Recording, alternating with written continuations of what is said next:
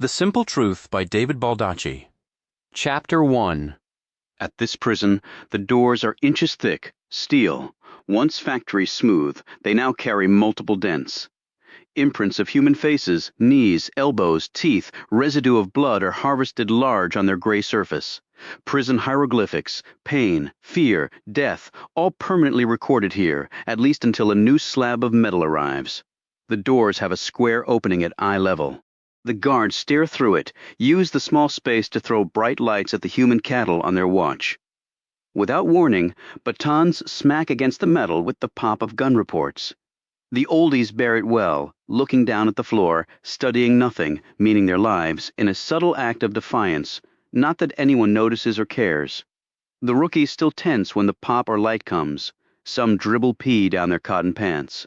Watch it flow over their black low-quarter shoes.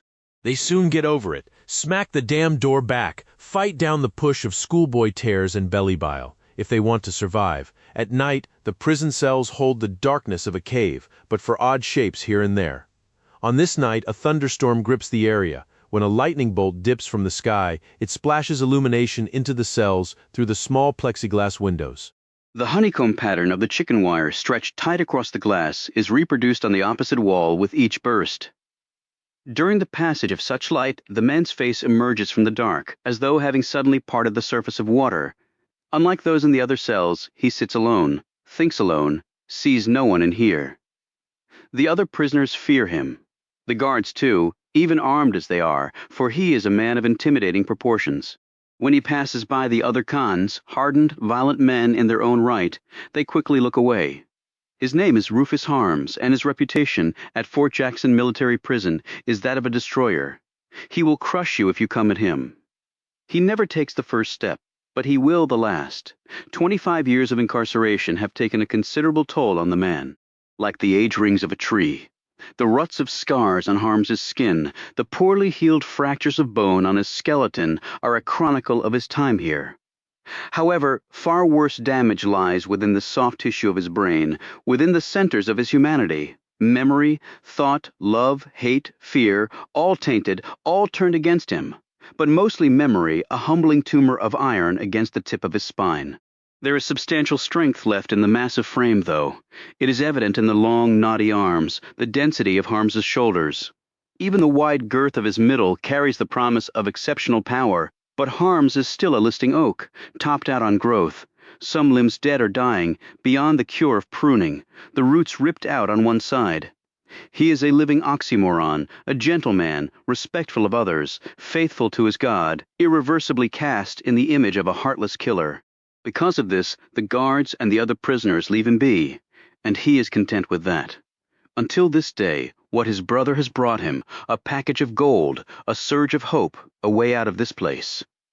Another burst of light shows his eyes brimming with deep red, as though bloodied, until one sees the tears that stain his dark, heavy face.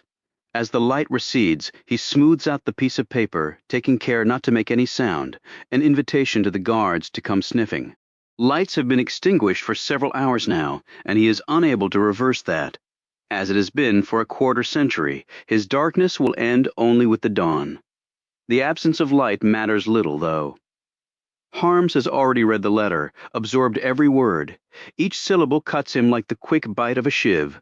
The insignia of the United States Army appears bold at the top of the paper. He knows the symbol well. The Army has been his employer, his warden for almost 30 years. The Army was requesting information from Rufus Harms, a failed and forgotten private from the era of Vietnam. Detailed information Harms had no way of giving. His finger navigating true even without light, Harms touched the place in the letter that had first aroused fragments of memory drifting within him all these years.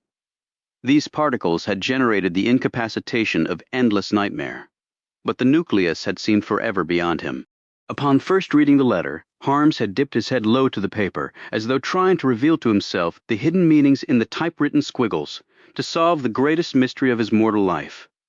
Tonight, those twisted fragments had suddenly coalesced into firm recollection, into the truth. Finally, until he read the letter from the Army, Harms had only two distinct memories of that night, 25 years ago, the little girl and the rain.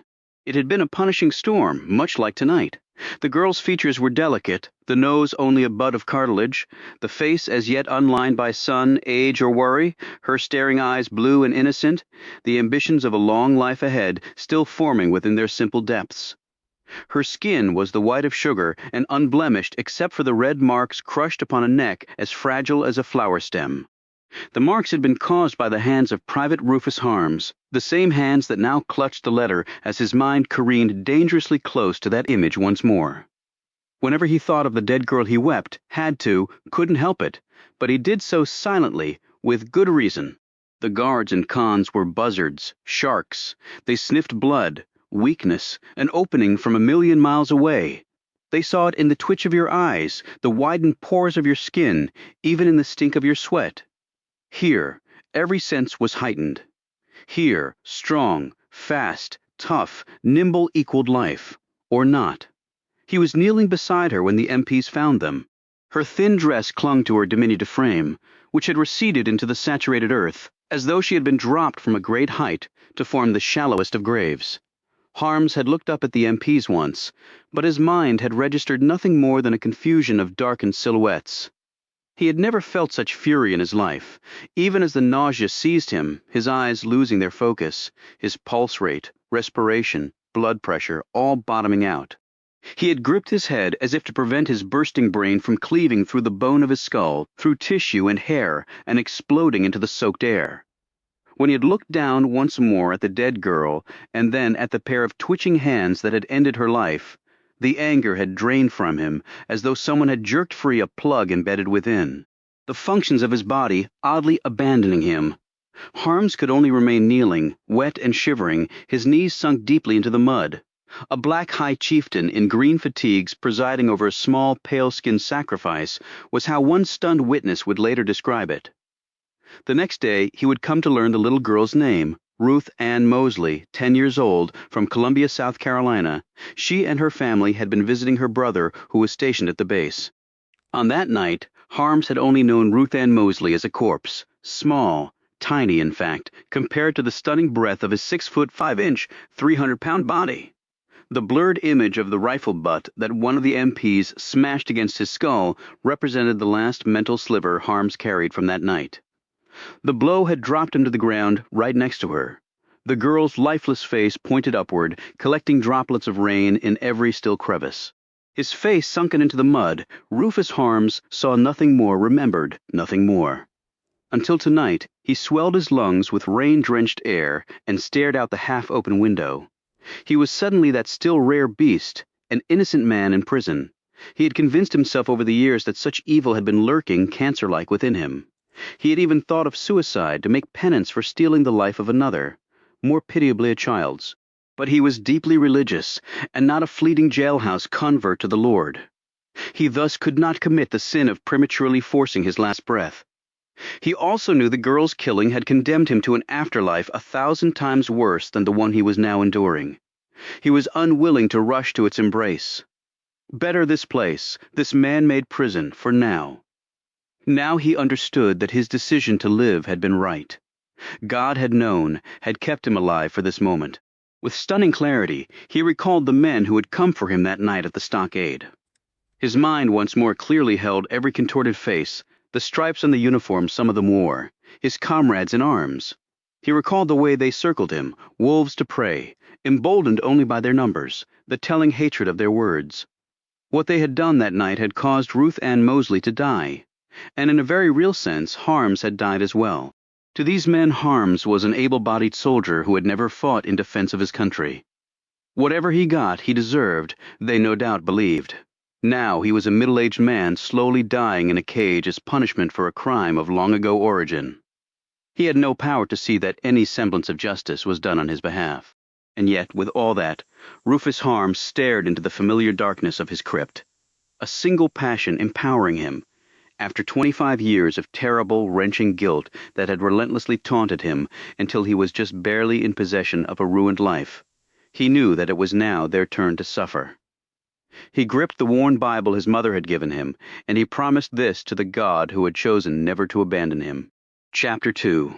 The steps leading up to the United States Supreme Court building were wide and seemingly endless. Trudging up them was akin to laboring toward Mount Olympus to request an audience of Zeus, which in a real sense you were. Engraved in the facade above the main doorway were the words "Equal Justice Under Law." The phrase came from no significant document or court ruling, but from Cass Gilbert, the architect who had designed and built the courthouse. It was a matter of spacing. The words fit perfectly into the area designated by Gilbert for a memorable legal phrase. The majestic building rose 4 stories above ground level. Ironically, Congress had appropriated the funds to construct it in 1929, the same year the stock market crashed and helped bring on the Great Depression. Almost a third of the building's $9 million cost had gone to the purchase of marble. Pure Vermont was on the exterior, hauled down by an army of freight cars. Crystalline Georgia rock padded the 4 interior courts, and milky Alabama stone lay over most of the floors and walls of the interior except in the Great Hall. Underfoot there was a darker Italian marble, with African stone in other places. The columns in the hall had been cast from blocks of Italian marble quarried from the Montarenti site and shipped to Knoxville, Tennessee. Their ordinary men struggled to cast the blocks into 30-foot shapes to help support the building that had been the professional home to 9 men since 1935, and since 1981 to at least 1 woman, all of extraordinary achievement. Its supporters deemed the building a fine example of the Corinthian style of Greek architecture. Its detractors decried it as a palace for the insane pleasures of kings, rather than a place for the rational dispensation of justice. And yet since John Marshall's time, the court had been the defender and interpreter of the Constitution. It could declare an act of Congress unconstitutional. These 9 people could force a sitting president to turn over tapes and documents that would ultimately lead to his resignation and disgrace. Crafted alongside the legislative authority of the Congress and the executive power of the presidency by the Founding Fathers. The American judiciary, headed by the Supreme Court, was an equal branch of government, and govern it did, as the Supreme Court bent and shaped the will of the American people by virtue of its decisions on any number of significant issues. The elderly man walking down the Great Hall carried on this honored tradition. He was tall and bony, with soft brown eyes and no need of glasses. His eyesight still excellent even after decades of reading small print. His hair was nearly gone, his shoulders had narrowed and curved over the years, and he walked with a slight limp. Still, Chief Justice Harold Ramsey had a nervous energy about him and a peerless intellect that more than compensated for any physical slide. Even his footfalls seemed to carry special purpose. He was the highest-ranking jurist in the land, and this was his court, his building. The Ramsey Court, the media had long deemed it, like the Warren Court and its other predecessors, his legacy for all time.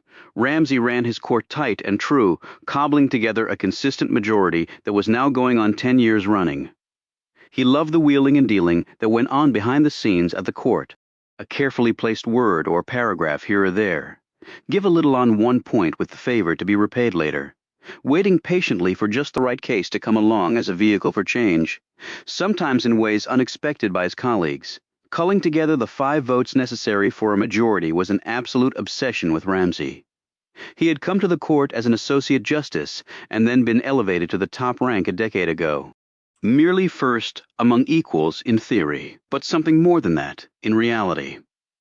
Ramsey was a man of intense beliefs and personal philosophies.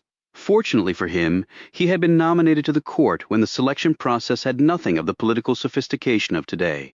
There were no bothersome questions about a candidate's positions on specific legal issues like abortion, capital punishment, and affirmative action, queries that now littered the highly politicized process of becoming a Supreme Court justice. Back then, if the president nominated you, if you possessed the requisite legal pedigree, and if there were no particularly bad skeletons lying in wait, you were in. The Senate had confirmed Ramsey unanimously. It really had no choice. His educational and legal backgrounds were of the first order. Multiple degrees, all from Ivy League schools, and top of his class in every one of them. Next had come an award-winning stint as a law professor with original sweeping theories on the direction the law, and by extension humanity should take. Then he had been nominated to the federal appellate bench, quickly becoming chief judge of his circuit. During his tenure on the appellate bench, the Supreme Court had never reversed one of his majority opinions. Over the years, he had built the right network of contacts, done all the necessary things in his pursuit of the position he now held as tightly as he could. He had earned the position, Nothing had ever been given to him. That was another of his firm beliefs. If you worked hard, you would succeed in America. No one was entitled to any handouts. Not the poor, not the rich, not the middle class. The United States was the land of opportunity. But you had to work for it, sweat for it, sacrifice for its bounty. Ramsey had no patience for people's excuses for not getting ahead. He had been born to abysmal poverty and an abusive, hard-drinking father. Ramsey had found no refuge with his mother. His father had crushed any maternal instincts she might have had.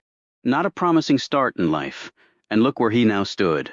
If he could survive and flourish under those circumstances, then others could too, and if they didn't, it was their fault, and he would not hear otherwise. He let out a contented sigh. Another court term had just begun. Things were going smoothly, but there was one hitch. A chain was only as strong as its weakest leak, and he had one of those as potential Waterloo. Things might be going well now, but what about 5 years down the road? Those problems were better dealt with early on, before they surged out of control. He knew he was close to meeting his match with Elizabeth Knight. She was as smart as he, and just as tough, perhaps. He had known this the day her nomination had been approved. A young-blood female on a court of old men, he had been working on her from day one. He would assign her opinions when he thought she was on the fence, with the hope that the responsibility of penning a draft that would bring together a majority would put her firmly in his camp. He had tried to place her under his wing, to guide her through the intricacies of the court process. Still, she had shown a very stubborn, independent streak. He had watched other Chief Justices grow complacent, let their guard down, with the result that their leadership had been usurped by others, more diligent. Ramsey was determined never to join that group. Murphy's concerned about the Chance case. Michael Fisk said to Sarah Evans.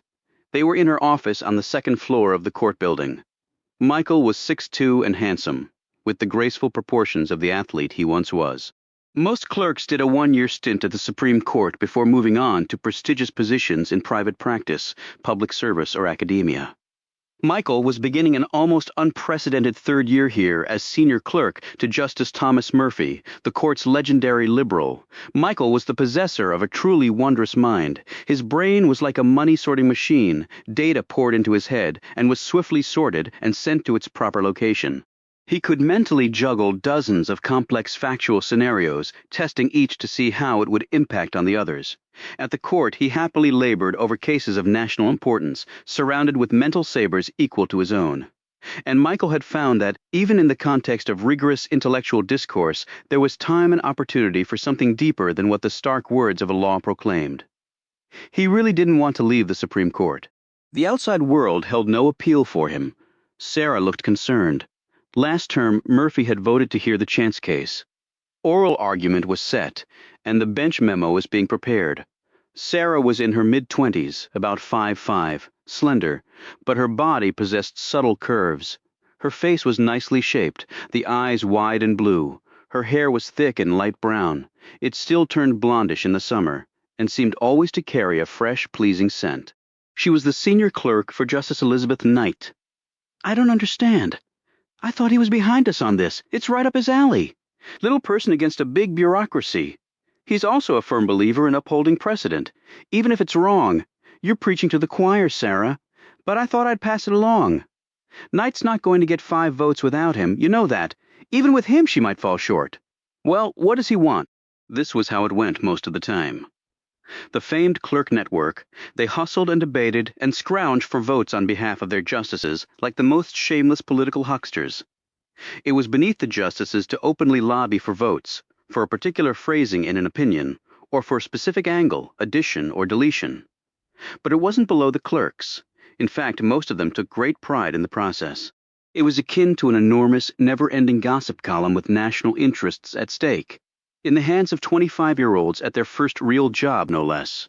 He doesn't necessarily disagree with Knight's position, but if she gets 5 votes at conference, the opinion will have to be very narrowly drawn. He's not going to give away the farm. He was in the military in World War II. He holds it in the highest regard. He believes it deserves special consideration. You need to know that when you're putting together the draft opinion. She nodded her head in appreciation. The backgrounds of the justices played more of a role in their decision-making than most people would suspect. "Thanks, but first Knight has to get the opinion to write." "Of course she will. Ramsey is not voting to overturn Ferris and Stanley, you know that. Murphy will probably vote in favor of Chance at the conference. He's the senior associate, so he gets to assign the opinion. If she gets her 5 votes at conference, he'll give Knight her shot. If she delivers the goods, meaning no broad sweeping language, we're all okay.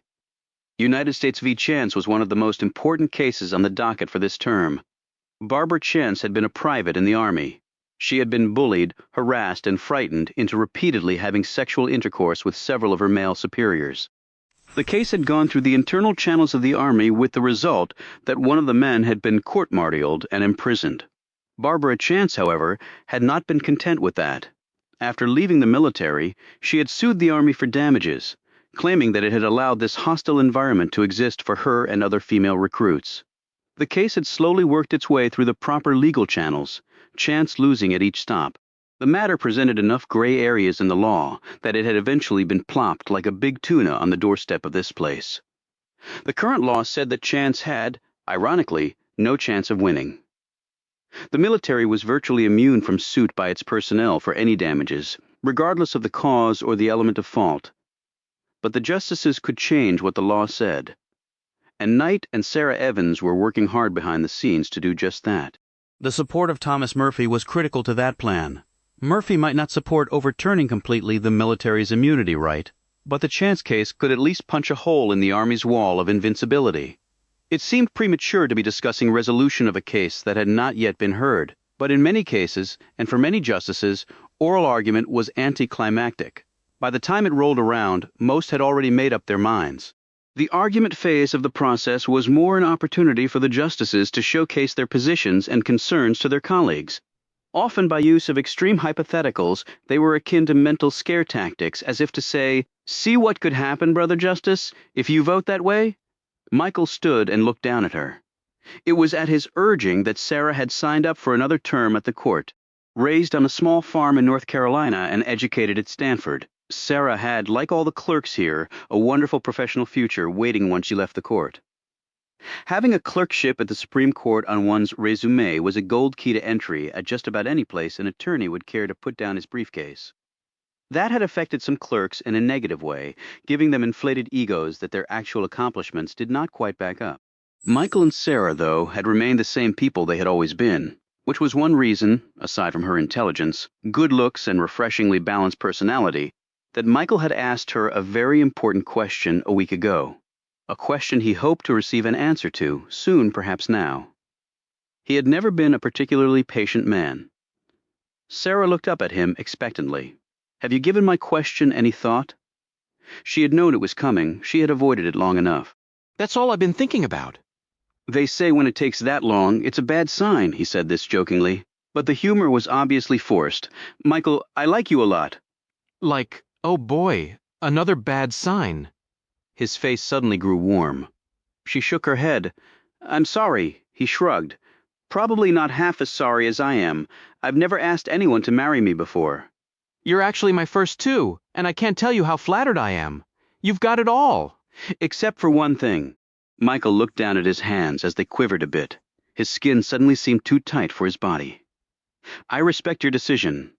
I'm not one of those who thinks you can learn to love someone over time. It's either there or not. You'll find someone, Michael, and that woman will be very lucky." Sarah felt so awkward. "I hope this doesn't mean I'm losing my best friend on the court." Probably. He held up a hand as she started to protest. "I'm just kidding," he sighed. "I don't mean this to sound egotistical, but this is the first time anybody's really turned me down for anything." "I wish my life had been so easy," Sarah smiled. "No, you don't. It makes rejection a lot harder to accept." Michael went over to the doorway. "We're still friends, Sarah. You're too much fun to be around. I'm too smart to let that go. And you'll find someone too, and he'll be very lucky." He didn't look at her when he added, "Have you found him yet, by the way?" She started slightly.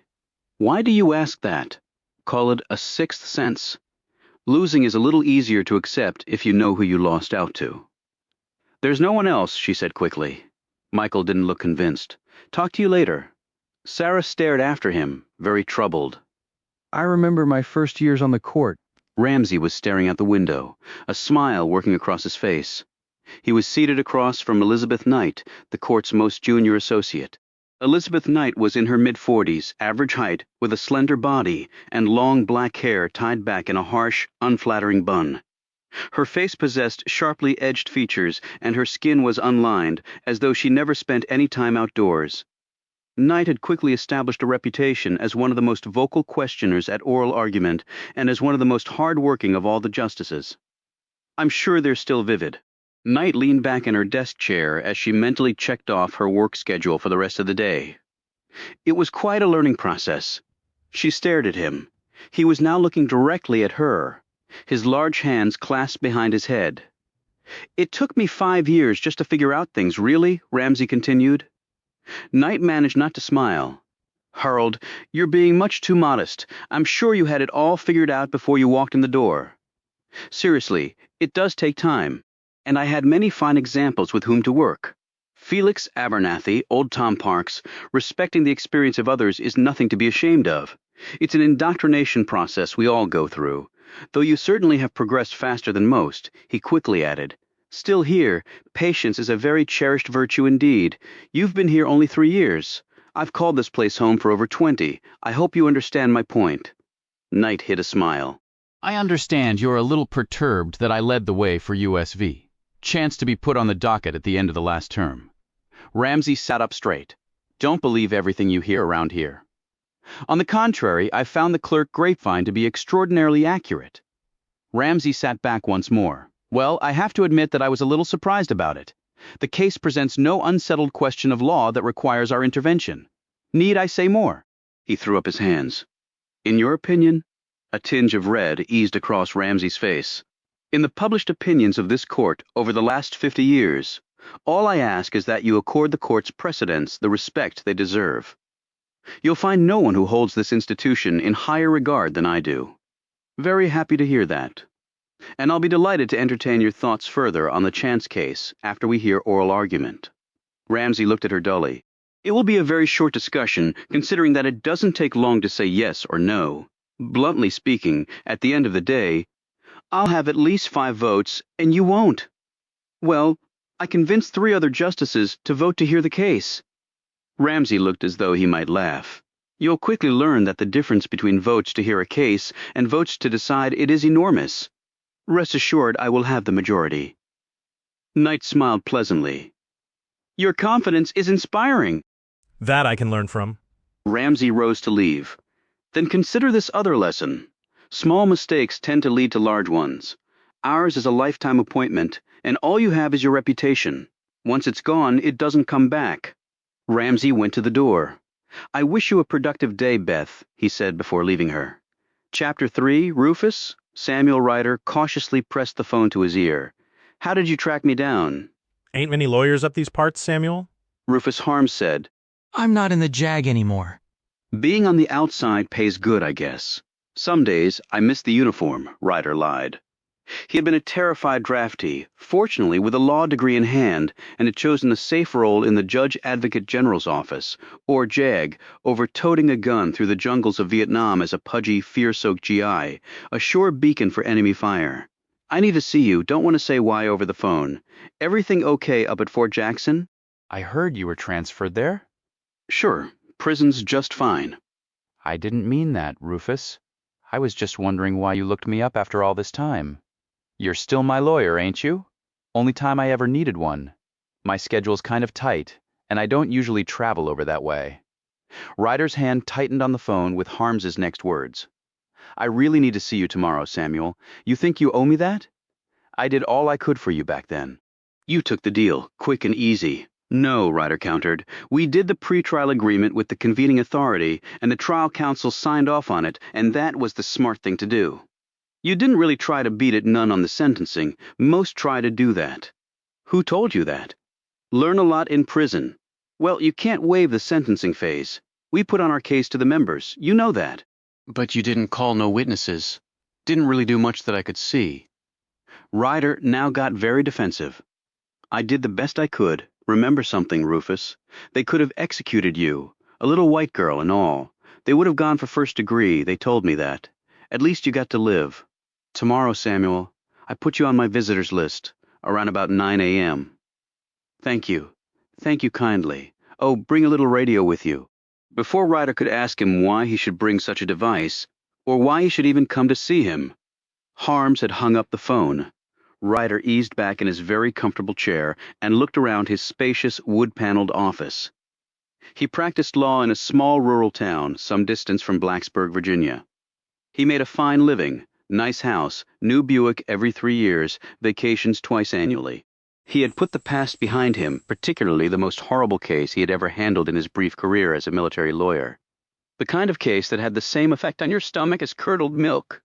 Only no amount of Pepto-Bismol could right the discomfort. Ryder touched a hand to his face as his thoughts now drifted back to the early 70s, a time of chaos in the military, the country, the world. Everybody blaming everybody else for everything that had ever gone wrong in the history of the universe. Rufus Harms had sounded bitter over the phone, but he had killed that little girl, brutally, right in front of her family, crushed her neck in a few seconds before anyone could even attempt to stop him. On Harms's behalf, Ryder had negotiated a pretrial agreement, but then, under the rules of military law, he had the right to attempt to beat that deal in the sentencing phase. The defendant would either receive the punishment in the pretrial agreement or the one meted out by the judge or by the members, the military counterpart of a jury, whichever involved less prison time. Harms's words gnawed at the lawyer, though for Ryder had been persuaded at the time not to put on much of a case at the sentencing phase. He had agreed with the prosecutor not to bring in any witnesses from outside the area who could attest to Harms's character, and so forth. He had also agreed to rely on stipulations from the official record instead of attempting to find fresh evidence and witnesses. That was not exactly playing by the rules, because a defendant's right to beat the deal was not supposed to be waived or bargained away in any substantive manner, but without Ryder working behind the scenes like that, the prosecutor would have gone for the death penalty, and with those facts, he probably would have gotten it. It mattered little that the murder had happened so quickly that proving premeditation would have been very difficult. The cold body of a child could derail the most logical of legal analyses. The bald truth was nobody cared about Rufus Harms. He was a black man who had spent most of his Army career locked in the stockade. His senseless murder of a child certainly had not improved his standing in the eyes of the military.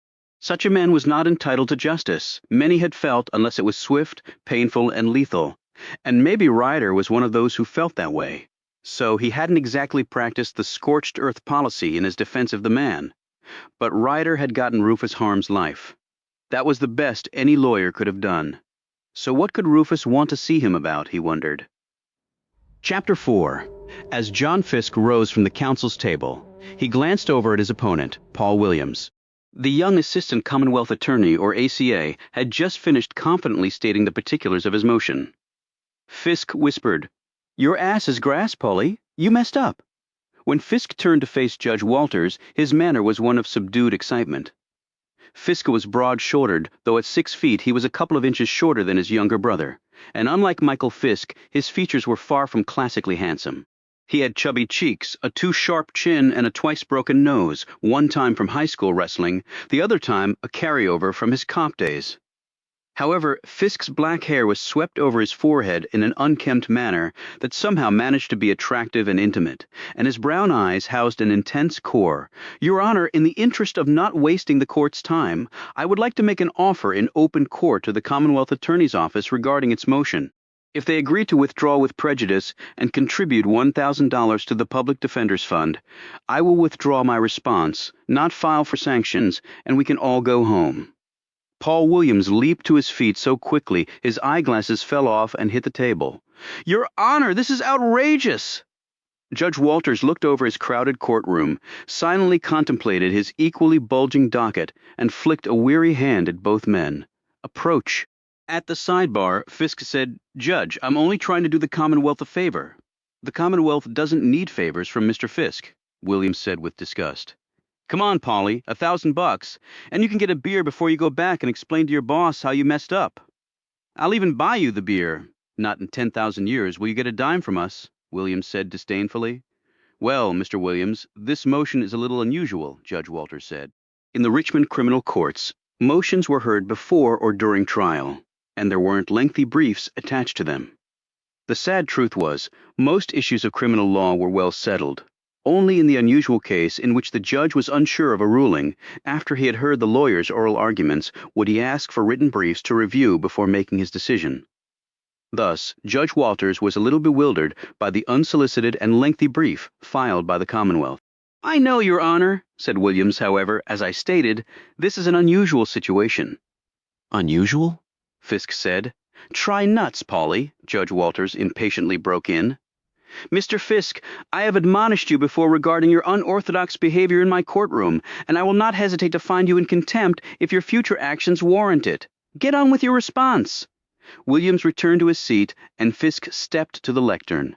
Your Honor, in spite of the fact that the Commonwealth's emergency motion was faxed to my office in the middle of the night, and I haven't had time to prepare a truly proper response, I believe that if you would refer to each of the second paragraphs on pages 4, 6, and 9 of the Commonwealth's memorandum, you will conclude that the facts relied upon therein, particularly with regard to the defendant's prior criminal record, the statements of the arresting officers and the 2 eyewitness accounts at the location of the crime allegedly committed by my client, are unsustainable with the established record in this case.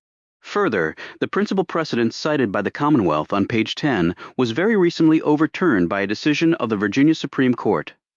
I've attached the pertinent materials to my response and highlighted the discrepancies for your ease of review. As Judge Walters examined the file in front of him, Fisk leaned over to Williams and said, "See what happens when you draft this shit in the middle of the night." Fisk dropped his reply brief in front of Williams. "Since I only had about 5 minutes to read your brief, I thought I'd return the favor. You can read along with the judge." Walters finished reviewing the file and gave Williams a stare that chilled even the most casual observer in the courtroom. "I hope the Commonwealth has an appropriate response to this, Mr. Williams, although I'm at a loss as to what it could possibly be." Williams rose from his chair. As he tried to speak, he suddenly discovered that his voice, along with his hubris, had deserted him. "Well?" Judge Walters said expectantly. "Please say something, or I've a mind to grant Mr. Fisk's motion for sanctions before I've even heard it." When Fisk glanced over at Williams, his expression softened somewhat. "You never knew when you might need a favor." "Your Honor, I'm certain the factual and legal errors in the Commonwealth's motion are due to the overworked lawyers there, rather than anything intentional. I'll even cut my settlement offer to $500, but I'd like a personal apology from the Commonwealth on the record. I really could have used some sleep last night." That last comment brought laughter from around the courtroom. Suddenly a voice boomed out from the back of the courtroom. "Judge Walters, if I may intercede, the Commonwealth will accept that offer." Everyone looked at the source of the announcement, a short, almost bald, thick-bodied man dressed in a seersucker suit, his hairy neck pinched by his starchy collar. "We'll take the offer," the man said again in a gravelly voice laced with both the pleasing drawl of a lifelong Virginian and the rasp of a lifelong smoker. "And we do apologize to the court for taking up its valuable time." "I'm glad you happened by when you did, Mr. Graham," Judge Walters said. Bobby Graham, Commonwealth Attorney for the City of Richmond, nodded curtly before leaving through the double-glass doors. He had offered no apology to Fisk. However, the defense lawyer chose not to push it. "In a court of law, you rarely got everything you asked for," Judge Walters said. "Commonwealth's motion is dismissed with prejudice." He looked at Williams. "Mr. Williams, I think you should go have that beer with Mr. Fisk. Only I think you should be the one doing the buying, son." As the next motion was called, Fisk snapped shut his briefcase and walked out of the courtroom, Williams right next to him. "Should have taken my first offer, Polly. I won't forget this. Fisk!" Williams said angrily. "Don't. We're still going to put Jerome Hicks away." Williams sneered. "Don't think we're not." For Polly Williams, and most of the other assistant Commonwealth attorneys, Fisk faced. Fisk knew his clients were like their personal, lifelong enemies, undeserving of anything other than the harshest of punishments. In some cases, Fisk knew they were right, but not in all. "You know what I'm thinking?" Fisk asked Williams. "I'm thinking how fast 10,000 years can go by." As Fisk left the third-floor courtroom, he passed police officers he had worked with when he was a Richmond cop. One of them smiled, nodded a hello, but the others refused to look at him. To them he was a traitor to the ranks, suit and briefcase traded for badge and gun mouthpiece for the other side. "Rot in hell, Brother Fisk." Fisk looked at one group of young black men, crew cuts so severe they looked bald, pants pushed down to the crotch, boxers showing puffy gang jackets, bulky tennies with no laces. Their open defiance of the criminal justice system was clear. They were imperiously sulky in their sameness. These young men crowded around their attorney, a white guy, office chunky, sweaty, expensive pinstripes soiled at the cuffs, slick-skinned loafers on his feet, horn-rimmed glasses twisting a little as he hammered home a point to his scout troop. He banged his fist into his meaty palm as the young black men, abdominals racked under their silk drug trove shirts, listened intently. The only time they figured they would need this man would bother to even look at him other than with contempt, or through a gun sight until the next time they needed him, and they would. In this building he was magic. Here Michael Jordan could not touch this white man. They were Lewis and Clark. He was their Sacagawea. Shout the mystical words, Sac. Don't let them do us. Fisk knew what the suit was saying, knew it as if he could read the man's lips. The man specialized in defending gang members on any crime they cared to commit. The best strategy, stone silence. Seen nothing, heard nothing, remembered nothing. Gunshots, car backfire, most likely. Remember this, boys, thou shalt not kill, but if thou shalt kill, thou shalt not rat on each other about it. He smacked his palm against his briefcase for added emphasis. The huddle broke, and the game commenced. Along another part of the hallway, sitting on the boxy gray carpeted seating built into the wall, were 3 hookers, working teens of the night. A variety pack, 1 black, 1 Asian, 1 white. They waited their turn before justice. The Asian looked nervous, probably needing a calming smoke or the sting of a needle. The others were vets, Fisk and knew. They strolled, sat, showed some thigh, the jiggle of breast occasionally, when some good old boys or young Turks prowled by. Why miss some business over a little court thing? This was America, after all. Fisky took the elevator down and was just passing by the metal detector and X-ray machine, standard equipment in virtually every courthouse these days, when Bobby Graham approached him, an unlit cigarette in his hand. Fisky liked the man neither personally nor professionally. Graham selected cases for prosecution based on the size of the headlines they would garner for him. And he never took on a case he would have to work real hard to win. The public doesn't like prosecutors who lose. Just a little pretrial motion in a dime-a-dozen case. The big man has better things to do with his time, don't you, Bobby? Said Fisk. Maybe I had an inkling that you were going to chew up and spit out one of my baby lawyers. It wouldn't have been so easy if you'd been up against a real attorney. Who like you? With a wry smile, Graham put the unlit cigarette in his mouth. Here we are, living in arguably the damned tobacco capital of the world. The biggest cigarette manufacturing facility on the planet, just a spit on down the road, and one can't even smoke in the halls of justice. He chewed on the end of his unfiltered Pall Mall, noisily sucking in the nicotine. Actually, there were still designated smoking areas in the Richmond Court building, only not where Graham happened to be standing. The prosecutor let slip a triumphant grin. Oh, by the way, Jerome Hicks was picked up this morning on suspicion of murdering a guy over on South Side. Black on black, drugs involved. Wow, what a surprise! Apparently he wanted to increase his inventory of coke and didn't want to go through the normal acquisition channels. Only your guy didn't know we had his target staked out. Fisk wearily leaned up against the wall. Court victories were often empty, particularly when your client couldn't keep a lid on his felonious impulses. Really? That's the first I've heard about it? I was coming down here anyway for a pretrial conference. Thought I'd fill you in? Professional courtesy? Right, Fisk said dryly. If that's the case, why did you let Paulie's motion go forward? When Graham didn't respond, Fisk answered his own question. Just making me jump through the hoops. A man's got to have some fun with his work. Fisk balled up a fist, and then just as quickly he uncurled it. Graham wasn't worth it. Well, as a professional courtesy, were there any eyewitnesses? Oh, about a half-dozen murder weapon found in Jerome's car, along with Jerome. He almost ran down 2 policemen trying to get away. We've got blood, the drugs, the whole candy store, really. Guy shouldn't have been granted bail in the first place, anyway. I've a mind to drop this rinky-dink distribution charge you're representing him on and just focus on this new development. Got to maximize my scarce resources. Hicks is a bad one, John. I think we're going to have to seek a capital murder indictment on this one. Capital case? Come on, Bobby. The willful, deliberate, and premeditated killing of any person in the commission of a robbery equals capital murder equals death penalty. At least that's what my Virginia statute book says. I don't give a shit what the law says. He's only 18 years old. Graham's face tensed. Funny talk coming from a lawyer, an officer of the court. The law's a sieve I have to slip my facts through, because my facts always suck. They're scum come out of the womb looking to hurt people. We ought to start building baby prisons before the son-of bitches can really hurt anybody. Jerome Hicks's entire life can be summed up, right? Blame it on his piss-poor childhood. Graham interrupted. Same old story. That's right, same old story. Graham smiled and shook his head. Look, I didn't grow up with a silver spoon in my mouth, okay?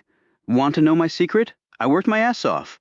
If I can do it, they damn well can too. Case closed. Fisk started to walk off and then looked back. Let me take a look at the arrest report, and I'll call you. We got nothing to talk about. Killing him won't get you the AG slot, Bobby. You know that. Aim higher. Fisk turned and walked away. Graham twisted the cigarette between his fingers. Try getting a real job, Fisk. A half hour later, John Fisk was at a suburban county jail meeting with one of his clients. His practice often took him outside of Richmond to the counties of Henrico, Chesterfield, Hanover, even Goochland. His ever-expanding pool of work was not something he was particularly pleased about, but it was like the sun rising. It would continue until the day it stopped for good. I've got a plea to talk to you about, Derek. Derek Brown, or DB1 as he was known on the street, was a light-skinned black with tattoos of hate, obscenity, and poetry running down his arms. He spent enough time in jail to be buffed. Wormy veins split his biceps. Fisk had once seen Derek playing basketball in the jail's recreation yard. Shirt off, well-muscled, more tattoos on his back and shoulders. It looked like a damn musical score from a distance. Rising from the air like a jet on takeoff, gliding smooth, held up by something Fisk couldn't see, the guards and other cons turning to look in admiration. The young man slammed the ball home, finishing with high fives all around. Never good enough, though, to play college ball, much less NBA. So here they were looking at each other in the county lockup. ACAs offered malicious wounding, Class 3 felony. Why not Class 6? Fisk stared at him. These guys were in and out of the criminal system so often they knew the criminal code better than most lawyers. Class 6 is heat of the moment. Your heat came the next day. He had a gun. I ain't going up against Pac when he got his shooter, and I ain't got mine. What? You stupid? Fisk wanted to reach across and wipe the man's attitude right off his face. Sorry, the Commonwealth isn't budging from Class 3. How much time? Derek said stonily. His ears were pierced by Fisk's count 12 times. 5, with time already served. Bullshit. 5 years for cutting somebody a little with a damn pocket knife. Stiletto, 6-inch blade, and you stabbed him 10 damn times, in front of witnesses. Shit. He was feeling up my bitch. Ain't that a defense? You're lucky you're not looking at murder in the first, Derek. The docs said it was a miracle the guy didn't bleed to death, right there on the street. And if Pac weren't such a dangerous slime ball, you wouldn't just be looking at malicious wounding either. You could have been looking at aggravated malicious wounding. That's 20 to life. You know that. Messing with my bitch. Derek leaned forward and popped his bony knuckles to emphasize the absolute logic of both his legal and moral positions. Derek had a good-paying job. Fisk knew, albeit an illegal one. He was a first lieutenant for the No. 2 drug distribution ring in Richmond, hence his street name of DB1. Turbo was the boss, all of 24 years old. His empire was well organized, discipline enforced, and included the facade of legality with dry cleaning operations, a cafe, a pawn shop, and a stable of accountants and lawyers to deal with the drug funds after they had been laundered. Turbo was a very smart young man, good head for numbers and business. Fisk had always wanted to ask him why he didn't try running a Fortune 500 company. The pay was almost as good, and the mortality rate was considerably lower. Normally, Turbo would have one of his $300 an hour Main or Franklin Street lawyers take care of Derek. But Derek's offense was unrelated to Turbo's business, so that accommodation had not been made. Sloughing him off to someone like Fisk was a form of punishment for Derek doing something as stupid as losing his head over a female. Turbo had no reason to fear Derek's turning snitch. The prosecutor hadn't even made any noises along those lines, knowing it was futile. You talk, you die in or out of prison. It made no difference. Derek had grown up in a nice middle-class neighborhood with nice middle-class parents before he decided to drop out of high school and take the easy route of drug dealing over actually working for a living. He had every advantage, could have done anything with his life. There were just enough Derek Browns around to make the world largely apathetic to the horrific lives of the kids who turned to the sugar elixir provided by people like Turbo, which made Fisky want to take Derek out to an alley late at night with a baseball bat in hand and teach the young man some good old-fashioned values. The ACA doesn't give a damn about what he was doing to your girlfriend that night. I can't believe this shit. Buddy of mine cut up somebody last year and he got 2 years, half that suspended. Out in 3 months with time served, and I'm looking at 5 damn years? What kind of shitty lawyer are you? Did your buddy have a prior felony conviction? Was your good old buddy one of the top men for one of Richmond's worst diseases? Fisk wanted to ask, and he would have, but it would be wasted breath. I tell you what, I'll go back with 3 and time served. Now, Derek looked interested. You think you can get that? Fisk stood up. Don't know. I'm just a shitty lawyer. On the way out, Fisk looked out the barred window and watched as a new shipment of inmates climbed from the prison van, grouped close shackles, beating a chant on the asphalt. Most were young blacks or Latinos, already sizing each other up, slave to master, who gets cut or scored first. The few whites looked as though they might drop and die from sheer panic before they even got to their cells. Some of these young men were probably the sons of men Patrolman John Fisk had arrested 10 years ago. They would have been just kids then, maybe dreaming of something other than the public dole. No daddy at home, mother struggling through a horror of a life with no end in sight. Then again, maybe not. Reality had a way of punishing one's subconscious. Dreams weren't a reprieve, merely a continuation of the real-life nightmare. As a cop, the dialogue he had had with many arrestees tended to repeat itself. "Kill you, man! Kill your whole damn family?" Some would scream at him, drug-faced, as he put the cuffs on. "Uh-huh. You have the right to remain silent. Think about using it. Come on, man. Ain't my fault. My buddy done it. Screwed me. Where would that buddy be in the blood on your hands? The gun in your pants? The coke still in your nostrils? Buddy do all that? Somebody." Then they might eye the dead body and lose it, blubbering. "Holy shit, sweet Jesus, my mama, where's my mama, you call her? Do that for me. Oh shit, do that, will you, mama? Oh shit. You have the right to an attorney," he would calmly tell them. And that now is John Fisk. After a couple more court appearances downtown, Fisk left the glass and brick John Marshall Courts building named after the 3rd Chief Justice of the United States Supreme Court. Marshall's ancestral home was still right next door, now a museum dedicated to preserving the memory of the great Virginian and American. The man would have turned over in his grave if he had known of the vile acts being debated and defended in the building that bore his name. Fisk headed down 9th Street toward the James River. Hot and humid the last few days, the weather patterns had angled cooler with the coming rain, and he pulled his trench coat tighter around him. As the rain started, he began to jog along the pavement, his shoes cleaving through puddles of filthy water collected in dips of asphalt and concrete. By the time he reached his office in Chaco Slip, his hair and coat were soaked, the water running in miniature rivulets down his back. Eschewing the elevator, he took the steps 2 at a time and unlocked the door to his office. It was located in a cavernous building that had once been a tobacco warehouse, its oak and pine guts having been given the new ribs of multiple office drywall. The reek of the tobacco leaves forever lingered, however. And this wasn't the only place it could be found. Cruising on Interstate 95 South, past the Philip Morris cigarette manufacturing facility Bobby Graham had referred to, one could almost get a nicotine high without even lighting up. Fisk had often been tempted to fling a lighted match out the window as he drove by, to see if the air would simply explode. Fisk's office was one room with a small attached bathroom, which was important, since he slept here more often than he did at his apartment. He hung up his coat to dry and wiped his face and hair down with a towel he grabbed off the rack in the bath. He put on a pot of coffee and watched it brew while he thought about Jerome Hicks.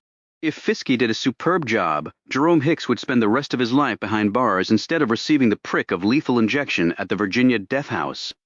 Killing an 18-year-old black kid would not win Graham the Attorney General's job he coveted. A black-on-black, loser-on-loser murder wouldn't even warrant a back-page story in the newspaper.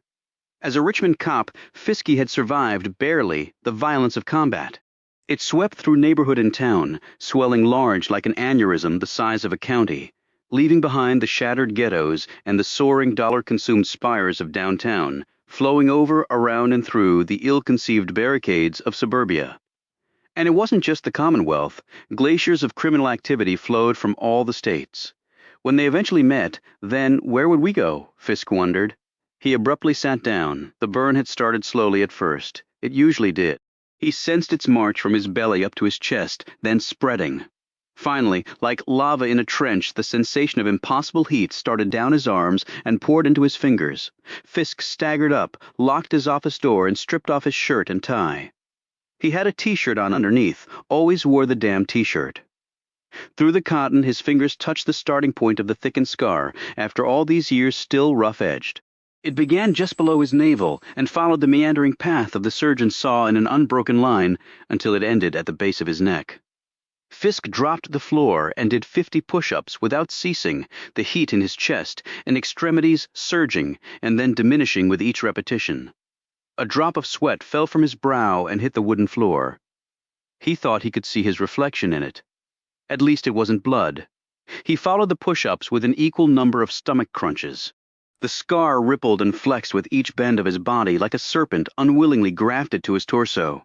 He attached a quick-release bar to the doorway leading to the bathroom and struggled through a dozen pull-ups.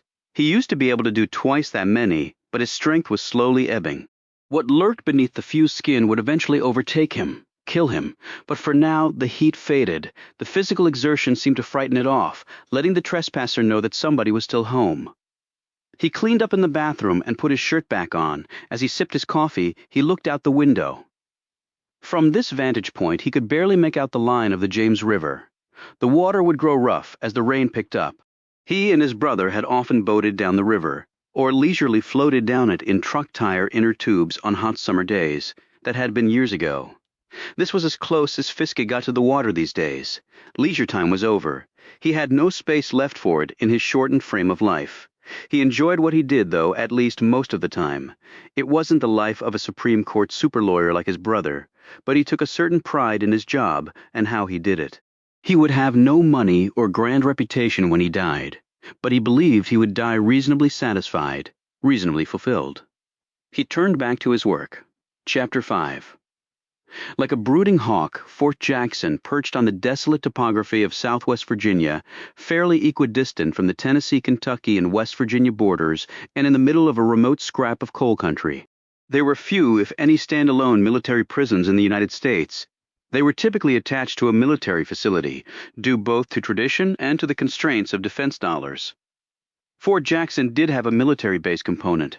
However, the dominant feature of the place would always be the prison, where the most dangerous offenders in the United States Army silently counted down their lives. There had never been an escape from Fort Jackson, and even if an inmate could manage to achieve his freedom without benefit of a court ruling, such liberty would be empty and short-lived. The surrounding countryside represented a prison of even greater menace, with jagged-faced, strip-mined mountains, treacherous roads with widowmaker drops, dense, unyielding forest, laced with copperheads and rattlers. And along the polluted waterways awaited their more aggressive cousin, the water moccasin, anxious for panicked feet crashing its border, and the self-reliant local folk in the forgotten toe of Virginia. The human equivalent of razor wire, were well schooled with the gun and the knife, and unafraid to use either.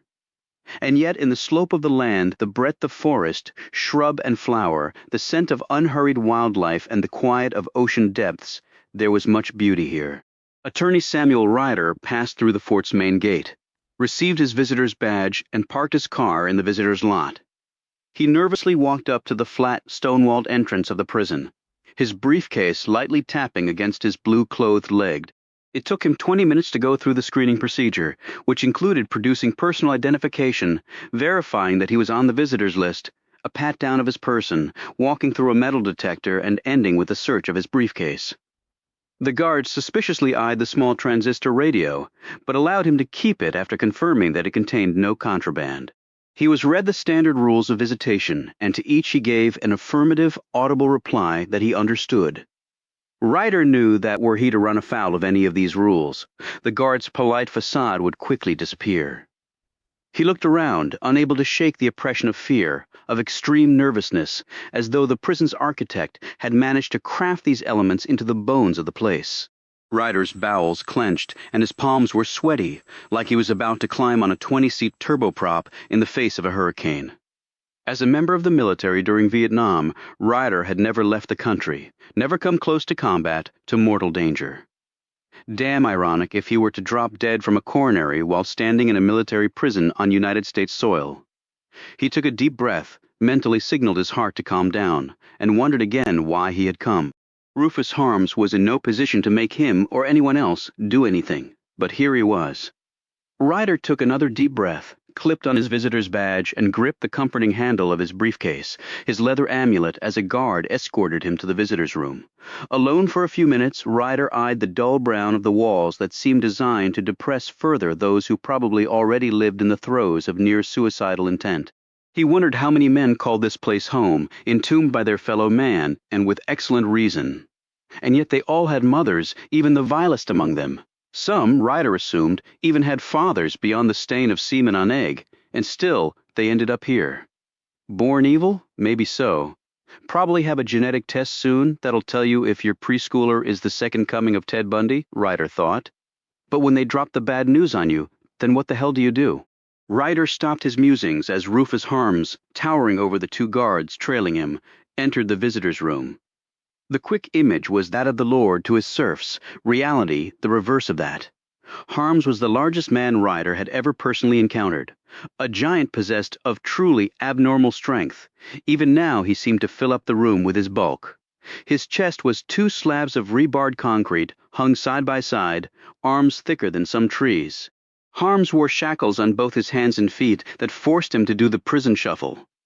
He was accomplished at it, though the shortened strides were graceful. He must be close to 50, Ryder thought, but actually looked a good 10 years older. He noted the facial scars, the awkward twist of bone beneath Harms's right eye. The young man Ryder had represented was the owner of fine, even handsome features. Ryder wondered how often Rufus had been beaten in here, what other telling evidence of abuse he carried under his clothing. Harms sat down across from Ryder at a wooden table heavily scored by thousands of nervous, desperate fingernails. He didn't look at Ryder just yet, but instead eyed the guard, who remained in the room. Ryder caught Harms's silent meaning and said to the guard, "Private, I'm his lawyer, so you're going to have to give us some space here." The reply was automatic. This is a maximum security prison facility, and every prisoner here is classified as violent and dangerous. I'm here for your safety. The men here were dangerous, both prisoners and guards, and that was just the way things were. Ryder knew. I understand that, replied the lawyer. I'm not asking you to abandon me, but I'd be obliged if you could stand farther away. Attorney-client privilege. You understand, don't you? The guard didn't answer, but he did move to the far end of the room, ostensibly out of earshot. Finally, Rufus Harms looked over at Ryder. "You bring the radio?" A strange request, but one that I honored. "Take it out and turn it on, would you?" Ryder did so. The room was immediately filled with the mournful tunes of country western music, the lyrics contrived, shallow in the face of the genuine misery sensed at this place. Ryder thought uncomfortably. When the lawyer looked at him questioningly, Harms glanced around the room. "Lot of ears around this place, some you can't see, right? Bugging the conversations of an attorney and his client is against the law." Harms moved his hands slightly, chains rattling. "Lot of things against the law, but people still do 'em, both in and out of this place, right?" Ryder found himself nodding. Harms was no longer a young, scared kid. He was a man. A man in control despite being unable to control one single element of his existence. Ryder also observed that each of Harms's physical movements was measured, calculated, like he was engaging in chess, reaching out slowly to touch a piece, and then drawing back with equal caution. Here, swift motion could be deadly. The inmate leaned forward and started speaking in a tone so low that Ryder had to strain to hear him above the music. "I thank you for coming. I'm surprised you did." Surprised the hell out of me to hear from you. "But I guess it got my curiosity up too." You look good. The years have been kind to you? Ryder had to laugh.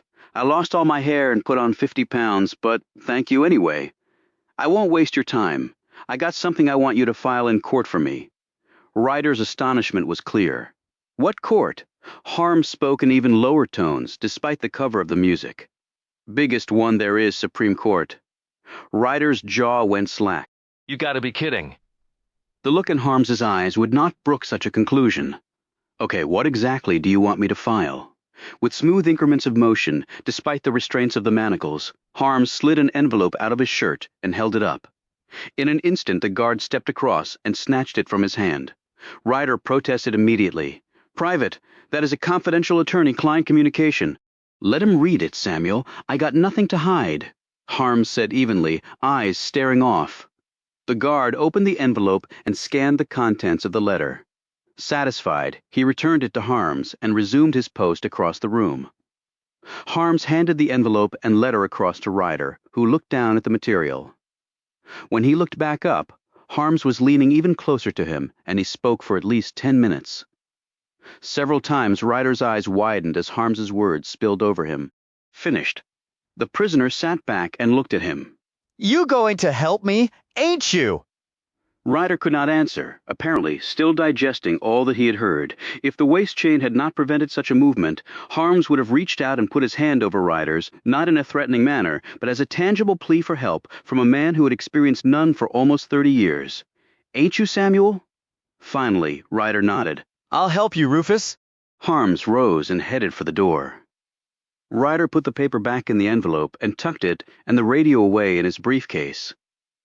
The lawyer had no way of knowing that on the other side of a large mirror that hung on the wall of the visitor's room, someone had watched the entire exchange between prisoner and attorney. This person now rubbed his chin, lost in deep, troubled thought, Chapter 6, at 10 a.m. The Marshal of the Supreme Court, Richard Perkins, dressed in charcoal gray tails. The traditional Supreme Court dress of lawyers from the Solicitor General's office as well, stood up at one end of the massive bench, behind which sat 9 high-backed leather chairs of various styles and sizes, and pounded his gavel. The packed courtroom grew silent. The Honorable, the Chief Justice, and the Associate Justices of the United States, Perkins announced. The long burgundy-colored curtain behind the bench parted at 9 different places, and there appeared a like number of justices looking stiff and uncomfortable in their black robes, as though startled awake and discovering a crowd next to their beds. As they took their seats, Perkins continued, Oyez, oyez, oyez. All persons having business before the Honorable, the Supreme Court of the United States, are admonished to draw near and give their attention, for the court is now sitting. God save the United States and this honorable court. Perkins sat down and looked out over a courtroom with the square footage of a mansion. Its 44-foot ceiling made the eye look for drifting clouds. After some preliminary business and the ceremonial swearing-in of new Supreme Court bar members, the first of the day's 2 morning cases would be called. On this day, a Wednesday, only 2 cases during the morning would be heard, afternoon sessions being held only on Monday and Tuesday. No oral arguments were held on Thursday and Friday, on it would go. 3 days a week, every 2 weeks, until the end of April. Approximately 150 oral argument sessions later, the justices assuming the modern-day role of Solomon for the people of the United States. There were impressive friezes on either side of the courtroom. On the right were figures of lawgivers of the pre-Christian era. On the left, their counterparts of the Christian period. 2 armies ready to have go at each other, perhaps to determine who had gotten it right. Moses versus Napoleon, Hammurabi against Muhammad. The law, the handing down of justice, could be damn painful, bloody even.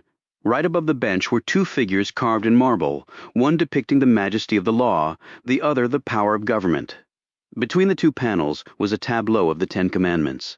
Swirling around the vast chamber like flocks of doves were carvings, safeguard of the rights of people, genii of wisdom and statecraft, defense of human rights, representing the role of the court. If there ever was a stage of perfect proportion for the hearing of matters paramount, it seemed that this landscape represented it. However, topography could be deceiving. Ramsay sat in the middle of the bench, Elizabeth Knight at the extreme right. A boom microphone was suspended from the middle of the ceiling. The moms and pops in the audience had noticeably tensed up when the justices appeared. Even their gangly, bored kids sat a little straighter. It was understandable enough, even for those barely familiar with the reputation of this place. There was a discernible feeling of raw power, of important confrontations to come.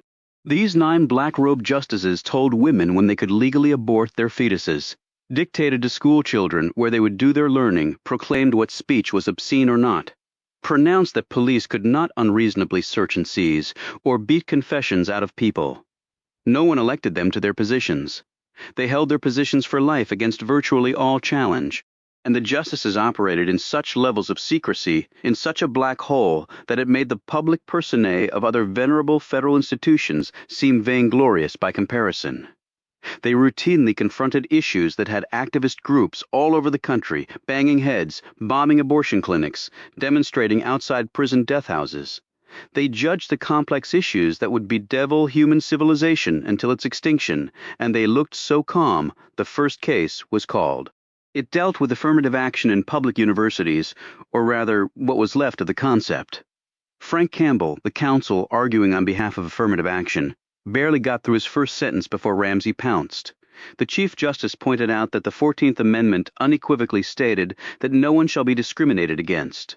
Didn't that mean affirmative action of any sort was impermissible under the Constitution? But there are broad wrongs that are trying to be. Why does diversity equate with equality? Ramsey abruptly asked Campbell. It ensures that a broad and diverse body of students will be available to express different ideas, represent different cultures, which in turn will serve to break down the ignorance of stereotypes. Aren't you premising your entire argument on the fact that blacks and whites think differently? That a black raised by parents who are college professors in a well-to-do household in, say, San Francisco will bring a different set of values and ideas to a university than a white person who was raised in the exact same affluent environment in San Francisco? Ramsey's tone was filled with skepticism. I think that everyone has differences, Campbell responded. Instead of basing it on skin color, doesn't it seem that the most impoverished among us have a greater right to a helping hand? Justice Knight asked. Ramsey looked over at her curiously as she said this. And yet, your argument draws no distinction on wealth or lack thereof, does it? Knight added. No, Campbell conceded. Michael Fisk and Sarah Evans sat in a special section of seats perpendicular to the bench. Michael glanced over at Sarah as he listened to this line of questioning. She didn't look at him. You can't get around the letter of the law, can you? You would have us turn the Constitution on its head? Ramsey persisted after finally taking his eyes off Knight. How about the spirit behind those words? Campbell rejoined. Spirits are such amorphous things, I much prefer to deal in concrete.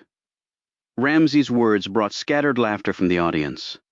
The Chief Justice renewed his verbal attack, and with deadly precision he skewered Campbell's precedents and line of reasoning.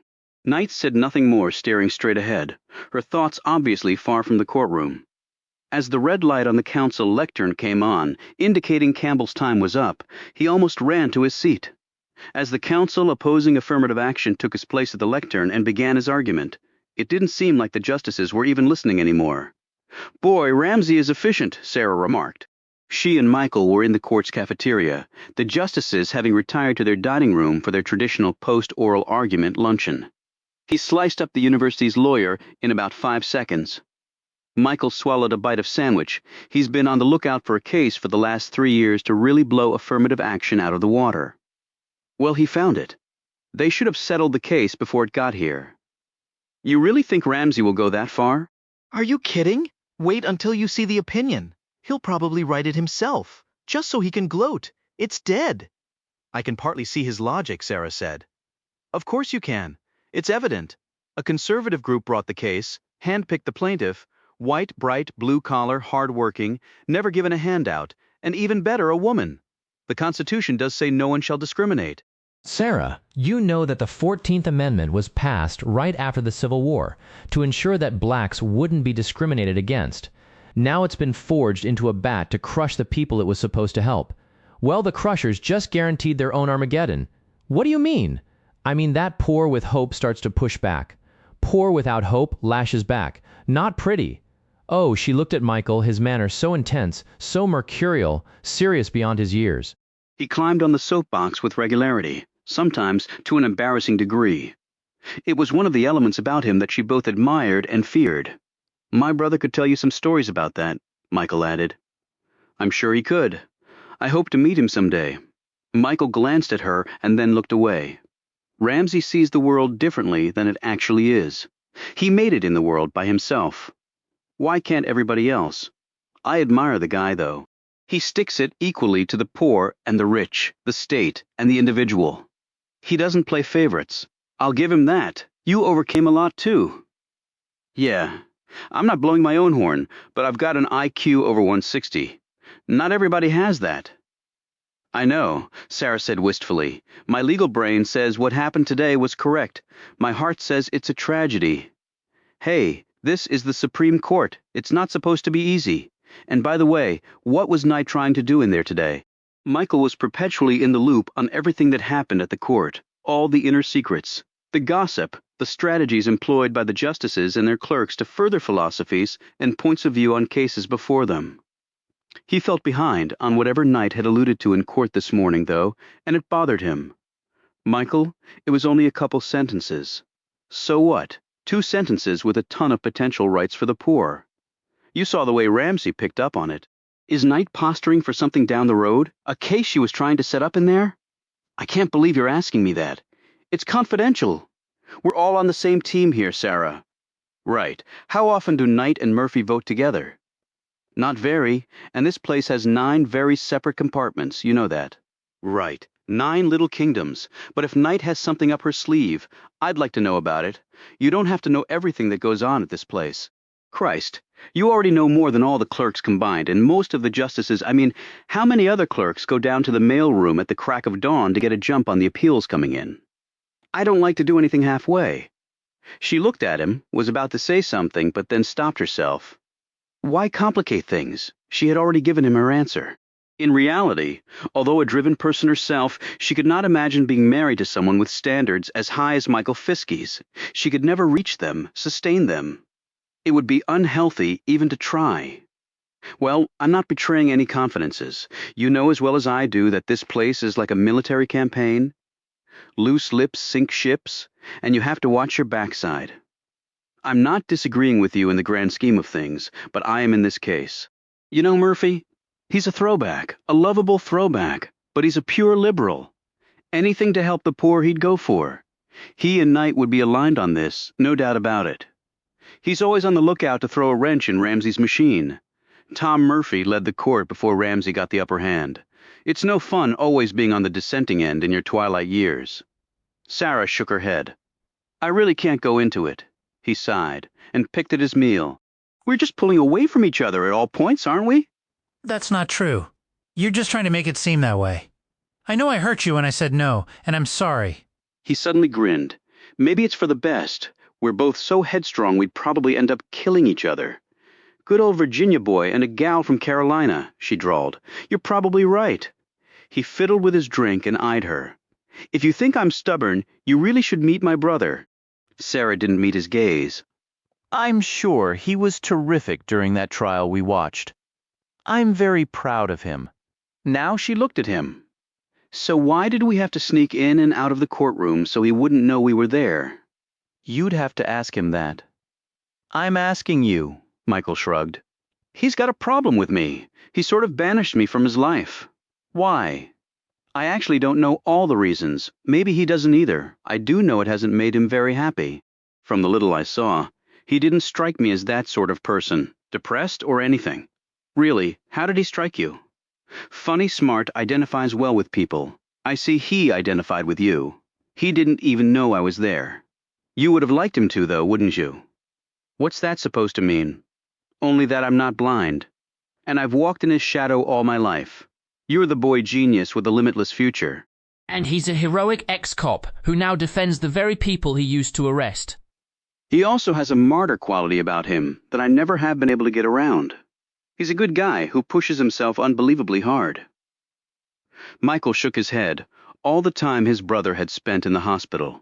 None of them knowing if he was going to make it day to day, minute to minute. He had never known such fear, the thought of losing his brother. But he had lost him anyway, it seemed, and not because of death, not because of those bullets. Maybe he feels like he's living in your shadow. I doubt that. Did you ever ask him? Like I said, we don't talk anymore. He paused, and then added quietly, Is he the reason you turned me down? He had watched her as she observed his brother. She had been enraptured with John Fisk from the moment she saw him. It had seemed like a fun idea at the time, the two of them going to watch his brother. Now Michael cursed himself for doing it. She flushed. I don't even know him. How could I possibly have any feelings for him? Are you asking me that, or yourself? I'm not going to answer that. Her voice trembled. What about you? Do you love him? He abruptly sat up straight and looked at her. I will always love my brother, Sarah. Always.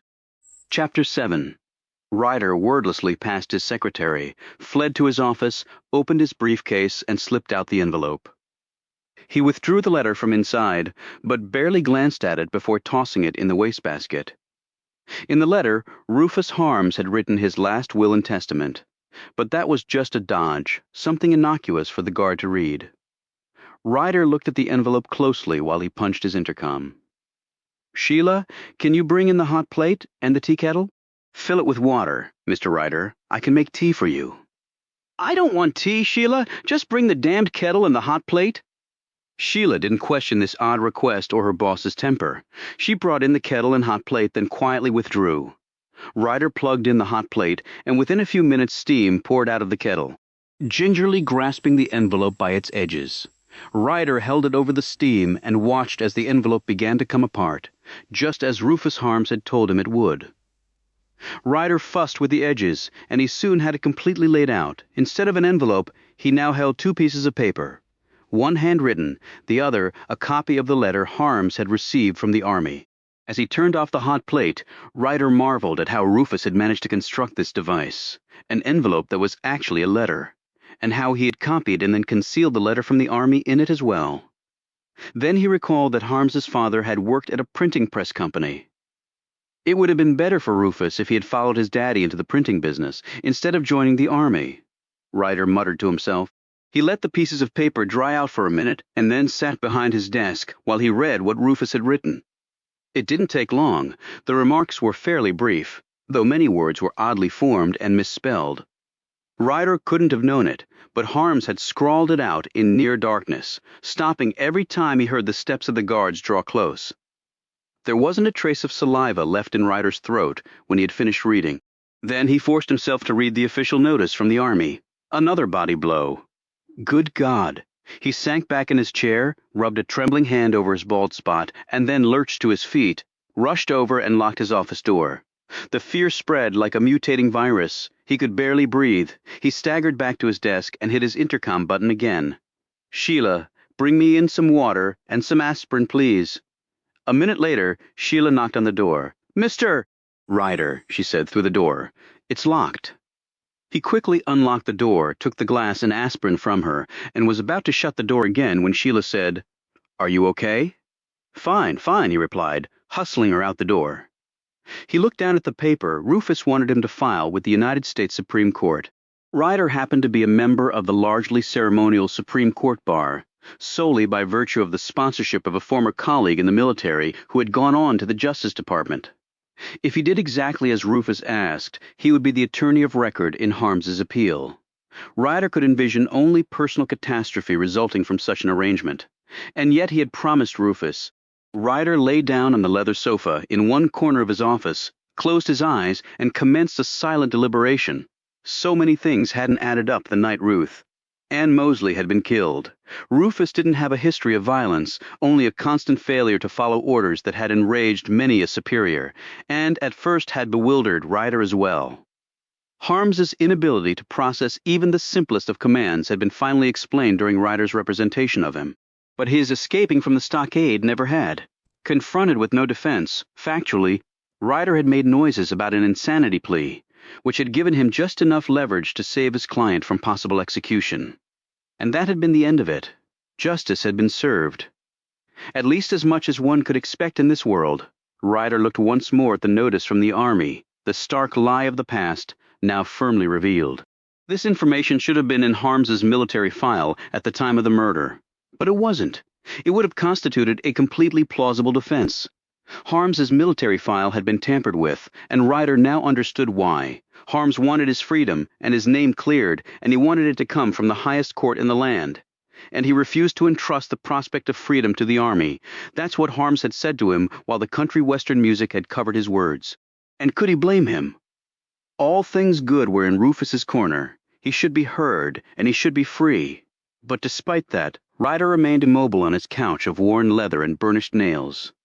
It was nothing complex. It was fear, a far stronger emotion, it seemed, than any of the others bestowed upon humankind.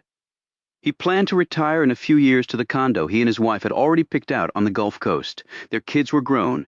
Ryder was weary of the frigid winters that settled into the low pockets of the area, and he was tired of always chasing new pieces of business, of diligently recording his professional life in quarter-hour increments. However, as enticing as that retirement was, it wasn't quite enough to prevent Ryder from helping his old client. Some things were right, and some things were wrong. Ryder rose from the couch and settled behind his desk. At first, he had thought the simplest way to help Rufus was to mail what he had to one of the newspapers and let the power of the press take over. But for all he knew, the paper would either toss it as a letter from some crazy or otherwise bungle it such that Rufus might be put in danger. What had really made up Ryder's mind as to his course of action was simple. Rufus was his client, and he had asked his lawyer to file his appeal with the United States Supreme Court. And that's what Ryder was going to do. He had failed Rufus once before. He wasn't going to do it again. The man was in dire need of a little justice, and what better place for that than the highest court in the land? If you couldn't get justice there, where the hell could you get it? Ryder wondered. As he took out a sheet of paper from his desk drawer, sunlight from the window glanced off his square gold cufflinks, sending bright dots around the room, helter-skelter. He pulled over his ancient typewriter, kept out of nostalgia. Ryder was unfamiliar with the Supreme Court's technical filing requirements, but he assumed he would be running afoul of most of them. That didn't bother him. He just wanted to get the story out, away from him. When he had finished typing, he started to place what he had typed, together with Harms's letter and the letter from the Army, into a mailing envelope. Then he stopped. Paranoia, spilling over from 30 years of practice, made him hustle out to the small workroom at the rear of his office suite and make copies of both Harms's handwritten letter and Ryder's own typewritten one.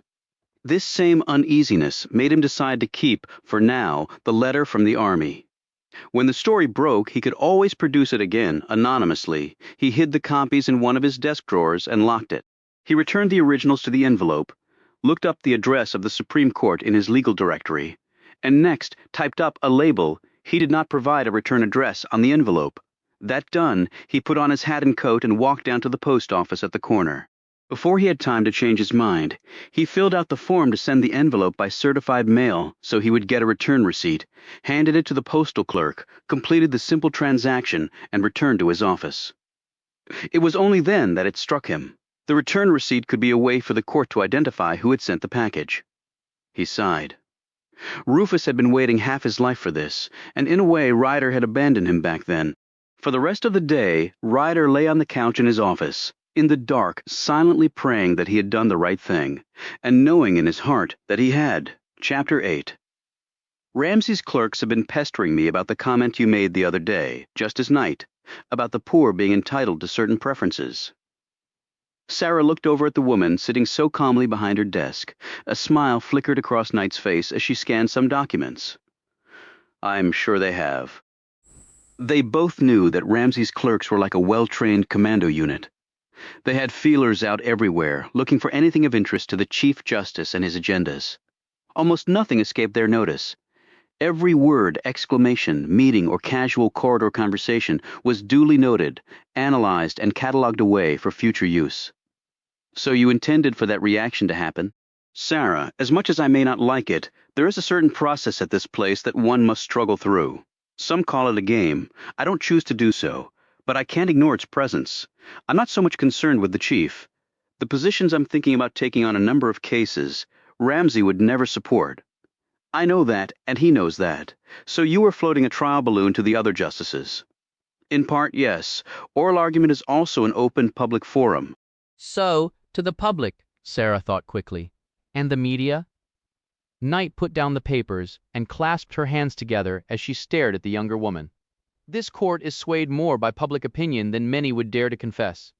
Some here would like to see the status quo always preserved, but the court has to move forward. And this ties into the cases you've been having me research about equalizing educational rights of the poor. I have a compelling interest in that. Elizabeth Knight had grown up in East Texas, the middle of nowhere, but her father had had money. Thus, her education had been first-rate. And she had often wondered how her life would have been if her father had been poor like so many of the people she had grown up with. All justices carried psychological baggage to the court, and Elizabeth Knight was no exception. And that's all I'm really going to say right now. And blankly, Sarah said, referring to the affirmative action case Ramsey had so thoroughly decimated. We haven't voted on it yet, of course, Sarah, so I can't say one way or the other how it will turn out. The voting conferences took place in complete secrecy, without even a stenographer or secretary in residence. However, for those who followed the court with any consistency, and for the clerks who lived in the place every day, it wasn't too difficult to predict how votes were lining up, although the justices had surprised people in the past. Justice Knight's depressed look made it clear, however, which way the votes were aligned on the Blankley case, and Sarah could read the tea leaves as well as anyone. Michael Fisk was right. The only question was how sweeping the opinion would be. Too bad I won't be around to see the results of my research come to fruition, Sarah said. You never know. You came back for a second term. Michael Fisk signed up with Tommy for a third. I'd love to have you back again. Funny you should mention him. Michael was also asking about your remarks at oral argument. He thought Murphy might welcome anything you were trying to put together concerning preferences for the poor. Knight smiled. Michael would know. He and Tommy are as close as clerk and justice can be. Michael knows more about the court than just about anyone. Actually, sometimes he can be a little scary. Knight eyed her keenly. I thought you and Michael were close. We are. We're good friends. Sarah blushed as Knight continued to watch her. We won't be getting any announcements from the two of you, will we? Knight smiled warmly. What? No, we're just friends. I see. I'm sorry, Sarah, it's certainly none of my business. It's okay. We do spend a fair amount of time together. I'm sure some people assume that there's more there than just friendship. Michael's a very attractive man, obviously very smart, great future. Sarah, don't take this the wrong way, but you sound like you're trying to convince yourself of something. Sarah looked down. I guess I do, don't I? Take it from someone who has 2 grown daughters. Don't rush it. Let it take its natural course. You have plenty of time. End of motherly advice, Sarah smiled. Thanks. Now, how is the bench memo coming on Chance v. U.S.? I know Stephen's been working on it nonstop. Stephen Wright is not holding up well here. Well, he's trying really hard. You have to help him, Sarah. You're the senior clerk. I should have had that memo 2 weeks ago. Ramsey has his ammo bag filled, and the precedents are completely on his side. I need to be at least equal to that if I'm going to have a shot. I'll make it a top priority. Good. Sarah rose to leave, and I think you'll handle the Chief Justice just fine. The women exchanged smiles. Elizabeth Knight had become almost a second mother to Sarah Evans, replacing the one she had lost as a young child. As Sarah walked out the door, Knight sat back in her chair. Where she was now was the culmination of a lifetime of work and sacrifice, luck and skill. She was married to a well-respected United States Senator, a man she loved and who loved her. She was one of only 3 women who had ever donned the robes of a Supreme Court justice. She felt humble and empowered at the same time.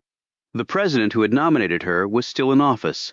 He had seen her as a reliable, middle-of-the-road jurist. She had not been that active politically, so he could not exactly expect her to toe his party's line, but he probably expected her to be judicially passive, letting the solution to the really important questions fall to the people's elected representatives. She had no deep-set philosophies like Ramsey or Murphy. They decided cases not so much on the facts of each one, but on the broad positions each case represented. Murphy would never vote to uphold or reverse any case in favor of capital punishment. Ramsey would wither and die before he would side with a defendant in a criminal rights case. Knight could not choose her sides in that manner. She took each case, each party, as they came. She agonized over the facts. While she thought about the broader impact of the court's decisions, she also worried about the fairness to the actual parties. It often meant she was the swing vote on a lot of cases, and she didn't really mind that. She was no wallflower, and she had come here to make a difference.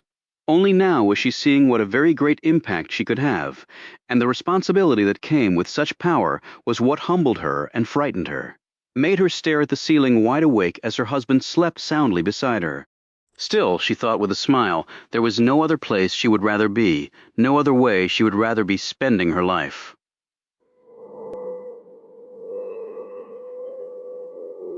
Chapter 9. John Fisk walked into the building located in the West End of Richmond. The place was officially called a rest home, but plain and simple, it was a place for the elderly to come to die. Fisk tried to ignore the moans and cries as he strode down the corridor. He saw the feeble bodies, heads dipping low, limbs useless, encased in the wheelchairs, stacked like shopping carts against the wall, waiting for a dance partner who was never going to show up. It had taken all the resolve he and his father had in order to move John's mother into this place. Michael Fisk had never faced up to the fact that their mother's mind was gone, eaten away by Alzheimer's. The good times were easy to enjoy. The real worth of a person came from how he acted during the bad times. As far as John Fisk was concerned, his brother Mike had failed that test miserably. He checked in at the desk. "How is she today?" he asked the assistant administrator. As a frequent visitor here, he knew all the staff. "She's had better ones, John, but your being here will perk her up," the woman answered. "Right," Fisk muttered as he walked to the visitor's room. His mother awaited him there, dressed as always in her housecoat and slippers. Her eyes wandered aimlessly, her mouth moving but no words coming out. When Fisk appeared at the doorway, she looked at him, a smile breaking across her face. He walked over and sat down across from her. "How's my Mikey?" Gladys Fiske asked, tenderly rubbing his face. "How's Mama's baby?" Fisk took a deep breath. It was the same damn thing for the last 2 years. In Gladys Fisk's devastated mind, he was Mike. He would always be his brother until the very end of his mother's life. John Fisk had somehow completely vanished from her memory, as if he had never been born. He gently touched her hands, doing his best to quiet the absolute frustration inside him. "I'm fine, doing good, Pop's good too." He then added quietly, "Johnny's doing good too. He asked about you, always does." Her stare was blank. "Johnny?" Fisk attempted this every time, and every time the response was the same. Why did she forget him and not his brother? There had to have been some deep-rooted facet in her that had allowed the Alzheimer's to erase his identity from her life. Was his existence never that strong, never that important to her? And yet he had been the son who had always been there for his parents. He had helped them as a boy and continued to be there for them as a man. Everything from giving them a large part of his income to getting up on the roof on a suffocating August day in the middle of a hellish trial to help his old man shingle their house because he didn't have the cash to pay someone to do it. And Mike, always the favorite, always the one to go his own way, his own selfish way. Fisk thought Mike was always hailed as the great one, the one who would do the family proud. In reality, his parents had never been that extreme in their views of their sons. Fiske knew that. But his anger had skewed that truth, empowering the bad and subverting the good. "Mikey," she said anxiously, "how are the children?" "They're fine, they're good, growing like weeds. They look just like you." Having to pretend that he was his brother and had fathered children made Fiske want to collapse to the floor bawling. She smiled and touched her hair. He picked up on that. "Looks good. Pop says you're prettier than ever." Gladys Fisk had been an attractive woman for most of her life, and her appearance had been very important to her. The effects of the Alzheimer's had, in her case, accelerated the aging process. She would have been terribly upset with how she looked. Now Fisk knew. He hoped his mother still saw herself as 20 years old and the prettiest she would ever be. He held out a package he had brought. She seized it with the glee of a child and tore off the wrapping. She touched the brush delicately and then ran it through her hair very carefully. "It's the most beautiful thing I've ever seen." She said that about everything he brought her. Tissues, lipstick, a picture book, the most beautiful thing she had ever seen, Mike. Every time he came here, his brother scored brownie points. Fiske forced these thoughts away and spent a very pleasant hour with his mother. He loved her so much. He would rip from her the disease that had destroyed her brain if he could. Since he couldn't, he would do anything to spend time with her, even under another's name. Fisk left the rest home and drove to his father's house. As he turned onto the familiar street, he looked around the disintegrating boundaries of his first 18 years of life. Dilapidated homes with peeling paint and crumbling porches, sagging wire fences, and dirt front yards running down to narrow, cracked streets where twin streams of ancient, battered Fords and Chevys docked. 50 years ago, the neighborhood had been a typical starter community for the post-World War II masses, filled with the unshakable confidence that life would only get better. For those who hadn't crossed that bridge of prosperity, the most visible change in their worn-out lives was a wooden wheelchair ramp grafted over the front stoop. As he looked at one of the ramps, Fisk knew he would choose a wheelchair over the rot of his mother's brain. He pulled into the driveway of his father's well-kept home. The more the neighborhood fell apart around him, the harder his old man worked to keep it at bay. Perhaps to keep the past alive a little longer, maybe hoping his wife would come home 20 years old again with a fresh, healthy mind. The old Buick was in the driveway. Its body rusted a little, but the engine in mint condition thanks to its owner's skills as a master mechanic. Fisk saw his father in the garage, dressed in his usual outfit of white t-shirt and blue work pants, hunkered over some piece of equipment. Retired now, Ed Fisk was at his happiest with his fingers full of grease, the guts of some complex machinery strewn out helter-skelter in front of him. Cold beer's in the fridge, Ed said without looking up. Fisk opened the old refrigerator his father kept in the garage and pulled out a Miller. He sat down on a rickety old kitchen chair and watched his father work, just as he had done as a young boy. He had always been fascinated with the skill of his father's hands, the way the man confidently knew where every piece went. Saw Mom today. With a practiced roll of his tongue, Ed pushed the cigarette he was puffing onto the right side of his mouth. His muscular forearms flexed and then relaxed as he ratcheted a bolt tight. "I'm going tomorrow. Thought I'd get all dressed up, bring some flowers, a little boxed dinner Ida is going to make up. Make it real special, just me and her." Ida German was the next-door neighbor. She had lived in the neighborhood longer than anyone else. She had been good company to his father ever since his wife had gone away. She'll love that. Fisk sipped on his beer and smiled at the picture the two would make together. Ed finished up what he was doing and took a minute to clean up, using gasoline and a rag to get the grease off his hands. He grabbed a beer and sat down on an old toolbox across from his son. "Talked to Mike yesterday," he said. "Is that right?" Fisk said with no interest. "He's doing good up there at the court. You know, they asked him back for another year. He must be good. I'm sure he's the best they've ever had." Fisk stood up and went over to the open doorway. He took a deep breath, letting his lungs fill with the scent of freshly cut grass. Every Saturday growing up, he and his brother would mow the lawn, do the chores, and then the family would pile into the mammoth station wagon for the weekly trip to the A&P grocery store. If they had been really good, done all their chores correctly, not clipped the grass too short, they'd get a soda from the machine next to the paper box outside the A&P. To the boys, it was liquid gold. Fisk and his brother would think all week about getting that cold soda. They had been so close growing up. Carried the Morning Times Dispatch together, played sports together, though John was 3 years older than his brother. Mike was so gifted physically that he had played varsity sports as a freshman. The Fiske brothers. Everybody knew them, respected them. Those were happy times. Those times were over. He turned back and looked at his father. Ed shook his head. "Did you know Mike turned down a teaching job at one of them big law schools, Harvard or something, to stay at the court? He got a slew of offers from big law firms. He showed me 'em, Lord. They were talking money I can't even believe." The pride in his voice was obvious. "More power to him," Fisk said dryly. Ed suddenly slapped his thigh. "What's wrong with you, Johnny? What the hell do you have against your brother?"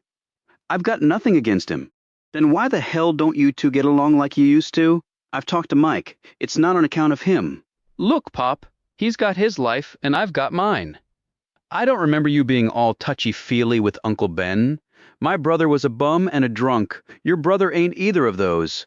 Being a drunk and a bum aren't the only vices in the world. Damn, I just don't understand you, son. Join the crowd." Ed put out his cigarette on the concrete floor, stood and leaned against one of the garage's exposed wall studs. "Jealousy ain't right between brothers. You should feel good about what he's done with his life." "Oh, so you think I'm jealous, are you?"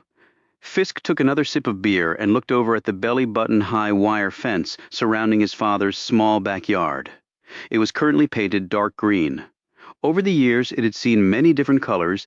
John and Mike had painted it each summer, the color being whatever the trucking firm Ed worked for had left over from its annual office repainting. Fisk looked over at the apple tree that spread over one corner of the yard. He motioned with his beer. "You've got caterpillars. Get me a flare. I'll get to it. Pop, you don't even like standing on a chair." Fisk took off his jacket, grabbed a ladder from the garage and took the flare his father handed him. He ignited it, positioned the ladder under the bulging nest, and climbed up. It took a few minutes, but the nest slowly dissolved under the heat of the flare. Fisk climbed back down and stamped out the flare while his father raked up the remains of the nest. And you just saw my problem with Mike. What? Ed looked confused. When was the last time Mike was down here to help? Hell, just to see you or Mom? Ed scratched at his beard stubble and fumbled in his pants pocket for another cigarette. He's busy. He gets down when he can. Sure he does. He's got important work to do for the government. Up there helping all them judges. It's the damn highest court in the land, you know that? Well, guess what, Pop? I keep pretty busy too. I know that, son, but I know it's different. Fisk threw his jacket over his shoulder, wiped the sweat from his eyes. The mosquitoes would be out soon. That made him think of water.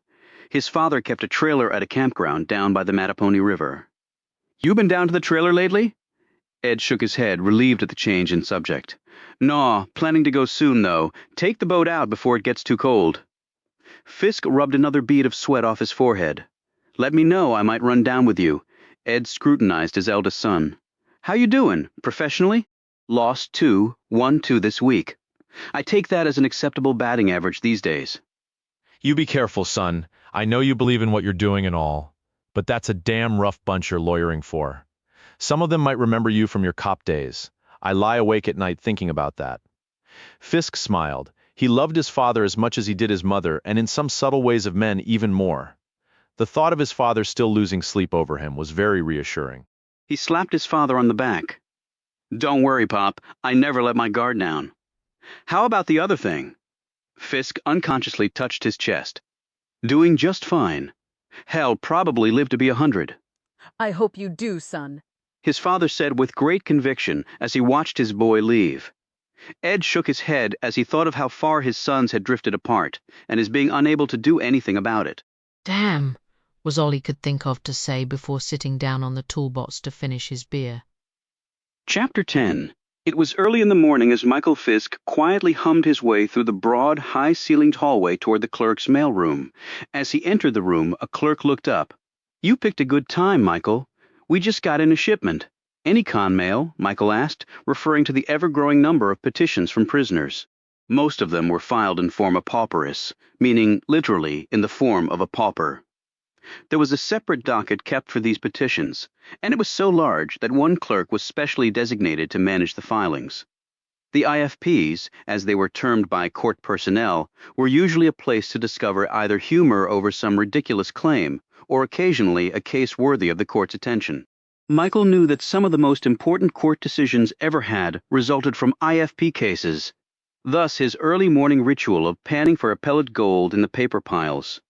From the hand scribblings I've tried to decipher so far, I'd say that was a good bet, the clerk responded. Michael dragged a box over to one corner. Within its confines was an array of complaints, penned miseries, a procession of claimed injustice of varying content and description. But none of them could be simply shrugged off. Many were from death row inmates. For them, the Supreme Court represented the last hope before legal extermination. For the next 2 hours, Michael dug through the box. He was very accomplished at this now. It was like expertly shucking corn. His mind scanning the lengthy documents with ease, effortlessly probing through the legalese to the important points, comparing them to pending cases as well as precedents from 50 years ago, pulled from his encyclopedic memory, then filing them away and moving on. However, at the end of 2 hours, he had not found much of great interest. He was thinking of heading up to his office when his hand closed around the plain manila envelope. The address label was typewritten, but the envelope had no return address. That was strange, Michael thought. People seeking to plead their case before the court normally wanted the justices to know where to find them, in the rare event that their plea was answered. There was, however, the left side of a postal return receipt card affixed to it. He slid open the envelope and removed the 2 sheets of paper. One of the functions of the clerk's mail room was to ensure that all filings met the strict standards of the court. For parties claiming indigent status, if their petitions were granted, the court would waive certain filing requirements and fees, and even engage and pick up some of the expenses of counsel, although the attorney would not bill for his or her time. It was an honor simply to stand before the court as an advocate. 2 of the forms required to achieve indigent status were a motion for leave to file as a pauper and an affidavit signed by the prisoner, basically swearing to the person's impoverished status. Neither was in the envelope. Michael quickly noted the appeal would have to be kicked back. When Michael started reading what was in the envelope, all thoughts of any filing deficiencies vanished. After he finished, he could see the sweat from his palms leach onto the paper. At first, Michael wanted to put the pages back in the envelope and forget he had ever seen them. But, as though he had now witnessed a crime himself, he felt he had to do something. "Hey, Michael. Murphy's Chambers just called down for you," the clerk said. When Michael didn't answer, the clerk said again, "Michael, Justice Murphy is looking for you." Michael nodded, finally managing to focus on something other than the papers in his hand. When the clerk turned back to his work, Michael put the pages back in the manila envelope. He hesitated an instant. His entire legal career, his entire life, could be decided in the next second or so. Finally, as though his hands were acting independently from his thoughts, he slipped the envelope into his briefcase. By doing so before the petition had been officially processed with the court, he had just committed, among other crimes, theft of federal property, a felony. As he raced out of the mailroom, he almost collided head-on with Sarah Evans. She smiled at first, but the look changed quickly when she saw his face. "Michael, what's wrong?" "Nothing. I'm fine." She gripped his arm. "You're not fine. You're shaking and your face is white as a sheet." "I think I'm coming down with something." "Well, then you should go home." "I'll grab some aspirin from the nurse. I'll be okay." "Are you sure, Sarah? I really have to go." He pulled away, leaving her staring worriedly after him. The rest of the day moved at a glacial pace for Michael, and he repeatedly found himself staring at his briefcase, thinking of the contents. Late that night, his day's work at the court finally completed, he furiously rode his bike back to his apartment on Capitol Hill. He locked the door behind him and took out the envelope once more. He grabbed a yellow legal pad from his briefcase and carried everything over to the small dinette table. An hour later, he sat back and stared at the numerous notes he had made. He opened his laptop and rewrote these notes onto his hard drive, changing, tinkering, rethinking as he did so, a long-time habit of his. He had decided to attack this problem as he would any other. He would check out the information in the petition as carefully as he could. Most important, he would have to confirm that the names listed on the petition were actually the people he thought they were. If it seemed legitimate, he would return the appeal to the clerk's mailroom. If it was clearly frivolous, the work of an unbalanced mind or a prisoner blindly lashing out, he had made up his mind to destroy it. Michael looked out the window and across the street at the cluttered line of row houses that had been converted into apartments just like his. Young disciples of government were honeycombed in this neighborhood. Half were still at work, the rest in bed, nightmaring through a list of uncompleted tasks of national importance, at least until the 5 a.m. awakening. The darkness Michael stared into was interrupted only by the wash of a corner streetlight.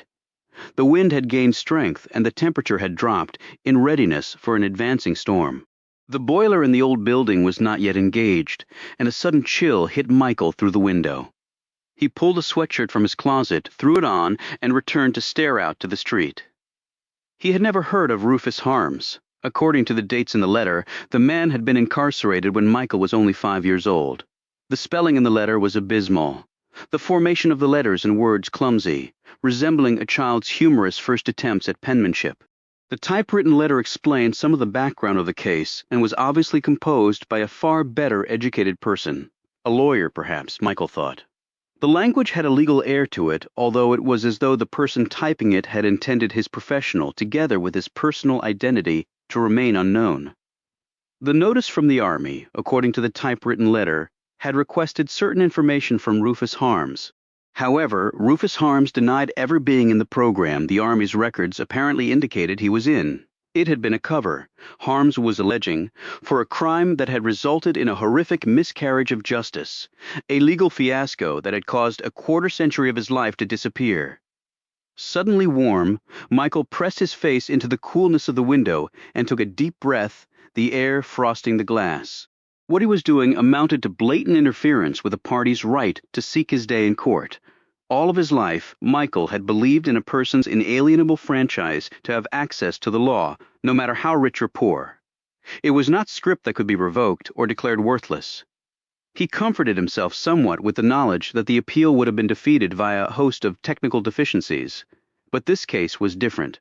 Even if false, it could still do terrible damage to the reputations of some very important people. If it was true, he closed his eyes.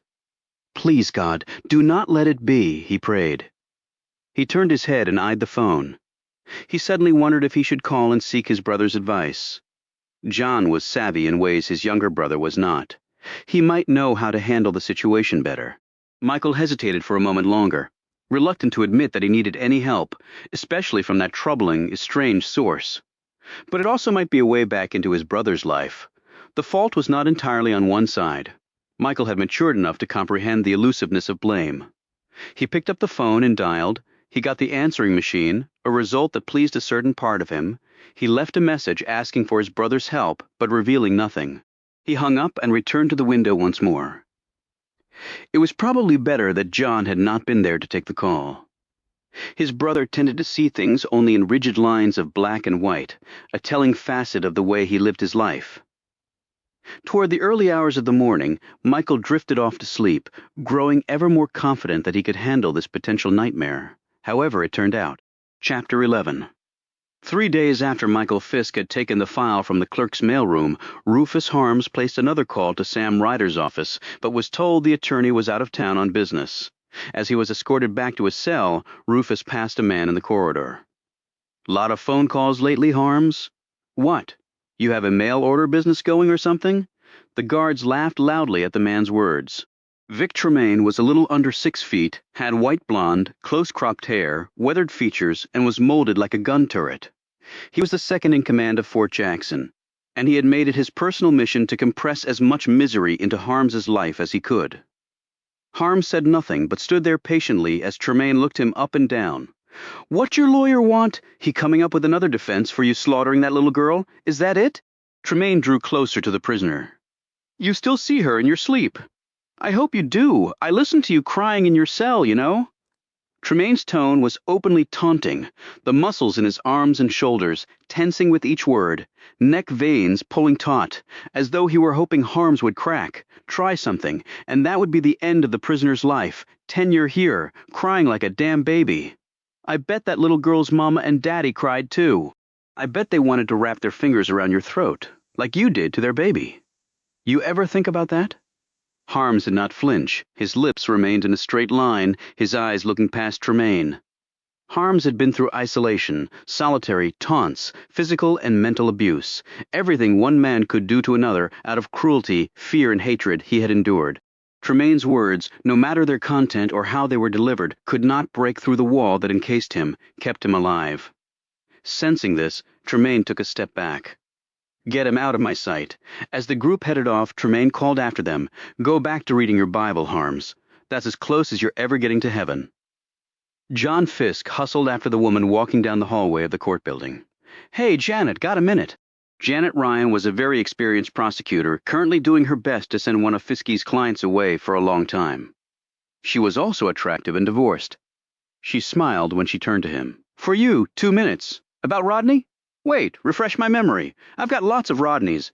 Burglary, electronics store, Northside firearm involved, police chase, priors, now I remember. Right, anyway, neither one of us wants to take this sucker to trial."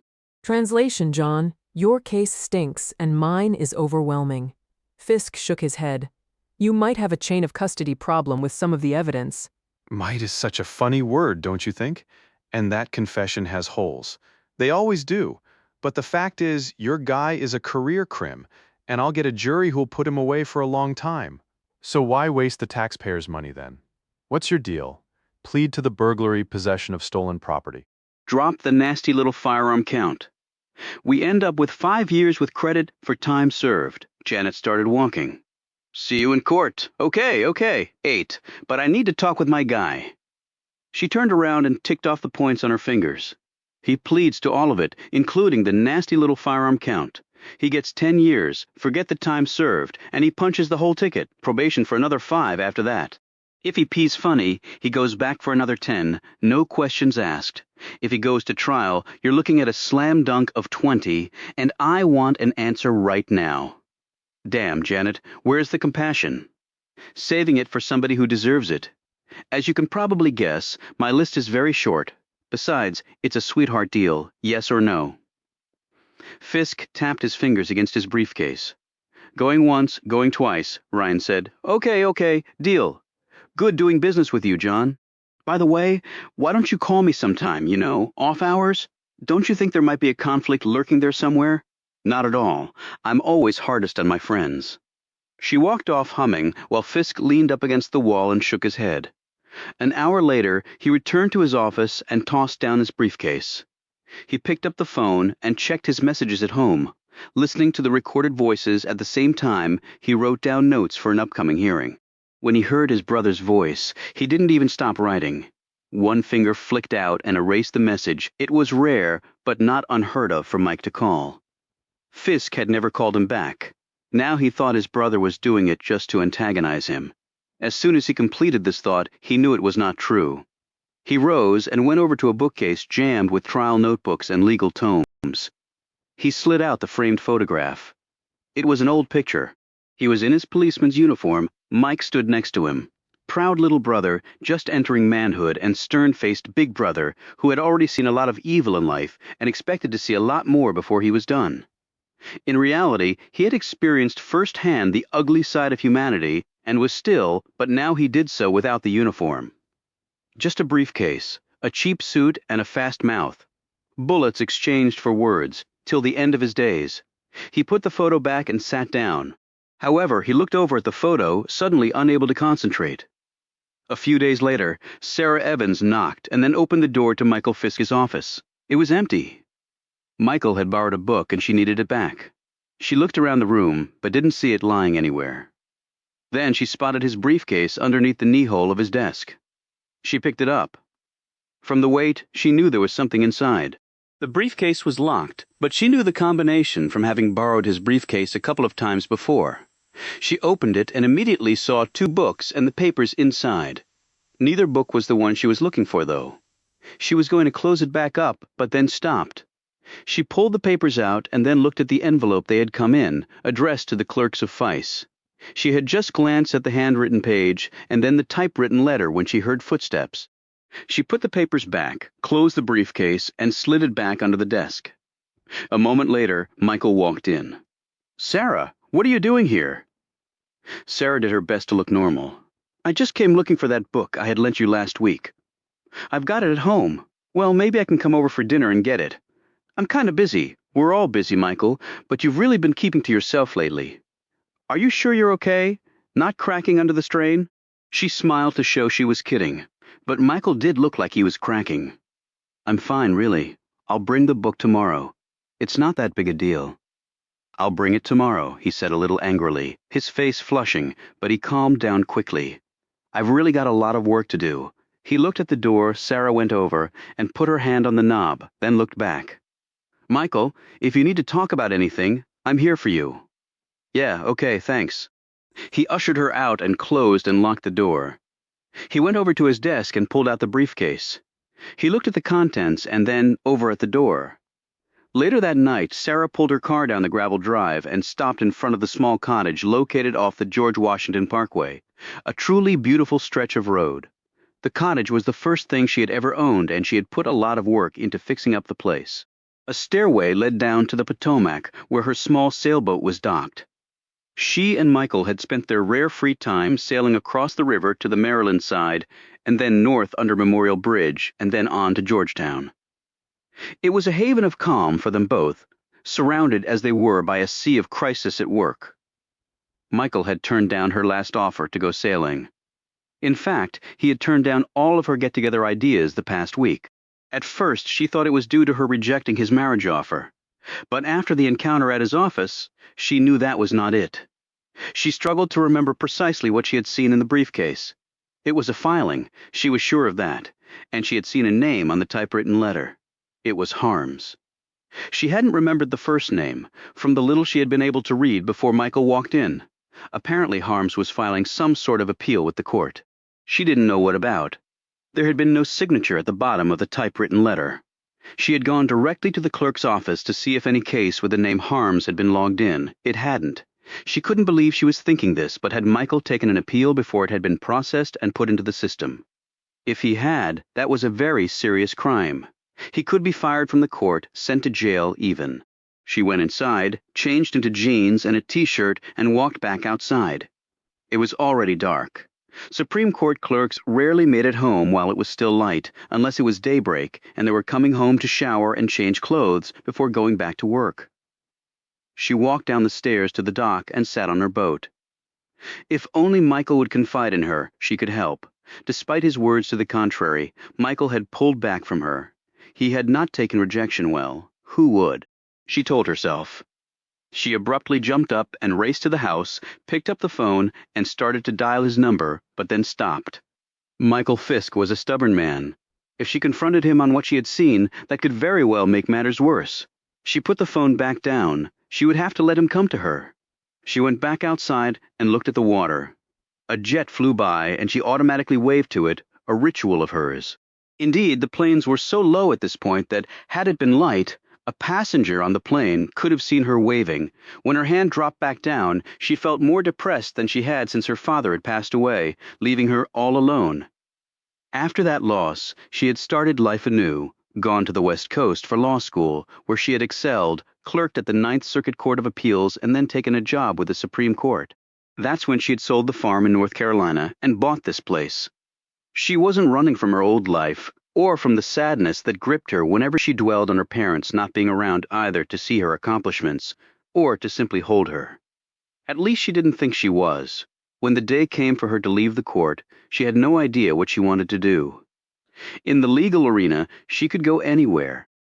The trouble was, she didn't even know if she wanted the law to be part of her life.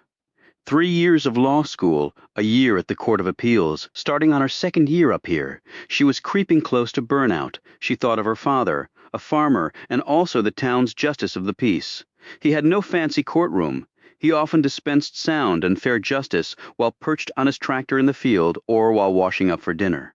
To Sarah, that was what the law was, what it meant to most people, or at least what it should mean, a search for the truth, and then the handing down of justice after that truth was found. No hidden agendas, no word games, simply common sense applied to the facts. She sighed. But it was never that simple. She knew that better than most. She went back inside, stood on a chair, and snared a pack of cigarettes off the top of the cabinet in the kitchen. She sat on the glider on the back porch, overlooking the water. She looked up at the clear sky and located the Big Dipper. Her dad had been an avid, if amateur, astronomer and had taught her many of the constellations. Sarah often used the stars to sail by, a practice she had picked up while at Stanford. On a clear night, you could never lose the stars, and with them you could never be truly lost. That was comforting. As she smoked her cigarette, she hoped Michael knew what he was doing. Her next thoughts turned to another Fisk. John, Michael's comment about his brother had been close to the mark despite her protests. At the very first instant she had seen John Fisk, something had clicked in all the important conduits of her heart, brain, and soul that she simply had no way to explain. She did not believe that significant emotions could be aroused to such an intensity that quickly. It just didn't happen. But that was why she was so confused, because in a way, that's exactly what had occurred to her. Every movement John Fiske made, every word he spoke, every time he made eye contact with someone, or simply laughed, smiled, or frowned, she felt as though she could watch him forever and never grow tired of it. She almost laughed at the absurdity. But then again, how crazy could it be when it was how she felt? And that wasn't her only observation of the man. Unknown to Michael. She had checked with a friend at the courthouse in Richmond and found out Fiske's trial schedule for a 2-week period. She had been amazed at how often the man was in court. She had gone down once more during the summer when things were slower at the Supreme Court and watched John Fisk argue at a sentencing hearing. She had worn a scarf and glasses, just in case she was ever introduced to him later on, or in case he had seen her the first time she had come to watch him with Michael. She had listened to him argue forcefully for his client. As soon as he had finished, the judge had put the man away for life. His client led away to begin his prison term. Fisk packed his briefcase and left the courtroom outside. Sarah had watched as Fisk had attempted to comfort the man's family. The wife was thin and sickly, her face covered with bruises and welts. Fisk spoke a few words to the wife, hugged her, and then turned to the oldest son, a young man of 14 who already looked to be a committed slave of the street. "You're the man of the house now, Lucas. You have to look after your family," said Fiske. Sarah studied the teenager. The anger in his face was painful to see. How could someone so young have all that hostility inside him? Uh-huh, Lucas said, staring at the wall. He was dressed for gang work, a bandana covered his head. He wore clothes one could not afford flipping burgers at McDonald's. Fisk knelt down and looked at the other son. Enos was 6 years old, cute as the devil and usually bubbly. "Hey, Enos, how you doing?" Fisky asked, holding out his hand. Enos warily shook Fisky's hand. "Where's my daddy? He had to go away for a while. Why's that?" "'Cause he kill," Lucas started to say before Fisk cut him off with the sharpest of looks. Lucas muttered an expletive, threw off his mother's shaky hand, and stalked away. Fisk looked back at Enos. "Your daddy did something he's not too proud of. Now he's going away to make up for it. Jail?" Enos asked. Fisk nodded. As Sarah observed this exchange, it occurred to her that today Fisky, and adults in general, probably felt foolish and inadequate in these situations, like sitcom characters from the 1950s trying to deal with a second millennium child. Even at 6 years old, Enos probably knew a great deal about the criminal justice system. In fact, the little boy probably knew far more about the evil parts of life than many adults ever would. "When's he getting out?" Enos asked. Fisky looked up at the wife and then back at the little boy. "Not for a real long time, Enos, but your mom's going to be here." "Okay then," Enos said with little emotion. He took his mom's hand and they left. Sarah watched as Fisky looked after the pair for a moment. Again, she could almost feel what he was thinking. One son perhaps lost forever, the other casually leaving his father behind, like a stray dog on the street. Finally, Fisky had loosened his tie and walked off. Sarah wasn't exactly sure why, but she decided to follow him. Fisk kept a slow pace, and she easily was able to keep him in sight. The bar he entered was a little slit in the wall, its windows dark. Sarah hesitated and then went in. Fisk was at the bar. He had obviously already ordered because the bartender was sliding a beer across to him. She quickly went to a back booth and sat down. Despite its dingy appearance, the bar was fairly full and it was barely 5 o'clock. There was an interesting mixture of working-class and downtown office dwellers in here. Fisk sat between two construction workers, their yellow hard hats on the bar in front of them. Fisk slipped his jacket off and sat on it. His shoulders were as broad as the burly men's next to him. Sarah noted that his shirt was untucked and fell over the back of his pants. The way his dark hair covered the back of his neck and touched the white of his shirt held her gaze for some time. He was talking to the men on either side of him. The workers laughed heartily at something Fisk had said, and Sarah felt herself smile even though she hadn't heard it. A waitress finally came over, and Sarah ordered a ginger ale. She continued to watch Fisk sitting at the bar. He was not joking around anymore. He stared at the wall so intently, Sarah caught herself looking at it too. All she saw were bottles of beer and liquor, neatly arranged. Fisk obviously observed far more. He had already ordered a second beer, and when it arrived, he held the bottle to his lips until it was empty. She noticed that his hands were large, the fingers thick and strong-looking. They didn't look like the hands of someone who spent all his time pushing a pencil or sitting in front of a computer screen. Fisk slapped some money down, grabbed his jacket, and turned around. For an instant, Sarah thought she felt his eyes upon her. He hesitated a moment and then pulled his jacket on. The corner she was in was dark. She didn't believe he had seen her, but why had he hesitated? A little nervous now. She waited an extra minute or so before she rose and left, leaving a couple of singles behind for her drink. She didn't see him as she came back out into the sunlight. Just like that, as though in a dream, he was gone. On an impulse, she went back into the bar and asked the bartender if he knew John. He shook his head. She wanted to ask some more questions, but the bartender's expression signaled that he would not be communicative if she did. The construction workers eyed her with a great deal of interest. She decided to leave before things turned uncomfortable for her. Sarah walked back to her car and climbed in. Half of her had wanted to run into Fisk somehow. The other part of her was glad that she hadn't. What would she say anyway? "Hello, I work with your brother, and I'm sort of stalking you." She had driven back to Northern Virginia that night, had 2 beers herself, and fallen asleep in the glider on her rear deck. The same one she was sitting in right now as she smoked her cigarette and watched the sky.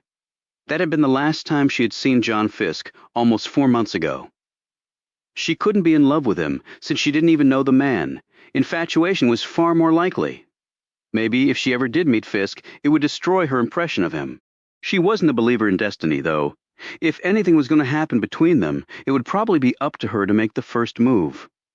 She was just totally confused as to what that first move should be. Sarah put out her cigarette and stared at the sky. She felt like going for a sail. She wanted to feel the wind in her hair, the tickle of water spray against her skin, the sting of rope against her palm. But right now, she didn't want to experience any of those things alone. She wanted to do them with someone in particular, but with what little Michael had told her about John Fisk and what she had seen of the man herself, she doubted that would ever happen. 100 miles south, John Fisk too gazed up at the sky for a moment as he got out of his car. The Buick wasn't in the driveway, but Fisk had not come to see his father anyway. The neighborhood was quiet other than a couple of teenagers, 2 doors down, working on a Chevy, with an engine so big it looked like it had ruptured through the car's hood. Fisk had just spent all day in a trial. He had presented his case, warts and all, as best he could. The ACA had vigorously represented the Commonwealth. 8 hours of intense sparring, and Fisk had barely had time to go to the John to take a leak before the jury came back with a guilty verdict. It was his guy's 3rd strike. He was gone for good. The ironic thing was, Fisk really believed him, innocent of this particular charge, not something he could say with most of his clients. But his guy had beat so many other raps, maybe the jury was just unconsciously evening the score. To top it off, he'd die of old age waiting for the rest of his legal fee to come. Prisoners for life seldom bothered about settling their debts, particularly debts to their loser attorneys. Fisky went into the backyard, opened the side door to the garage, went in and pulled a beer from the fridge. The humidity still lay over them like a damp blanket, and he held the cold bottle against his temple, letting the chill sink deep. At the very rear of the yard was a small stand of bent trees and a long dead grapevine still tightly wrapped around rusty poles and wire. Fisky went back there and leaned up against one of the elms. He looked down at a recessed spot in the grass. Here was buried Bo, the Belgian shepherd the Fisk brothers had grown up with. Their father had brought the dog home one day when Bo was no bigger than his fist. Within a year or so, he had grown into a big-chested, 60-pound black and white beauty that both boys adored, Mike especially. Bo would follow them on their morning paper routes, taking turns with the 2 boys. They had had almost 9 years of intense pleasure together before Bo had toppled over from a stroke while Mike was playing with him. John had never seen anyone cry that hard in his whole life. Neither his mother nor his father could console Mike. He had sat in the backyard bawling, holding the dog's bushy coat, trying to make him stand up again to go play with him in the sunshine. John had held his brother tightly that day, cried with him, stroked the still head of their beloved shepherd. When Mike had gone to school the next day, John had stayed behind with his father to bury the dog here. When Mike had come home, they all had attended a little service in the backyard for Bo. Mike had read with great conviction from the Bible, and the brothers had placed a little headstone, actually a chunk of cinder block, with Bo's name scrawled on it in pen at the head of the simple grave. The piece of cinder block was still there, though the ink had long since vanished. Fisk knelt down and ran his hand along the grass, so smooth and fine in this shaded spot. Damn, they had loved that dog so much. Why did the past have to recede so quickly? Why did one always recall the good times as being so brief? He shook his head, and then the voice startled him. I remember that old dog like it was yesterday. He looked up at Ida German, who stood on the other side of the fence staring at him. He rose, looking a little embarrassed. It was a long time ago, Miss German. The woman smelled perpetually of beef and onions, as did her house. Fisk knew. A widow for nearly 30 years now, she moved slowly, her body shrunken, squat and thick. Her long housecoat covered veiny, splotched legs and bloated ankles. But at nearly 90 years old, her mind was still clear, her words crisp. Everything's a long time ago with me, not with you, not just yet. How's your mama, holding her own? I've been meaning to get over there to see her soon, but this old body just doesn't have the get up and go it used to. I'm sure she'd love seeing you. Your daddy went out a while ago.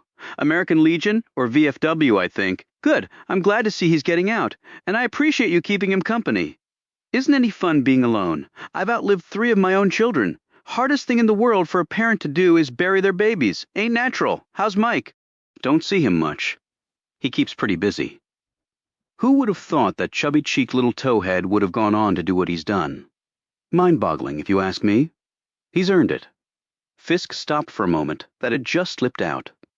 But his brother had earned it. You both have. I think Mike hit it a little higher than I did. Huh? Don't you go believing that. Your daddy brags about you a mile a minute. I mean, he talks about Mike too, but you're the king of the hill with him. Well, he and Mom brought us up right, sacrificed everything for us. You don't forget that. Maybe Mike had, but he never would, Fisk told himself. Well, Mike had 3 fine examples to follow. Fisk looked at her curiously. That boy worshipped the ground you walked on? People change. You think so, do you? A few drops of rain started to fall. You better get back inside, miss. German? It looks like it might pour. You know, you can call me Ida if you want. Fisk smiled. Some things don't change, Miss German. He watched her until she made it inside. The neighborhood wasn't nearly as safe as it had once been. He and his father had installed deadbolts on her doors, sash locks on her windows, and a peephole in her front door. The elderly carried a bullseye on them when it came to crime. Fisk looked down once more at Beau's grave, the vision of his brother crying his eyes out over a dead dog cemented in his mind. Chapter 12. How are you, Mom? Michael Fisk touched his mother's face. It was early in the morning and Gladys was not in a good mood. Her face darkened and she pulled back from his touch. He looked at her a moment, deep sadness in his eyes as he saw the open hostility in hers. I brought you something. He opened the bag he carried and pulled out a gift-wrapped box. When she made no move to open it, he did so for her. He showed her the blouse, her favorite shade of lavender. He held it out to her, but she wouldn't take it. It was like this every time he came to visit. She would rarely talk to him, her mood always foul, and his gifts were never accepted. He repeatedly tried to draw her out in conversation, but she refused. He sat back and sighed. He had told his father about this, that his mother absolutely refused to have anything to do with him. But his old man was powerless to change things. No one could control who Gladys was nice to. Michael's visits had grown less and less frequent because of it. He had tried to talk to his brother about it, but John had refused to discuss it with him. His mother would never treat John that way. Michael knew. To her, he was the golden child. Michael Fisk could be elected the President of the United States or win the Nobel Prize. And in her eyes, he would still always be second to his older brother. He left the blouse on the table, gave his mother a quick kiss, and left outside. The rain had started to come down. Michael pulled up the collar on his trench coat and got back in his car. He had a very long drive ahead of him. The visit to his mother was not the only reason he had driven south. He was now headed to Southwest Virginia, to Fort Jackson, to see Rufus Harms. For a moment he debated whether to stop and see his brother. John had not returned his phone call, which was no surprise. But the journey he was about to undertake had some personal risk to it, and Michael wouldn't have minded having his brother's advice and perhaps presence. But then he shook his head. John Fisk was a very busy attorney, and he didn't have time to run around the state chasing wild theories of his younger brothers.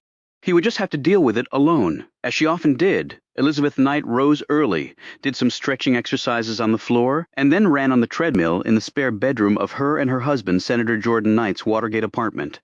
She showered, dressed, fixed some coffee and toast, and looked over some bench memos in preparation for oral argument next week. Since it was Friday, the justices would spend part of the day in conference, where they would vote on cases they had already heard.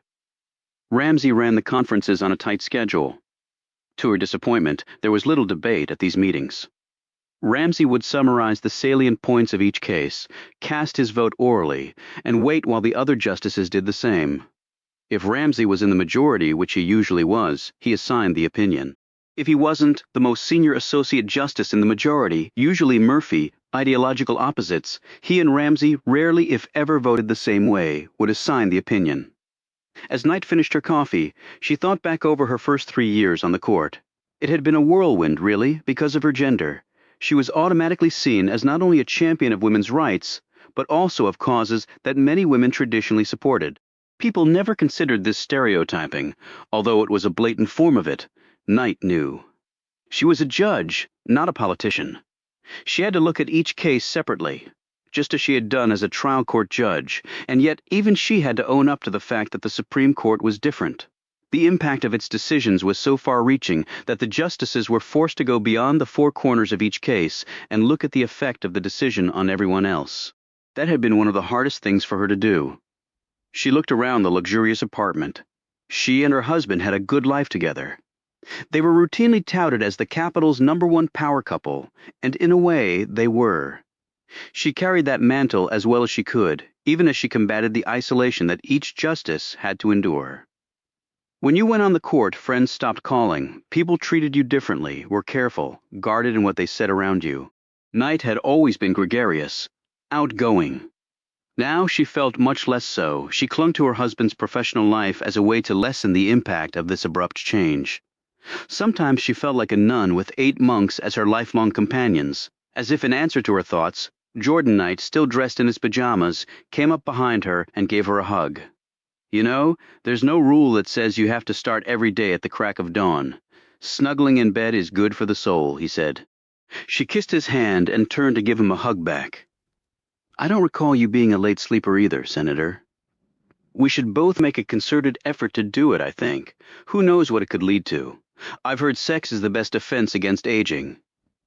Jordan Knight was tall and heavily built, with thinning gray hair and a tanned face scored with lines, in the inequitable way of the world, regarding the physical appearances of men and women. He would be considered handsome, even with the wrinkles and the extra pounds. He cut quite a figure on the pages of the Post and local magazines, and on national TV shows where even the most experienced political pundits were often overwhelmed by his wit, experience, and intelligence. You certainly have some interesting opinions. He poured himself a cup of coffee while she looked over her papers. Ramsey's still grooming you to become a good member of his camp. Oh, he's pushing all the right buttons, saying all the right things. However, I'm afraid some of my recent actions aren't sitting all that well with him. You go your own way, Beth, just like always. You're smarter than all of them. Hell, you should be Chief Justice. She put an arm around his thick shoulders. Like maybe you should be president? He shrugged. I think the U.S. Senate is challenge enough for me. Who knows? This might be the last roundup for yours truly. She pulled her arm away. We really haven't talked about it. I know. We're both busy, too many demands on our time. When things settle down, we'll talk. I think we have to. You sound serious. Can't keep on the treadmill forever, Beth. She let out a troubled laugh. I'm afraid I signed on for life. Good thing about politics. You can always decide not to run again. Or you can lose your seat. I thought there was a lot more you wanted to accomplish. It's not going to happen. Too many obstacles, too many games. To tell you the truth, I'm getting kind of tired. Beth Knight started to say something and then stopped. She had jumped firmly into the game of the Supreme Court. Jordan Knight picked up his coffee and kissed her on the cheek. Go get him, Miss Justice. As the senator walked off, she rubbed her face where he had kissed it. She tried to study her papers once more, but found she couldn't. She simply sat there, her mind suddenly whirling in many different directions. John Fisk held the photo of himself and his brother. He had sat there for almost 20 minutes with it, not even looking at it for much of that time.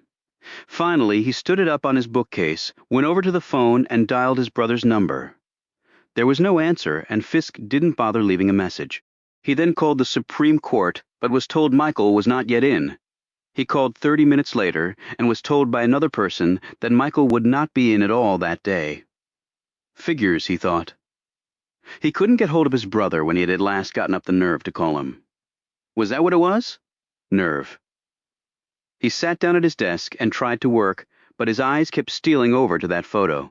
Finally, he packed his briefcase, grateful that he had to go to court, grateful to get away from some nagging feelings. In the course of the morning, he had 2 hearings back to back. One he won convincingly. With the other, he was torn apart by the judge, who seemingly took every opportunity to ridicule his legal arguments, while the assistant Commonwealth attorney stood by politely, holding back the smiles. You had to maintain the professional facade, because it could be your butt being put through the ringer the next time. Everyone here understood that, or at least those who stuck with it did. He next went to the Richmond City Jail, and then the county jail in Henrico to speak with clients. With one, he discussed strategy for the man's upcoming trial. His inmate client offered to go on the witness stand and lie. Sorry, you won't be doing that, Fiske told him. With another client, the talk was about the ubiquitous plea bargain. Months, years, decades. How much time will I have a shot at parole? Suspended sentence? Help me out, man. I got a woman and kids. I got business to take care of. Okay, right? What's a little murder and mayhem compared to that? With the last client, things took a very different turn. We're not in good shape here, Leon. I think we should plead, Fisk advised. Nope, we go to trial. They've got 2 eyewitnesses. Is that right? Leon had been charged with the shooting of a child. It had been a dispute between 2 gangs of skinheads, and the little girl had gotten in the way. A fairly common tragedy these days. Well, they're not going to hurt me if they don't testify, are they? Why won't they testify? Fisk said evenly. He had been down this road before. How many times as a cop had cases disappeared before his eyes because the witnesses suddenly forgot what they had so clearly seen and remembered before?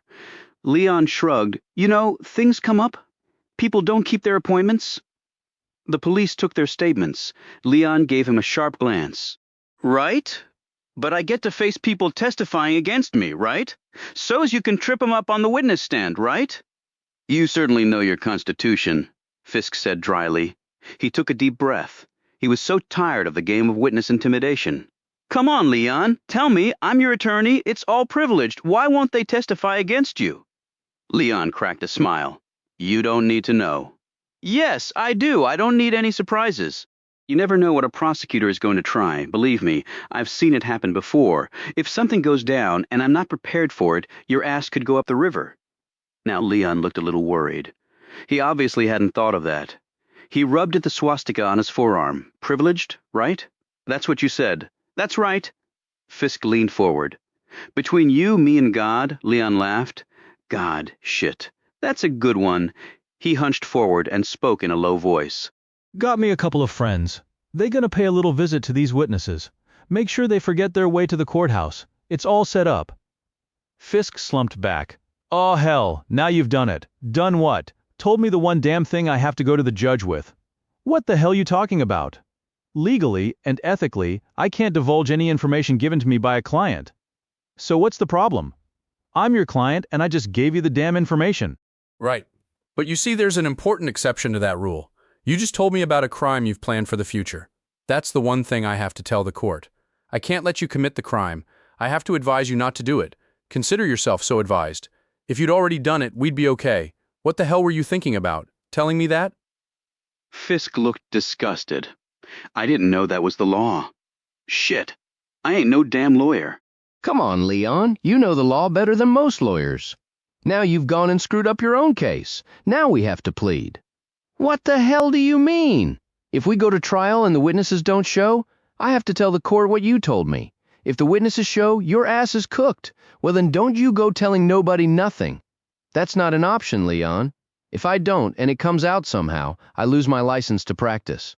And while I like you a lot, no client is worth that. Without my license, I don't eat. And you screwed up, man, not me. I don't believe this shit. I thought you could tell your damn attorney anything. I'll see what I can do on the plea. You're going to spend some time in jail, Leon. No way around that. Fisk stood and patted the prisoner on the back. Don't worry. I'll cut you the best deal I can. As Fisk walked out of the visitor's room, he smiled for the first time all day. Chapter 13. Michael Fisk looked up ahead nervously as he drove. His wipers struggled to maintain visibility in the face of the pouring rain.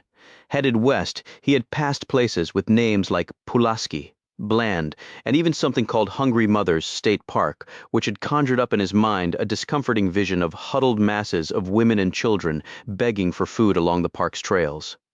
For a while, winds swirling off nearby Big A Mountain buffeted the car. Even though he had been born and raised in Virginia, Fisk had never been west of Roanoke, and he had only ventured there to take the bar exam. Up to this point, he had made good time because the trip had been all highway. Once he had exited Interstate 81 and headed in a northwesterly direction that had abruptly changed. Now the terrain was rugged and unforgiving, the roads narrow and serpentine. He glanced over at the briefcase next to him on the front seat, drawing a long breath as he did so. He had learned a lot since reading Rufus Harms's plea for help. Harms had murdered a young girl who was visiting the military base where Harms had been stationed at the end of the Vietnam War. He had been in the stockade at the time, but had somehow broken out. There was no motive, it just seemed a random act of violence by a madman.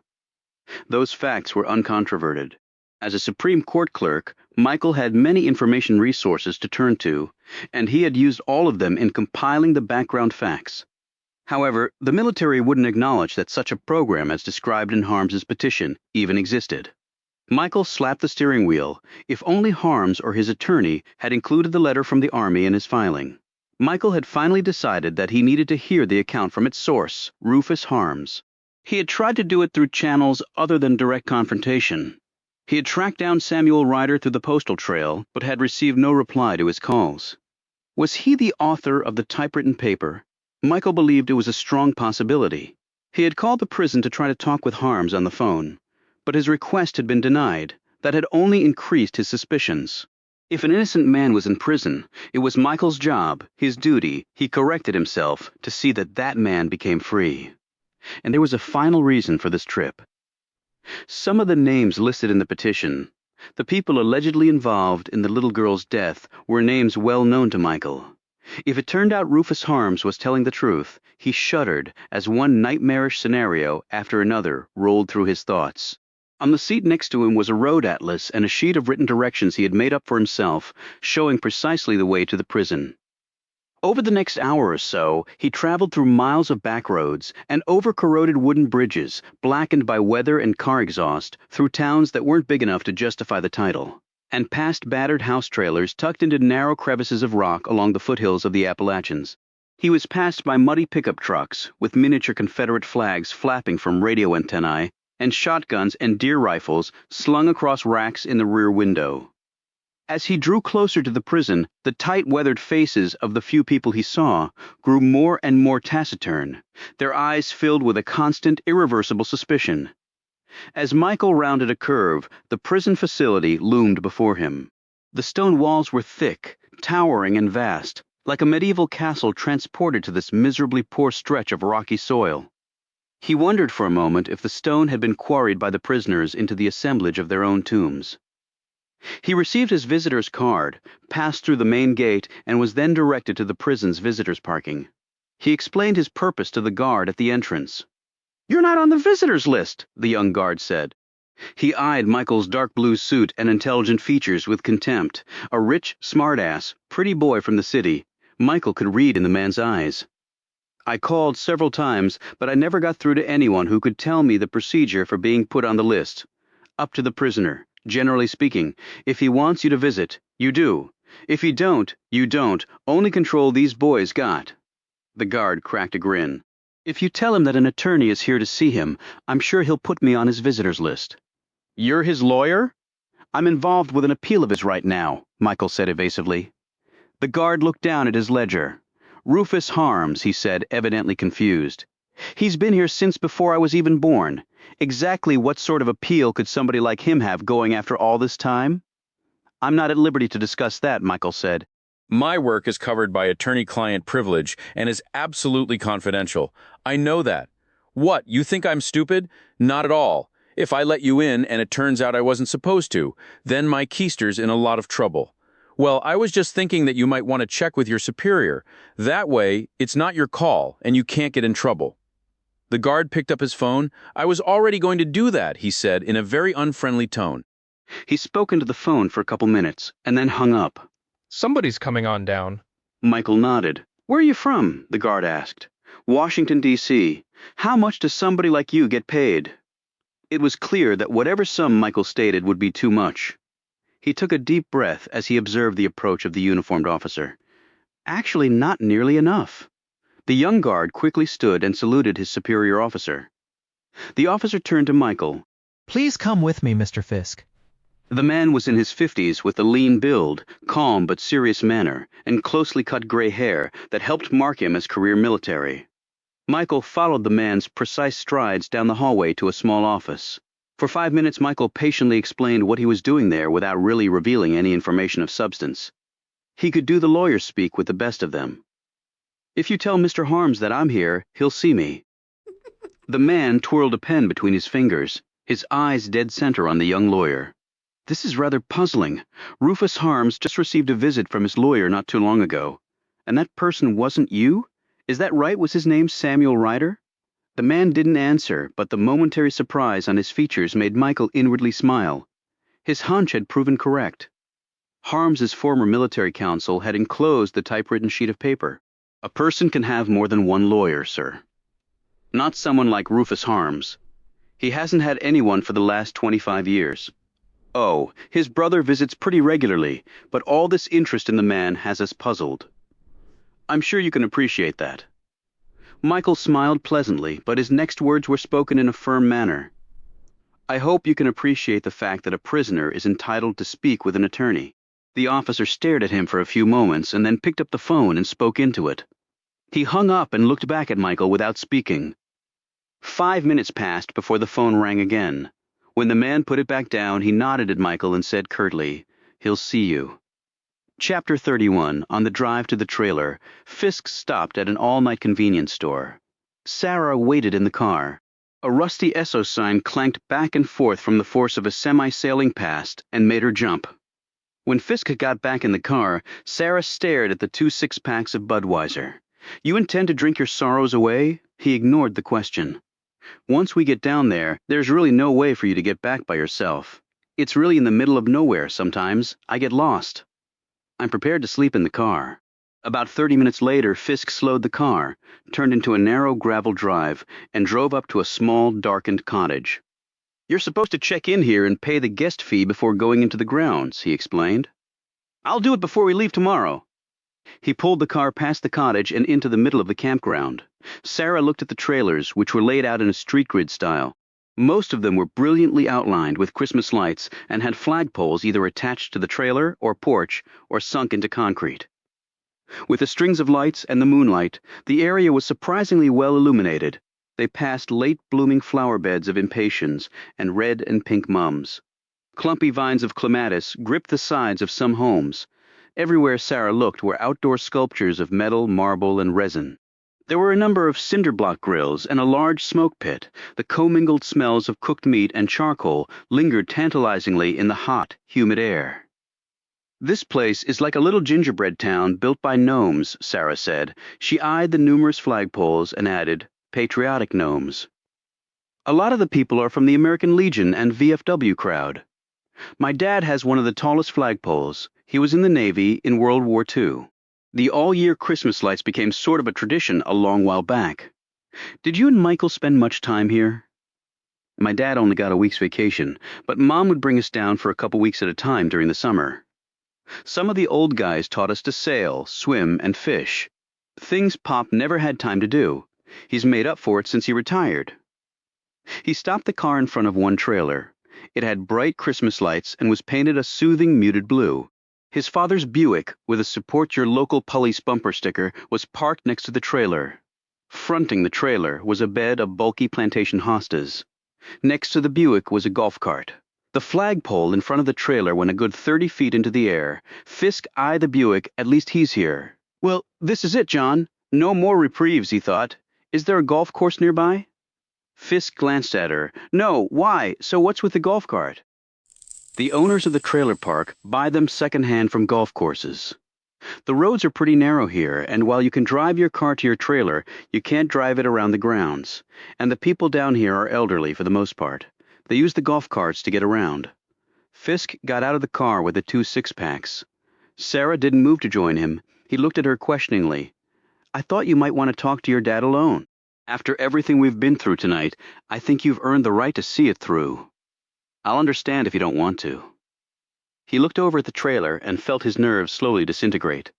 He turned back to her. "I could sort of use the company?" She nodded. "Okay, give me a minute." She flipped down the visor mirror and checked her face and hair. She grimaced and reached for her purse, doing the best she could with lipstick and a small hairbrush. She was sweaty and sticky too, her dress clingy, her hair beyond salvation thanks to the rain and humidity. As trivial as worrying about her appearance seemed under the circumstances, she felt like such a fifth wheel that it was the only thing she could think to address. With a sigh, she flipped the visor back up, opened the door, and got out. As they headed up the wooden porch, she smoothed down her dress and fiddled some more with her hair. Fisk noted this and said, "He's not going to care how you look, not after I tell him." She sighed. "I know. I guess I just didn't want to look like too much of a disaster." Fisk took a deep breath and knocked on the door. He waited and knocked again. "Pop." He waited a moment and knocked again, louder this time. "Pop," he called out, and kept knocking. They finally heard movement in the trailer, and then a light came on. The door opened and Fisk's father, Ed, peered out. Sarah looked at him closely. He was as tall as his son, and very lean, although he had vestiges of the powerful musculature shared by both his boys. His forearms were enormous, like thick pieces of sun-baked wood. Sarah was able to observe this because he had on a tank-top shirt. He was deeply tanned, his face lined and starting to sag, but she could see he had been handsome as a younger man. His hair was thinning and curly and almost totally gray except for small flecks of black at the temples. She fixed for a moment on his long sideburns, a holdover from the 70s, she guessed. He had on a pair of pants halfway zipped up, the clasp unbuttoned so that his striped boxers were clearly in sight. He was barefoot. "Johnny, what the hell you doing here?" A broad smile cracked his face. When he registered Sarah, he looked startled and quickly turned so his back was to them. They watched him fumble with his pants until they were right. Then he turned back to face them. "Pop, I need to talk to you." Ed Fisk glanced over at Sarah again. "I'm sorry, Sarah Evans." "Ed Fisk," John said. "Hello, Mr. Fisk," she said, trying to sound both pleasant and neutral at the same time. She awkwardly held out her hand. He shook it. "Call me Ed, Sarah. Pleased to meet you." He looked back at his son curiously. "So what's up? You two getting married or something?" Fisk glanced at Sarah. "No, she worked with Mike at the Supreme Court." "Oh well, hell. Where are my manners? Come on in. I got the air going, sticky as the damn devil out there." They went inside. Ed pointed to a worn sofa and Fisk and Sarah sat down there. Ed pulled a metal chair from the small dinette and sat down opposite them. "Sorry I took so long. Just nodded off to sleep."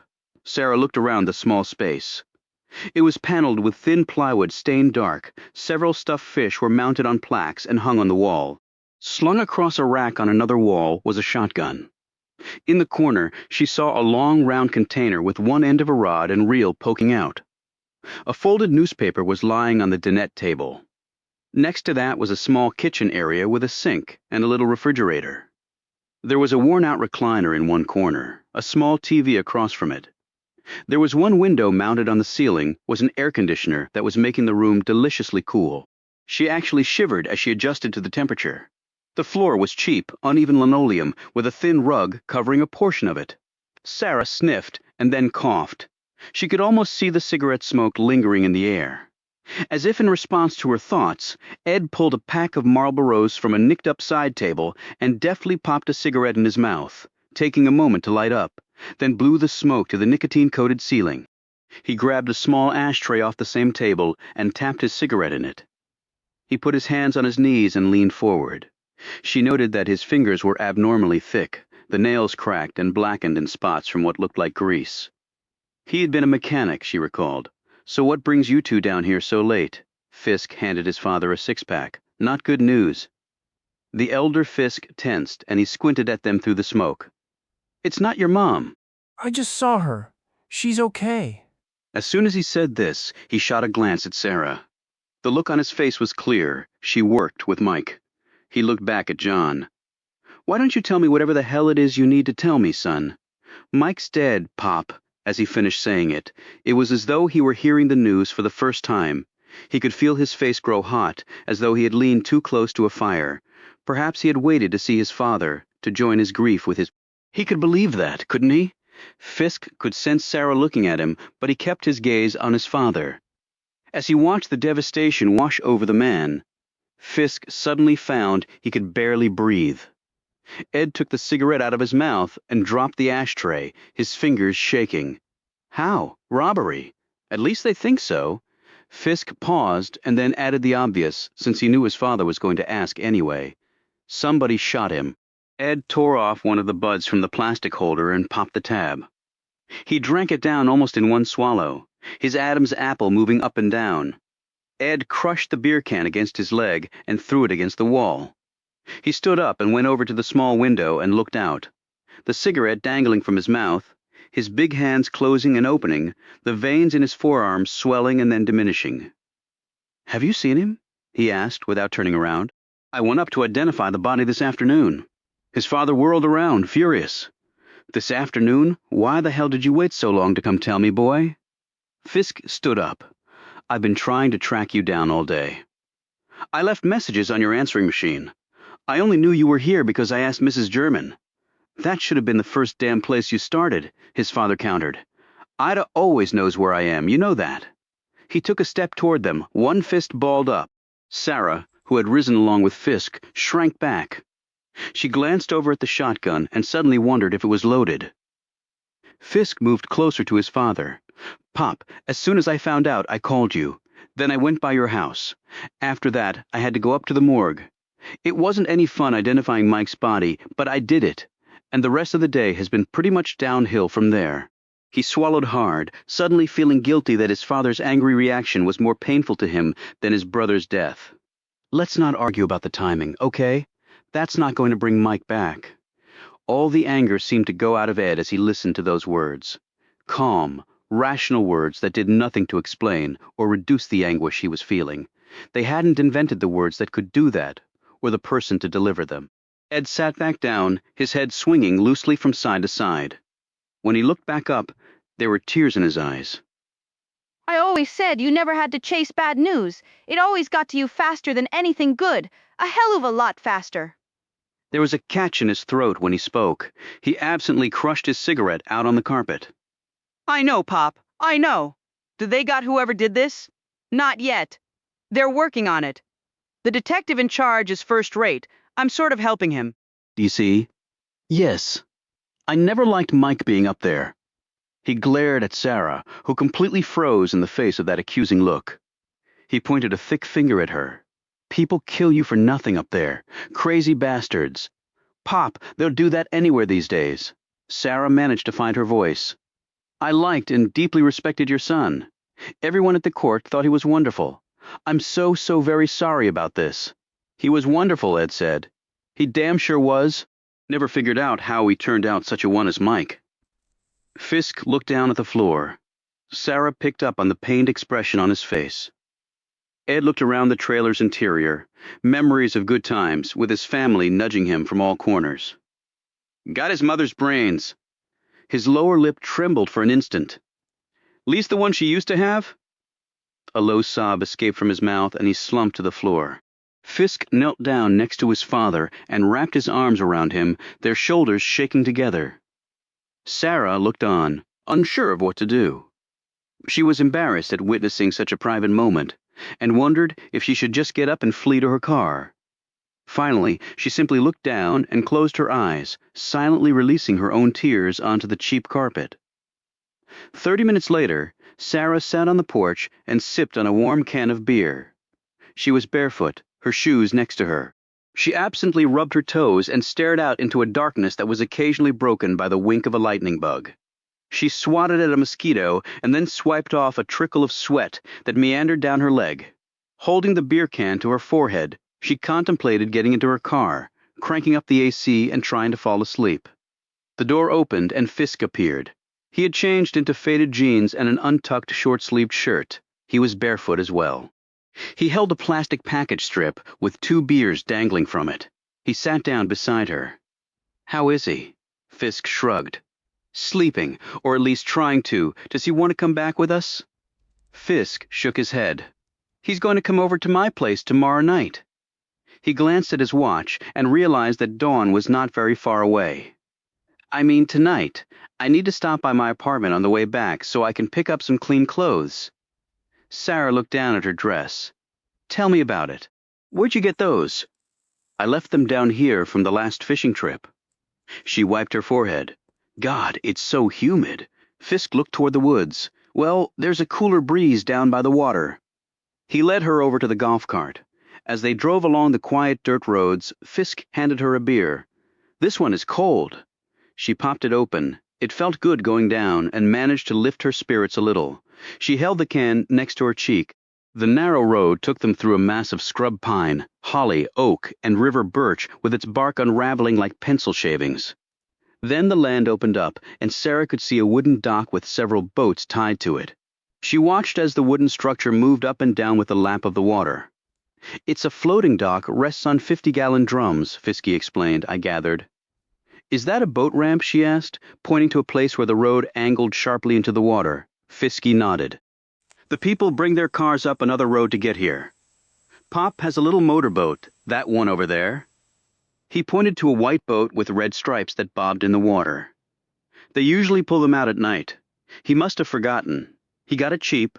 We spent a year fixing it up. It's no yacht, but it'll get you where you want to go. What river is this? Do you remember on the drive down 95 seeing signs for the Mata, the Po, and the Ni rivers? Sarah nodded. Well, up near Fort A.P. Hill, southeast of Fredericksburg, they converge, and it's called the Mattapony River. He looked out at the water. There were few things more relaxing than skimming along the water, and he could think out there's a full moon. The boat has running lights and a guide beacon, and I know this part of the river real well, and it's a lot cooler on the water. He looked at her questioningly. Sarah didn't hesitate. Sounds good. They walked out to the boat, and Fisk helped her in. Do you know how to cast off? He asked. I actually did some competitive racing when I was an undergrad at Stanford. Fisk watched her expertly undo the knots and cast off the line. The old Mattapony must seem pretty dull then. It's all in who you're doing it with. She sat next to Fisk, who stuck his hand into a storage compartment next to the captain's chair and pulled out a set of keys. He started the engine, and they slowly pulled away from the dock. They got out into the middle of the river, and he eased the throttle forward until they were moving at a fairly decent clip. The temperature was about 20 degrees cooler on the water. Fisk kept one hand on the wheel, his beer in the other. Sarah folded her legs up under her and then raised herself up so that her upper torso was above the low-slung windshield. She held her arms out from her sides and let the wind grip her.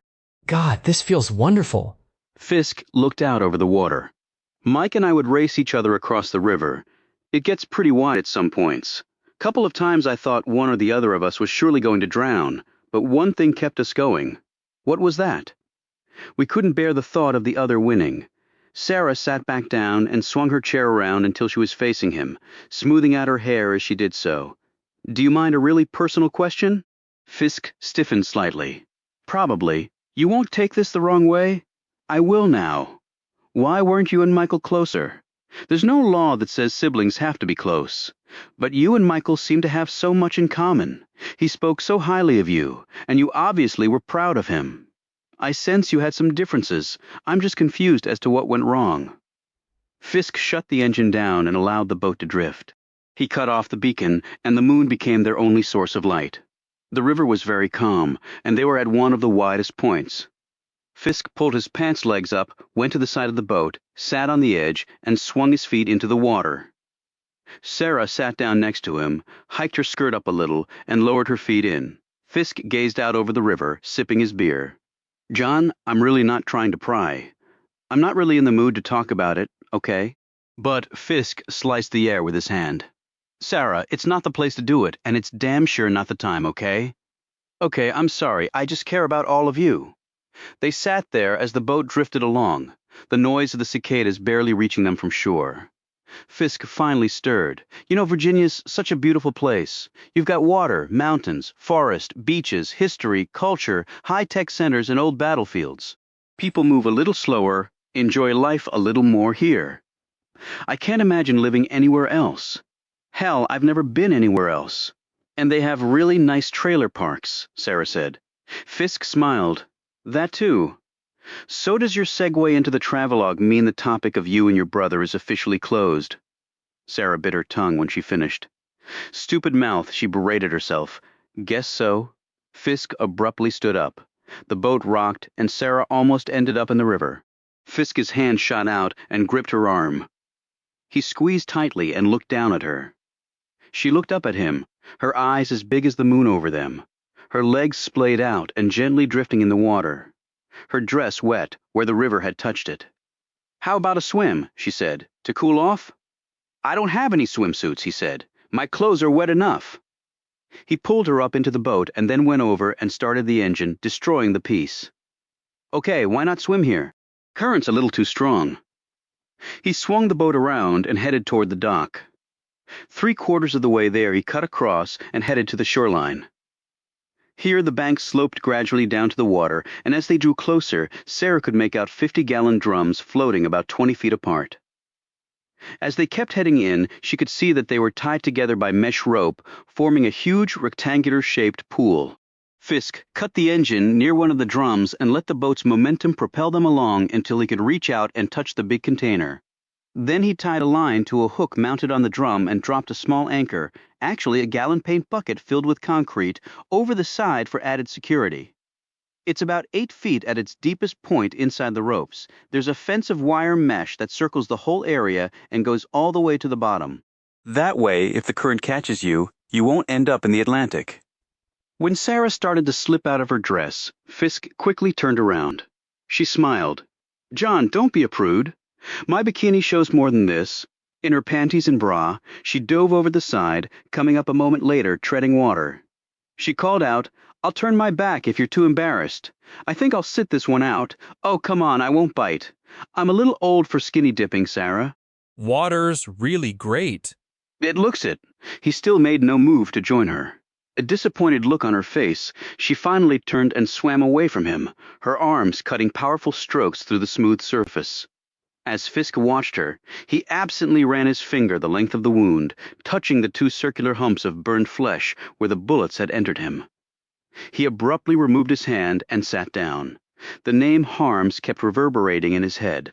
An informa pauperis petition probably would have come from a prisoner, if that's what the handwritten document amounted to. He shifted in his seat and once more looked in Sarah's direction.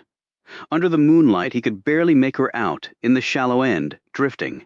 Whether she was looking at him or not, he couldn't tell. He looked out over the river, his mind taking him back. There was splashing in the water, the 2 young men swimming for all they were worth, one pulling ahead a bit and then the other. Sometimes Mike would win, other times John. Then they would race back, day after day, growing more tan, leaner, and stronger. So much fun. No real worries, no heartaches. Swim, explore the woods, devour bologna and mayo sandwiches for lunch. For dinner, skewered hot dogs on straightened hangers and cooked over the coals until the meat split open. So much damn fun. Fisky looked away from the water and forced himself to concentrate.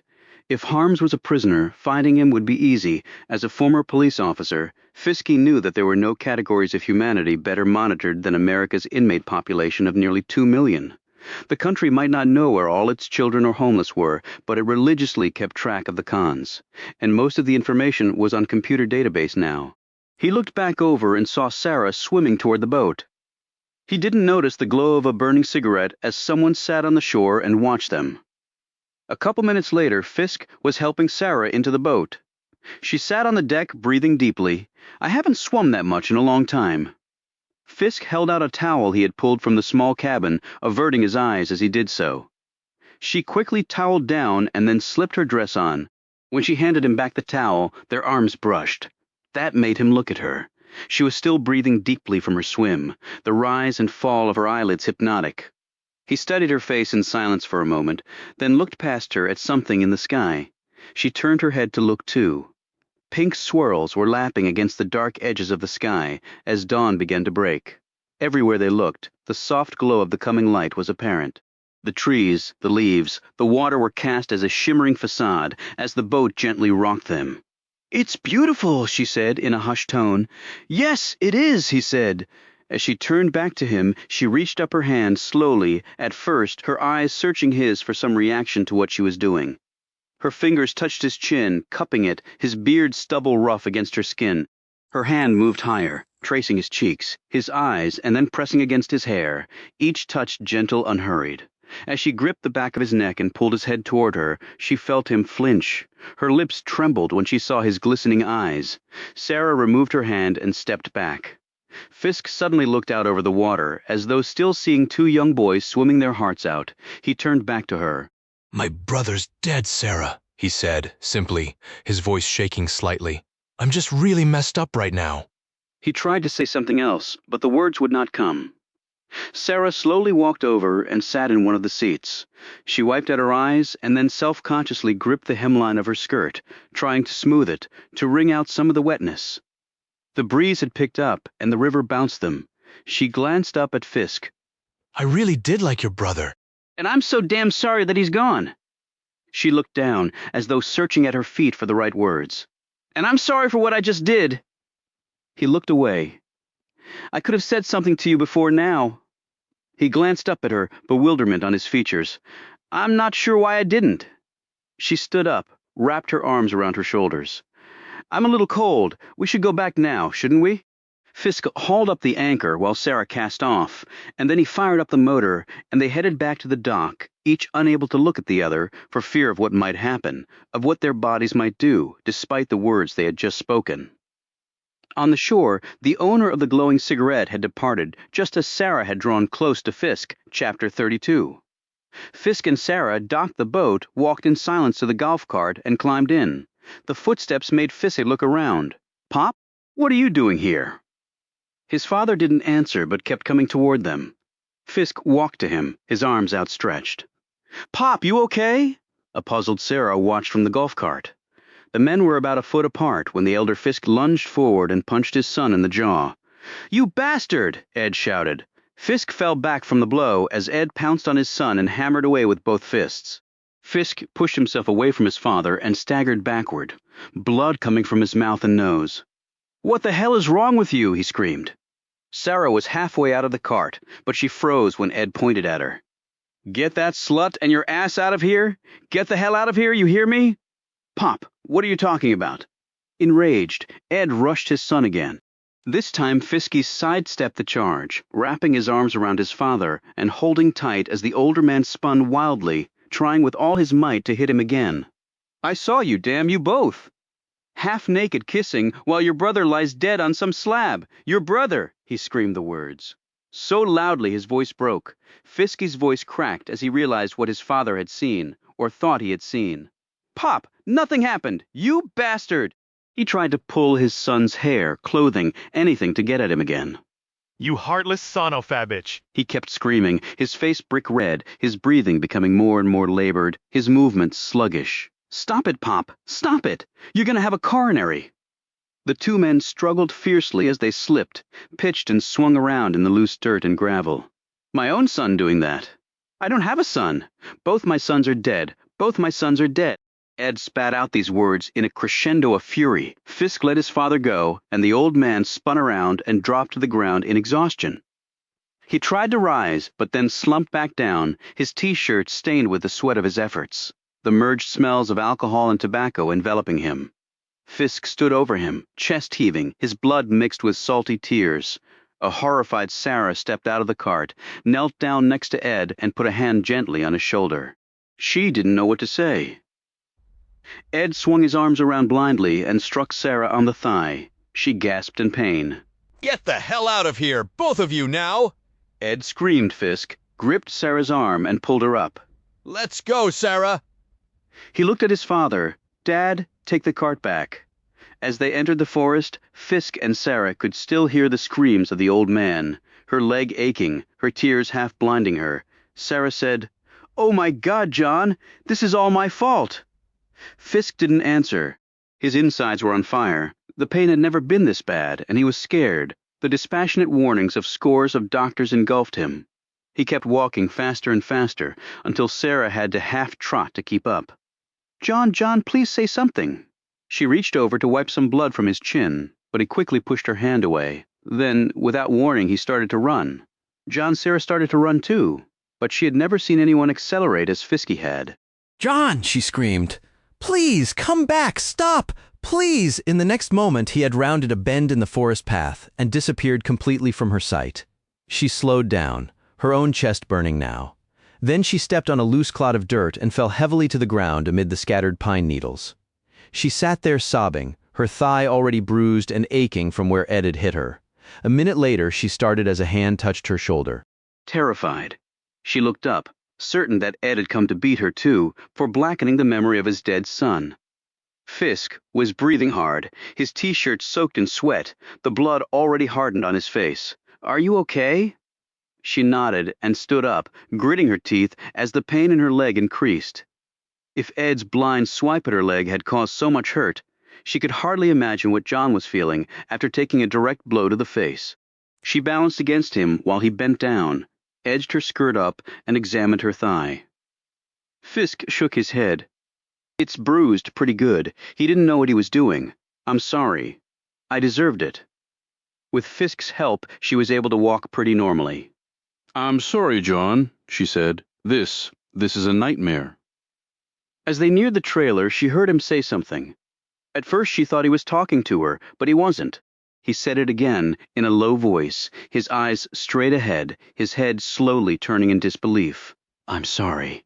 The apology was not directed toward her, she instinctively knew. Perhaps to the screaming man back at the dock, and maybe to the dead brother. When they reached the trailer, Sarah sat down on the steps while Fisk went inside. He came back out a minute later with some ice and a roll of paper towels. While she held the ice wrapped in a paper towel against her bruised thigh, she used one of the ice cubes and another paper towel to wipe the blood from his face and clean the cut on his lip. After she had finished, he stood, went down the steps, and headed down the dirt road. Where are you going? She asked. To get my father, he said, without turning around. She watched until he disappeared into the forest. While he was gone, Sarah limped into the trailer and cleaned herself up in the small bathroom. She spotted Fisk's suit and shoes and carried them out to her car. She ran her hand along the smooth metal surface of the flagpole and wondered if Ed would manage to raise the stars and stripes today. Maybe he would, at half-mast, in memory of his son, perhaps mourning both sons. She began trembling with that thought, moved away from the flagpole and leaned up against her car. She scanned the woods nervously, as though anticipating the abrupt charge of all sorts of terror from its underbelly. An elderly woman came out of the trailer next door and stopped when she saw Sarah. Sarah smiled in an embarrassed fashion. I'm a friend of John Fisk's. The woman nodded. Well, good morning. Good morning to you, too.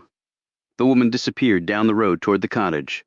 Sarah looked anxiously back toward the woods, clutching her hands together. Come on, John. Please, come on. 15 minutes later, the golf cart came into view. Fisk was driving. His father was slumped in the rear, apparently asleep. Fisk pulled up to the trailer, got out, carefully lifted his father and put him over his shoulder. He marched up the steps and disappeared inside. He came out a few minutes later carrying the shotgun. He's asleep, Fisk said. What's that for? Sarah pointed at the weapon. I'm not leaving it here with him. You don't think he'd shoot anybody? No, but I don't want him sticking it in his mouth and pulling the trigger either. Guns, alcohol, and bad news don't mix real well. He put the shotgun in the back seat of the car. You'd better let me drive. Your clothes are in the trunk. They climbed in the car and a minute later were back at the owner's cottage. Fiske went in and slapped 4 singles down for the guest fee. He bought some pastries and a couple cartons of orange juice. The woman who had greeted Sarah was also there. I saw your lady friend, John. Real cute girl. Uh-huh. You leaving already? Yep. I'll bet your daddy wishes you were staying longer. Fisk paid for the food and didn't wait for a bag. I'll take that bet, he told the puzzled woman before heading back out to the car. Chapter 33. Samuel Ryder arrived at his office early after being away a few days for business. Sheila hadn't come in yet. It was just as well, since Ryder wanted to be alone. He picked up his phone and called Fort Jackson, identified himself as Harms's attorney, and asked to speak with him. He's no longer here. Excuse me, he's serving a life sentence. Where exactly could he have gone? I'm sorry, but I'm not allowed to give out that information over the phone. If you would like to come down in person or make an official inquiry in writing. Ryder slammed down the phone and collapsed in his chair. Was Rufus dead? Had they somehow discovered what he was up to? Once Ryder had filed the appeal with the Supreme Court, Rufus should have had instant security. Ryder clamped his fingers around the edge of his desk. If it had reached the court, he tore open his desk drawer and pulled out the white receipt with a tracking number on it. The green receipt should have come back to his office. Sheila. He jumped up and raced to Sheila's work area. Normally, any return receipts would be included in the appropriate case file. However, there was no case file for Rufus Harms. What could she have done with the damn receipt? As if in answer to his thoughts, the woman herself walked in the door. She was surprised to see him. Why, you're an awful early, Mr. Ryder? Ryder assumed a casual tone, trying to catch up on a few things. He edged away from her desk, however, she had picked up on his intentions. Are you looking for something? Well, now that you mention it, I had sent a letter out and, I had sent it return receipt requested, and then it occurred to me that I hadn't told you anything about it. Stupid of me. Her next words brought an inward sigh of relief. So that's what that was at first. I thought I had forgotten to open a case file. I was meaning to ask you about it when you got back. So you got it back then, Ryder said, trying to veil his eagerness. Sheila opened a drawer of her desk and pulled out a green receipt. The United States Supreme Court, she said, with awe, passing it over to him. I remember thinking, are we going to be doing something with them, or what? Ryder put on his best lawyer's face. No, Sheila, just something to do with a bar function. We don't need to look to Washington for our daily bread. Oh, here are your phone messages that came in while you were out of town. I tried to prioritize them for you. He gave her hand a nice squeeze. You're the essence of efficiency, he said gallantly. She smiled and started to fuss at her desk. Ryder went back to his office, closed the door, and looked down at the receipt. The filing had been delivered. The signature was right there. But then where was Rufus? Ryder planned to spend much of the morning in meetings discussing the possible development of a shopping mall on a vast tract of land that had been used since the 40s as an auto-wrecking yard. One of the men he was meeting with had flown a prop plane into Blacksburg, Virginia, from Washington early that morning and was driving over to Ryder's office. With everything on his mind, it was all Ryder could do to act normal when the man arrived at his office a while later. The man had brought with him a copy of the morning's Washington Post. While the man accepted a cup of coffee from Sheila, Ryder idly ran his eye over the Post's headlines. One in particular caught his attention. The man noticed what Ryder was doing. Damn shame, he said, nodding at the story Ryder was focused on. One of the best and brightest, he said, as Ryder silently mouthed the headline again. Supreme Court clerk slain. Did you know him? Ryder asked. It couldn't be connected. There was no way in hell. No. But if he was clerking up there, you know he had to be top of the top, murdered too. Shows you how dangerous times have become. Nobody's safe anymore. Ryder stared at him for a moment and then looked down at the paper and the accompanying photo. Michael Fisk, age 30. He had earned a Ph.D. from Columbia University and then gone on to the University of Virginia Law School, where he had been editor-in-chief of the Law Review. He was the senior law clerk for Justice Thomas Murphy. No suspects, no clues, other than a missing wallet. Nobody's safe anymore. He tightly gripped the paper as he stared at the grainy, depressing photo of the dead man. It couldn't be, however. There was one way to find out. He excused himself and slipped into his office, where he called the Supreme Court clerk's office. We have no case with the name Harms, sir, either on the regular or IFP docket. But I've got a return receipt that shows it was delivered to you people. The voice on the other end again delivered the perfunctory message. Don't you have some way of keeping track of your mail up there? The polite answer Ryder received did not sit well with him. He yelled into the phone. Rufus Harms is rotting in the damn stockade, and you people can't keep track of your mail. He threw down the phone. Somewhere between its arrival and the point where a case was actually placed in the official system, Rufus Harms's filing had apparently disappeared, and so had Rufus Harms. Ryder suddenly felt chilled. Ryder looked down once more at the newspaper, and a Supreme Court clerk had been murdered. It all seemed so far-fetched, but then so had the story Rufus told him. Then another thought hit him even harder. If they had killed Rufus and the clerk, they surely wouldn't stop there. If they had what Ryder had filed with the court, then they would know that Ryder had played a role in all of it. That meant he could be next on their hit list. But come on, he told himself, you're just being paranoid. And that's when it finally dawned on him. The sheaf of phone messages that Sheila had collected while he had been away. He had idly skimmed through them, returning the ones he felt were most important. The name, the damn name. He clawed through his desk until he found the pink pieces of paper. His hands flew through them, scanning, finally ripping the pile apart in his rising anxiety until he found it. He looked down at the name, the blood slowly draining from his face. Michael Fisk had called him. Twice. Oh my God. In an avalanche of thought. Visions of his wife, the condo in Florida, his grown children, all the years of billable hours, flew through his mind. Well, damn if he was waiting around for them to come get him. He punched his intercom and told Sheila he wasn't feeling well, to convey that to his visitor and the other gentleman who would shortly arrive and accommodate them any way she could. I won't be back today, he told her as he hurried through the reception area. I hope I will someday, and not in a coffin, he added silently. All right, Mr. Ryder, you take care. He almost laughed at her remark. He had phoned his house before leaving the office, but his wife wasn't in. As he drove along, he had already made up his mind what he was going to do. The two had kicked around the idea of taking a late fall vacation, maybe down to the islands, one last dose of sun and water before the ice set in, only they might stay a while. He'd prefer to pour his savings into staying alive than into securing the view of a Florida sunset he might never get a chance to see. They could drive to Roanoke, hop a commuter flight, and take it into Washington or Richmond. From there they could go anywhere. He would explain it to his wife by saying he was just being spontaneous, something she had said he never was and never could be. Good old steady, reliable Sam Ryder. Did nothing more with his life than work hard, pay his bills, raise his kids, love his wife, and try to catch a few strands of happiness along the way. Lord, I'm already writing my obituary, he realized. He wouldn't be in a position to help Rufus, but he figured the man was probably dead anyway. I'm sorry, Rufus, he thought, but you're in a much better place, far better than the one those bastards saddled you with on this earth. A sudden thought made him almost turn the car around. He had left the copies of the filing he had made for Rufus back at the office. Should he go back? He finally decided that his life was worth more than a few pieces of paper. What could he do with them now anyway? He concentrated on the road.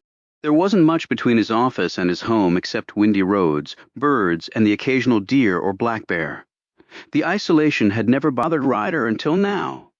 At this moment, it terrified him. He had a shotgun at home that he used for quail hunting. He wished he had it with him. He rounded an elbow-shaped bend in the road, a rusted guardrail, the only thing standing between him and a 500-foot drop. As he tapped his brakes to slow down, his breath caught in his throat, his brakes. Oh my God, I've lost my brakes. He started to scream, but then the brakes held. Don't let your senses run away from you, Sam, he cautioned himself. A few minutes later, he turned the last corner and saw his mailbox. A minute after that, he pulled the car into his garage. His wife's car was next to his. As he passed by her car, he glanced at the front seat. His feet seemed to sink right into the concrete floor. His wife was lying face down in the front seat. Even from where he was standing, Ryder could see the blood pouring from the head wound. That was the next to last memory Ryder would have. The hand came around and clamped across his face, a large cloth that had a sickening medicinal odor. Another hand slipped something into Ryder's hand. As the lawyer looked down with eyes that were already beginning to close, he saw and felt the still-warm pistol as his fingers were wrapped around it by a pair of latex-gloved hands. It was Ryder's pistol, one he used for target shooting. The one he now also knew had been used to kill his wife. From the heat left in the metal, they must have done it as soon as he turned into the driveway. They must have been watching for him. He arched his head and stared into the cold, clear eyes of Victor Tremaine, as his face was thrust deeper and deeper into the clutches of unconsciousness. This man had killed her, but Ryder would be blamed for it. Not that it would matter much to him. He was dead, too. As he finished this thought, Samuel Ryder's eyes closed for the last time. Chapter 34, driving down the George Washington Parkway south of Old Town Alexandria. Fisk glimpsed a bike rider as he flitted, phantom-like, among the line of trees that ran along the asphalt bike path paralleling the river. Fisk nudged Sarah awake, and she told him where to turn off the parkway. She glanced quickly at him. The encounter with his father had not been mentioned on the drive back. It was as though they had silently agreed not to discuss it. With Sarah directing, Fisk pulled down another blacktop road, and then turned right onto a gravel lane that ran steeply down toward the water. He stopped the car in front of the small wood-framed cottage, which stood there prim and dour among the untidy backdrop of tree, bramble, and wildflower, like the preacher's wife at a church picnic turned rowdy. The clapboard was layered with 50 years' worth of white paint. The structure also had black shutters and a wide brick chimney the color of terracotta. Fisk watched as a squirrel sprinted across the phone line, leaped to the roof, and corkscrewed up the chimney. Anchoring one corner of the property was a crepe myrtle in full bloom, its bark the texture and color of deerskin. Wedged against the other side of the cottage was a 20-foot holly, red berries peeping out, ornament-like, from among the dark green leaves. In between was a hedge of burning bush, the ground underneath it sprinkled with cardinal red leaves. Behind the house, Fisk noted the stairway angling down to the water. From there he thought he saw the bob of a sail mast. From the back seat he grabbed the clean clothes he had gotten from his apartment. They got out of the car. "Nice place," he commented. Sarah stretched and yawned deeply. When I got the clerkship at the court, I flew in to look at housing. I thought I'd just rent it first, but found this place and fell in love with it. So I went down to North Carolina, sold the farm, and bought this. Must have been hard selling the homestead. Sarah shook her head. The 2 reasons it was important to me were dead. All that was left was a bunch of dirt that I couldn't do anything with. Still stretching, she headed to the house. I'll get the coffee going. She looked at her watch and moaned, "I'm going to be late for oral argument. I should call in, but I'm afraid to." "I'm sure they'll understand, given the circumstances." "You'd think so, wouldn't you?" she said doubtfully. Fiske hesitated. "Do you have a map around here?" "What kind?" "Eastern half of the United States." She thought a moment. "Check the glove compartment." He did so and pulled out the map. As they went into the house, she asked, "What are you looking for?" "I've been thinking about the 800 miles that were on Mike's car. You want to see what's 800 miles from here?" "No, 400. Sarah looked puzzled. 400 miles out, but he, or someone else, had to drive back to D.C. Although it could be a number of smaller trips, 100 miles here and there. Fiske shook his head. Human remains inside a trunk on a hot day aren't real pleasant to be around. "I've found a couple that way," he added grimly. While she fixed coffee in the kitchen, Fiske looked out the window that faced the river. From this vantage point, he could now see the pressure-treated lumber dock and the sailboat tied up to it. "You get to sail much? Black or cream?" "Black." She got out 2 cups. "Not as much as I used to. Where I lived in North Carolina was pretty landlocked. Some fishing with my dad, swimming at a pond a few miles down the road. But out at Stanford, I really got into it. You never know how big something can be until you see the Pacific Ocean. It dwarfs everything else I've ever experienced. Never been there. Let me know if you ever decide to. I could show you around." She wiped the hair out of her eyes, poured his coffee, and handed him his cup. "I'll put that on my list," he said dryly. "I've only got 1 bathroom, so we'll have to take turns showering. You go first. I want to check out this map. If I'm not down in 20 minutes, pound on the door, I'll probably have fallen asleep in the shower." Fiske was looking at the map, sipping his coffee, and didn't comment. Sarah paused on the stairs. "John?" He looked up. "I hope you can forgive me for last night." She stopped, as though mulling over what she had just said. "The problem is, I don't think I deserve to be forgiven." Fiske put his cup down and stared at her. The sunlight poured through the window at a graceful angle, falling full upon her face, accentuating the sparkle of her eyes, the sensual margins of her lips. Her hair was limp from the river water, sweat, and sleeping on it. The little makeup she wore had long since lost its life, staining her eyelids and cheeks, her entire body pushed to the point of exhaustion. This woman had been the source of a major, perhaps cataclysmic rift between him and his father, a man he worshipped, and yet Fiske had to fight the impulse to slip off her clothes and lie down next to her right there on the floor. "Everybody deserves to be forgiven," he finally said, and then looked back at the map. While Sarah was showering, Fiske went into a room off the kitchen. She obviously used it as a home office of sorts, since it had a desk, computer, bookshelf full of law books and a printer. He spread the map out on the desk. He found the scale at the bottom, converting inches into miles, and rummaged around in the desk drawer until he found a ruler. Using Washington as the epicenter, he drew lines outward in northwest and southerly directions, and then drew a line attaching the endpoints. He ignored the east, since 400 miles out would put him well into the Atlantic. He made a list of the various states within this rough circumference, picked up the phone and called directory assistance. Within a minute he was on the phone with someone from the Federal Bureau of Prisons. He gave the name Harms to the person on the other end, along with the geographic radius he might be within. It had occurred to Fiske that his brother may have gone to visit Harms in prison. The call his brother had made to him seeking some advice would then make sense. John Fiske knew a lot more about prisons than his younger brother did. When the bureau representative came back on the line with the results, Fiske's face sagged. "You sure there's no prisoner with that last name in any federal prison in the geographic area I gave you? I even went out an extra couple 100 miles. Well, how about state prisons then? I can give you the phone numbers for each state. You'll have to contact them separately. Do you know which ones are in that area?" Fiske looked at the map and rattled them off. There were over a dozen. Fiske wrote down the telephone numbers he was given and hung up. He thought for a moment and then decided to check messages at his home and office. One was from an insurance agent. Fisk returned the call to the agent, who was located in the D.C. metropolitan area. "I was very sorry to read about your brother's death, Mr. Fisk. The woman said, "I didn't know my brother had any life insurance."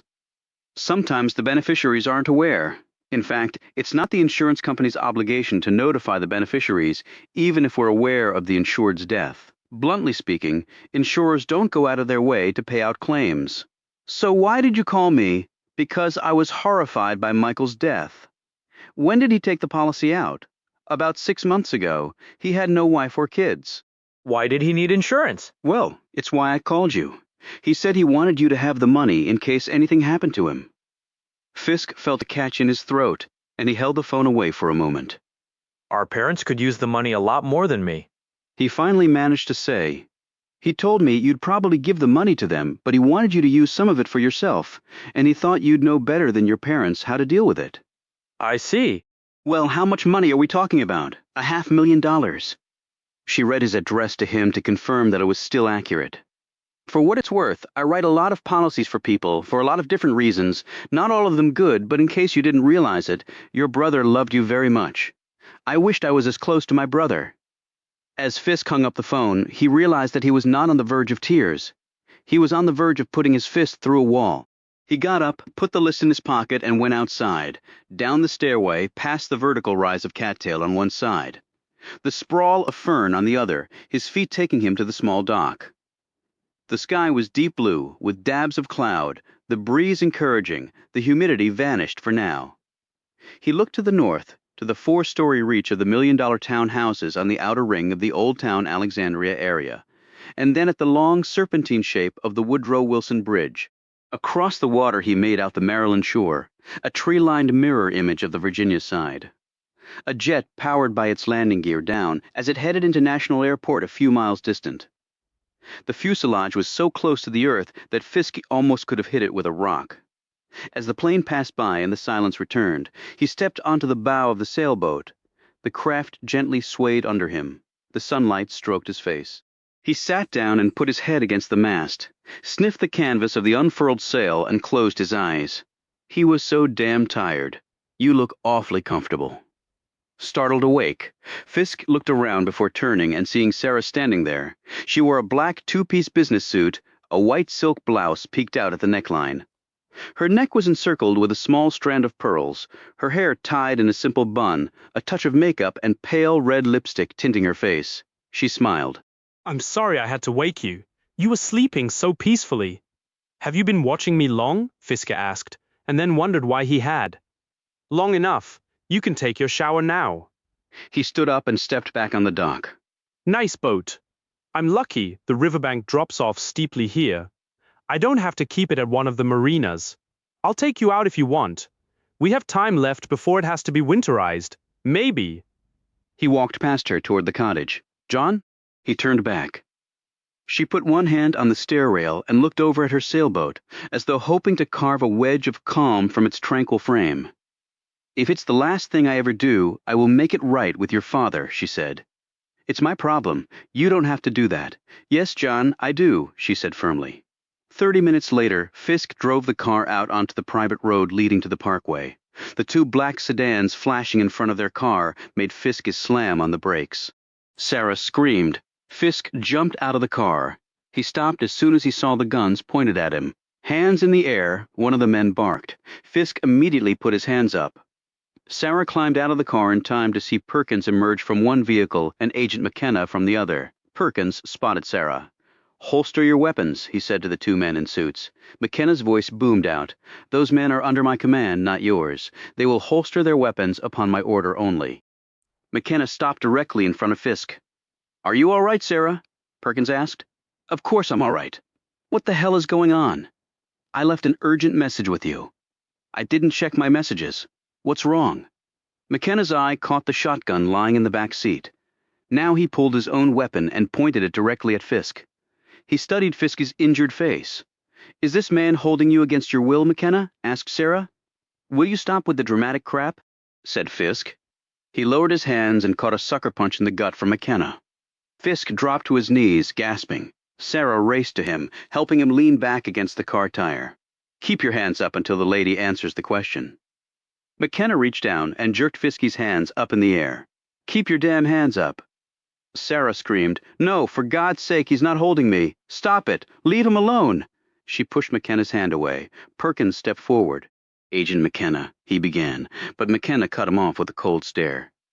He's got a shotgun in the car, McKenna said. You want to take a chance with your men? Fine. I don't operate that way. Another sedan pulled up, and Chandler and 2 uniformed Virginia police officers climbed out, guns drawn.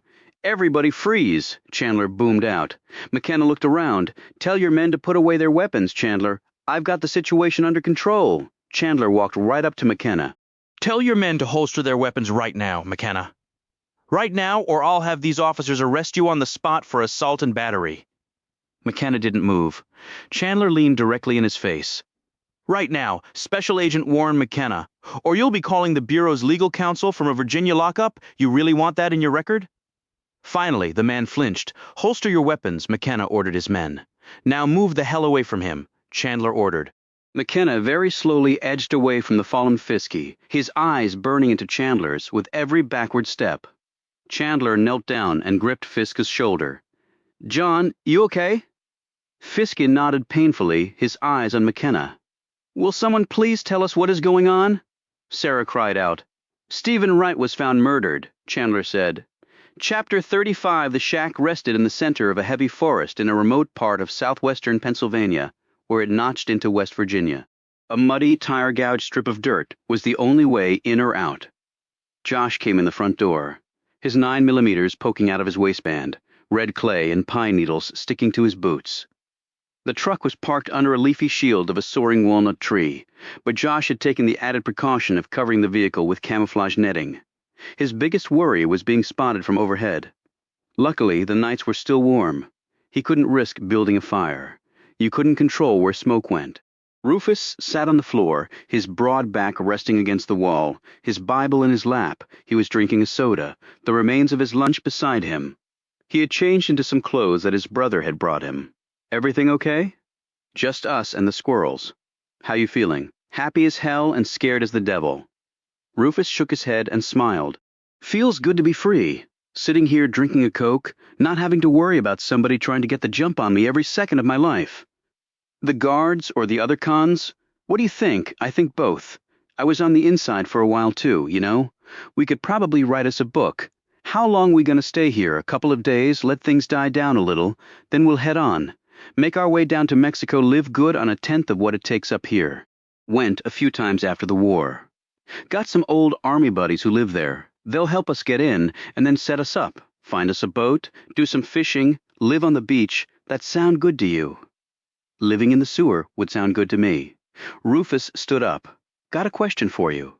His brother leaned against the wall and started carving up an apple with his pocket knife. I'm listening. Your truck was full of groceries, 2 rifles, and that pistol you're carrying. And the clothes I'm wearing.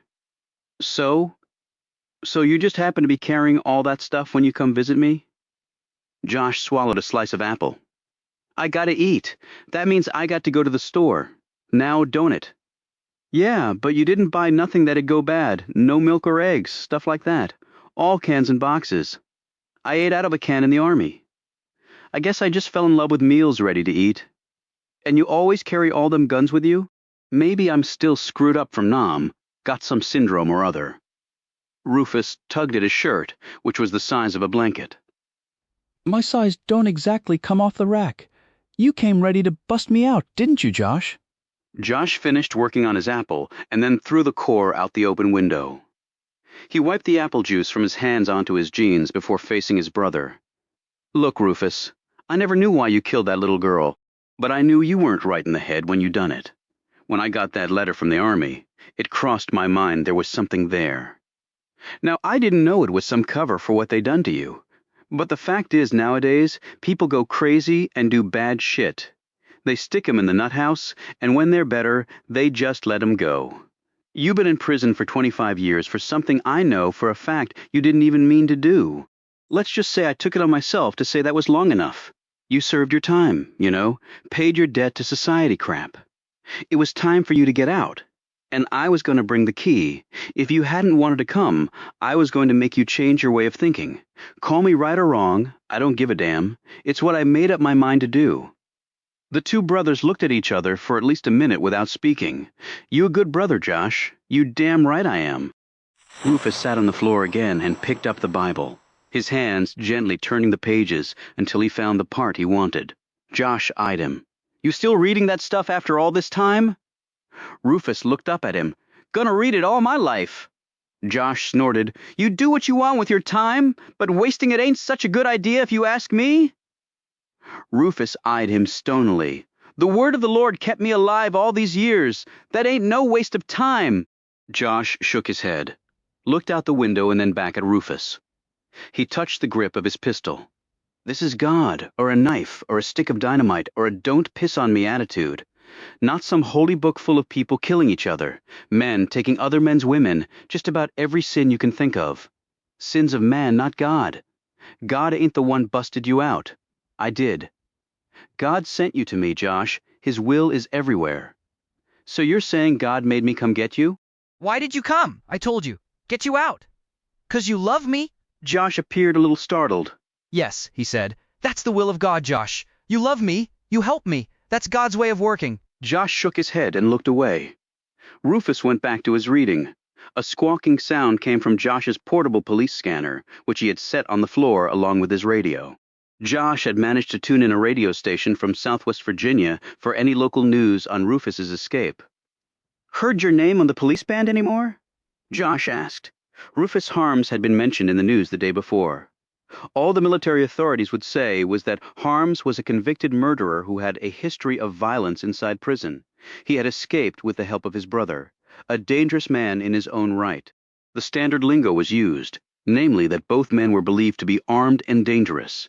Translation: no one should be surprised or ask any questions when the authorities drag their corpses in. "A little," Rufus replied. "They're looking south, like you thought." Just then the afternoon news came on the radio. The first two news stories meant nothing to either brother. The third news story was a late-breaking one, and it made both brothers stare at the radio. Josh hustled over and turned up the sound. The story only lasted about a minute, and when it was over, Josh turned the radio off. "Ryder and his wife," he said. "Made it look like he killed her, and then turned the gun on himself." Rufus added, his head shaking slowly in disbelief. "Two men come to see me, and now they're both dead." Josh stared over at his brother. He knew exactly what he was thinking. "Rufus, you can't bring him back. You can't bring none of them back." "It's my fault they're dead, for trying to help me. And Ryder's wife, she didn't know nothing about any of this." "You didn't ask that Fisk boy to come down to the prison." "But I asked Samuel. He'd be alive except for me. He owed you, Rufus. Why you think he came on down in the first place? He felt guilty. He knew he didn't fight hard for you back then. He was trying to make up for that. He's still dead, ain't he? Because of me." "Supposing that's true, you can't do nothing about it." Rufus looked over at him. "I can make sure they didn't die for nothing. Them folks took most of my life away, and now they took these other people's lives. You say we'll be okay in Mexico, but they ain't never gonna stop looking for us. Vic Tremaine is crazy as hell. Just have to look in the man's eyes to see that.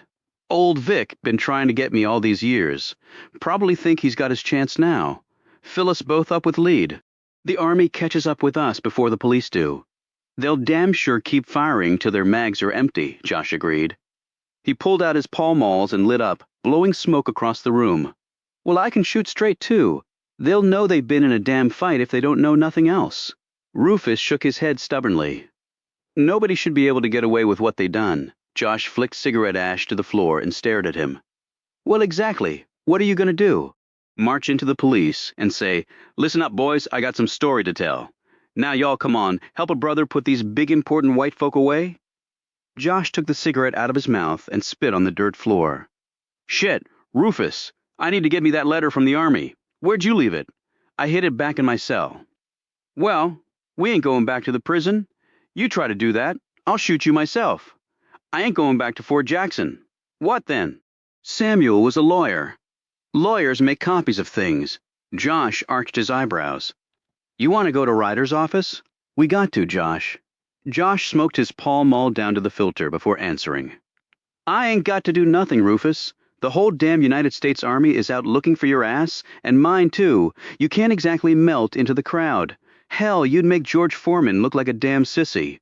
We still gotta do it, Josh. Least I got to do it. If I can get that letter, then maybe I can get it to somebody who can help. Maybe write another letter to the court. Yeah, look at all the good it done you last time. Them big-ass judges just come running to help you, didn't they? It don't matter if you don't want to come, Josh, but I got to do it. What about Mexico? Damn, Rufus, you free for now. We try poking around this thing, they gonna take you back to prison or most likely shoot you down first. We got to go while we got the chance, man. I want to be free, but I can't leave it like this. I go to Mexico now, and I'll die of guilt if the Lord don't strike me down before then. Guilt? You done 25 years for nothing. When you die, you're going to heaven and you're going to be sitting in God's lap. You a lock for that. No good, Josh. You ain't changing my mind. Josh spit again and looked out the dirty, cracked window.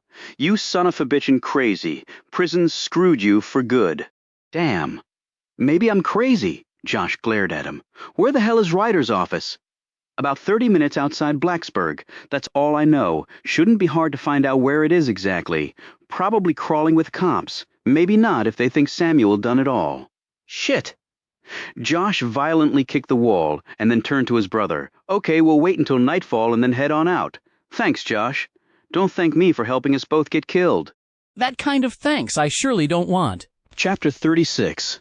The flag at the United States Supreme Court was flying at half-mast. Newspaper, TV, and radio reports nationwide were filled with accounts of the two murdered clerks.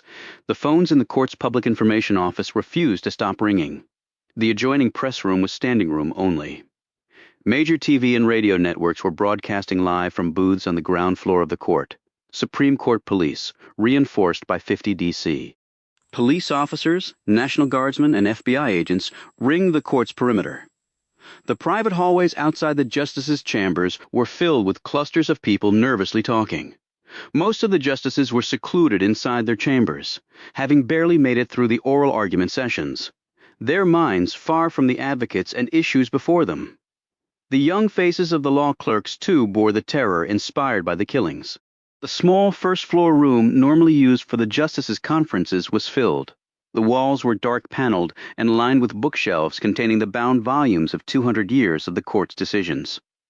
Another wall held a fireplace, unlit on this very warm day. A grand chandelier hung overhead. Ramsey sat at the head of the table. Justices Knight and Murphy sat in their regular chairs.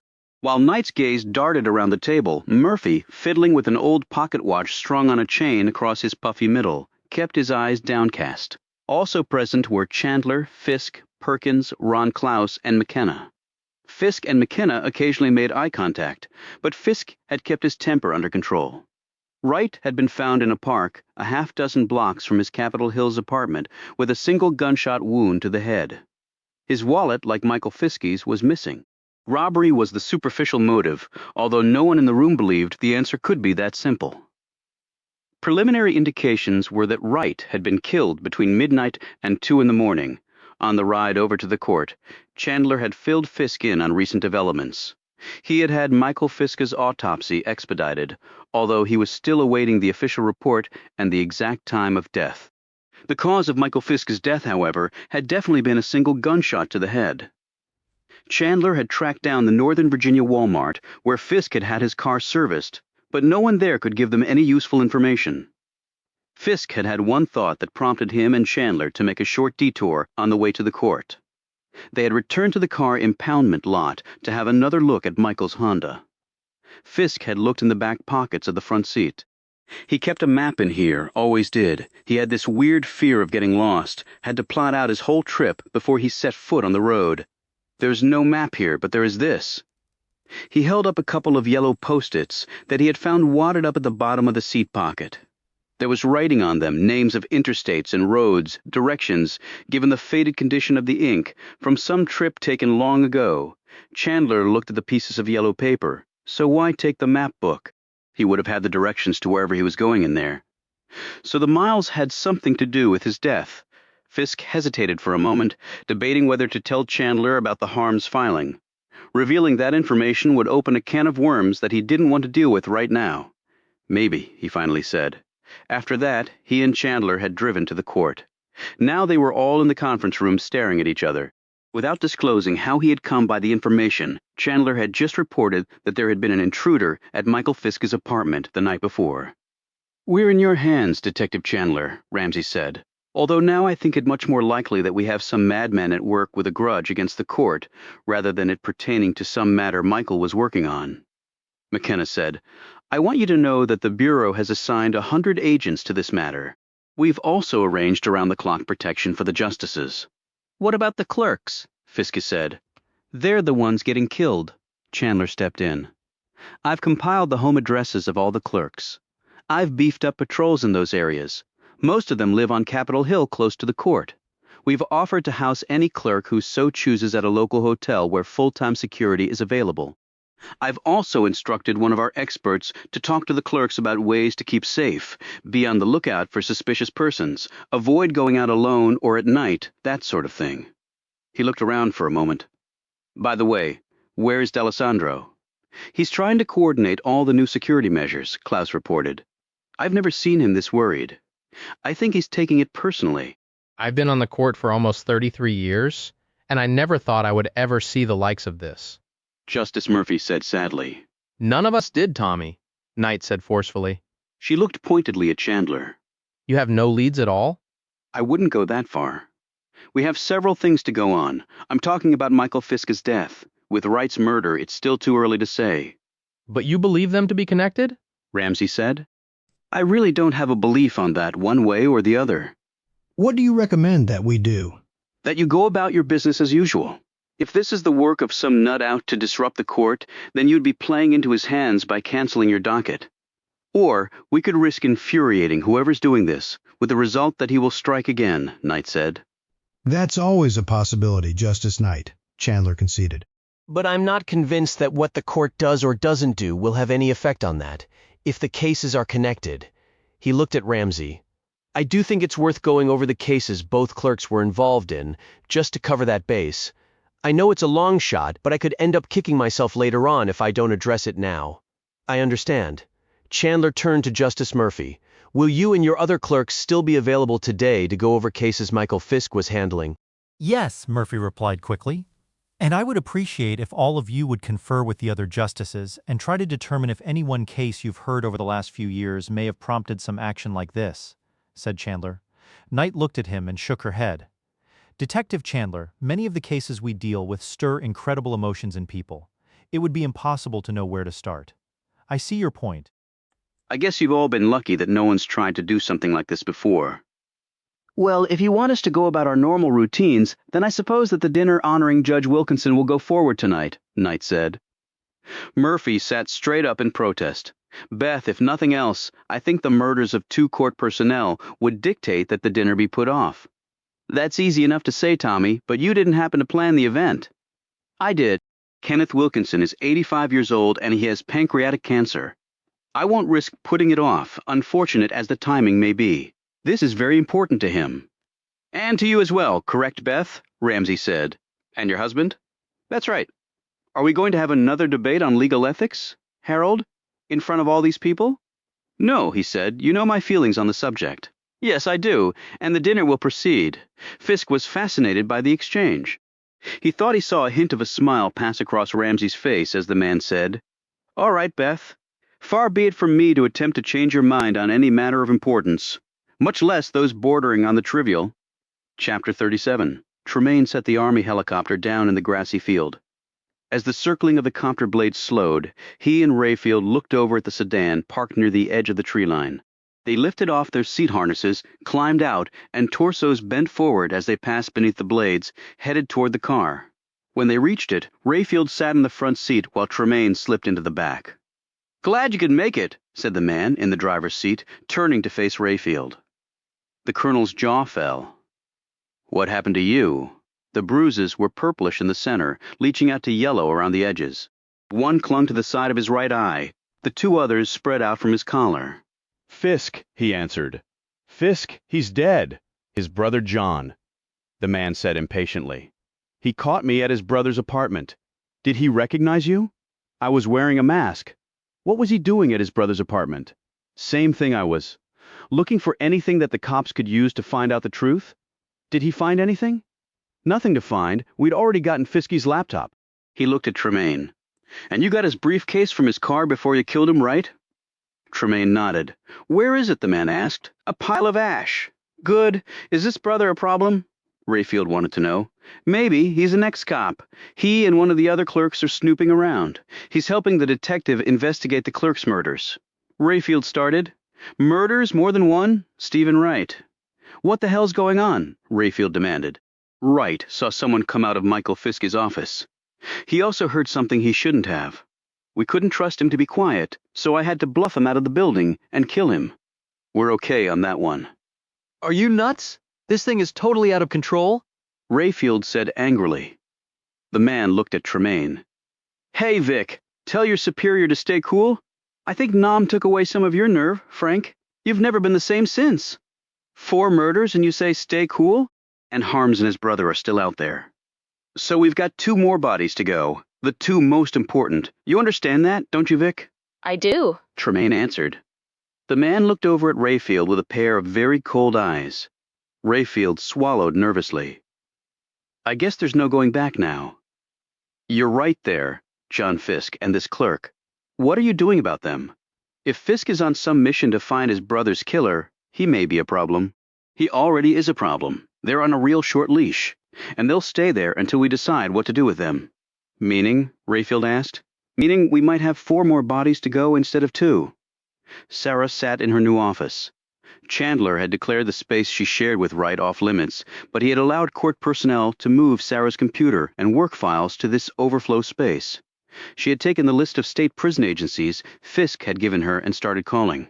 At the end of a half an hour, she hung up the phone, depressed. There was no one with the last name Harms in any prison in any of those states. She tried to remember any other helpful word or phrase from the documents she had seen, but she finally gave that up. Suddenly she had a mental flash, the letter R sticking in her mind. Harms's first name started with an R. She had seen that in the filing. It was maddening that she couldn't remember anything else. She stood, and that's when it caught her eye. She had just grabbed a stack of files with her abrupt move and hadn't noticed it until now. It was the Chance bench memo, the one she had told Wright he had to work on last night until he finished. A handwritten note was attached, asking Sarah to review it. She sat down, and her head sank to the desktop. What if there really was some psychopath targeting clerks? Was it just chance that Wright had been killed instead of her? For a minute she sat there, frozen. Come on, Sarah. You can beat this. You have to beat this, she urged herself, using every bit of resolve she could marshal. She stood and walked out the door.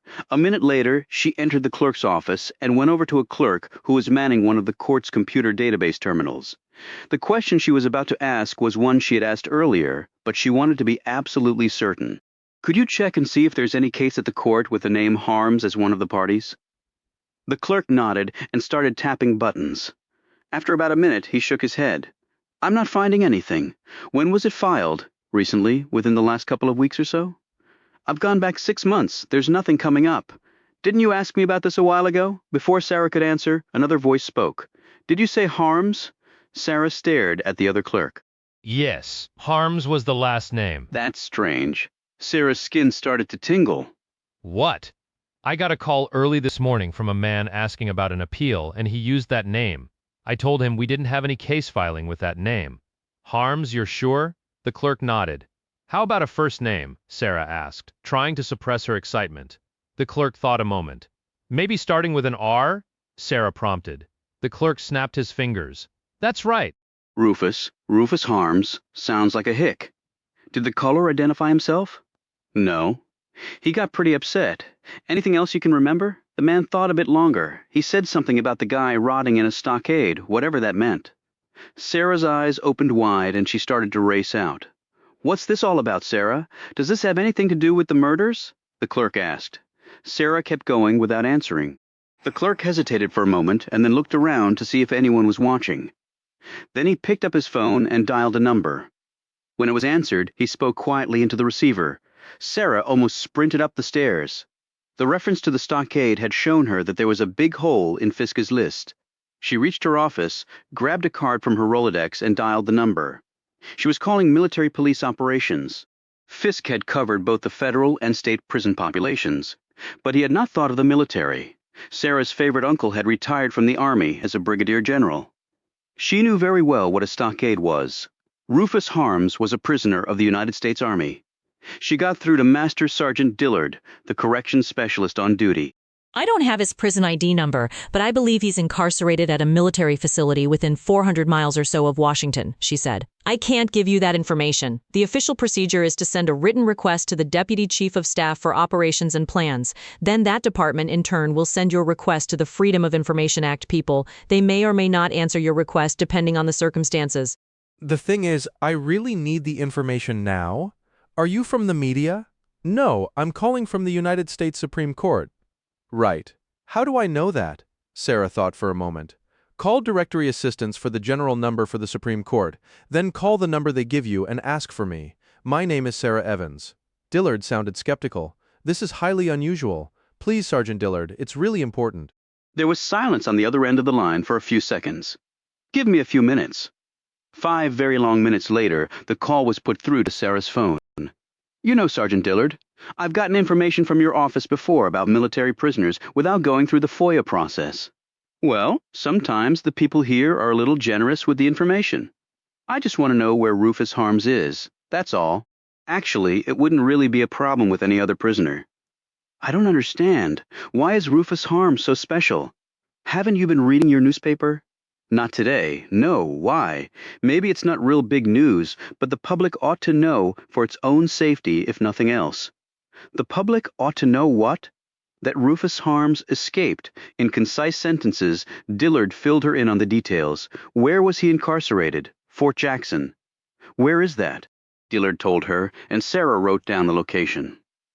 Now I got a question for you, Miss Evans. Why is the Supreme Court interested in Rufus Harms? He filed an appeal with the court. What sort of appeal? I'm sorry, Sergeant Dillard, but that's all I can tell you. I have rules to go by, too. All right, but I tell you what. If I were you, I'd hold off working on his appeal. The courts aren't open to dead people, are they? Actually, they can be. What exactly did the man do? You'll have to check his military file. How do I do that? You're a lawyer, aren't you? Yes, but I don't do a lot of work with the military. She could hear him muttering a bit over the phone. Since he's a prisoner of the military, Rufus Harms is no longer technically in the United States Army. Along with his conviction, he would have been given either a dishonorable or a bad conduct discharge. His military records would have been sent to the St. Louis Military Personnel Records Office. Hard copies are kept there. It's not on a computer database or anything.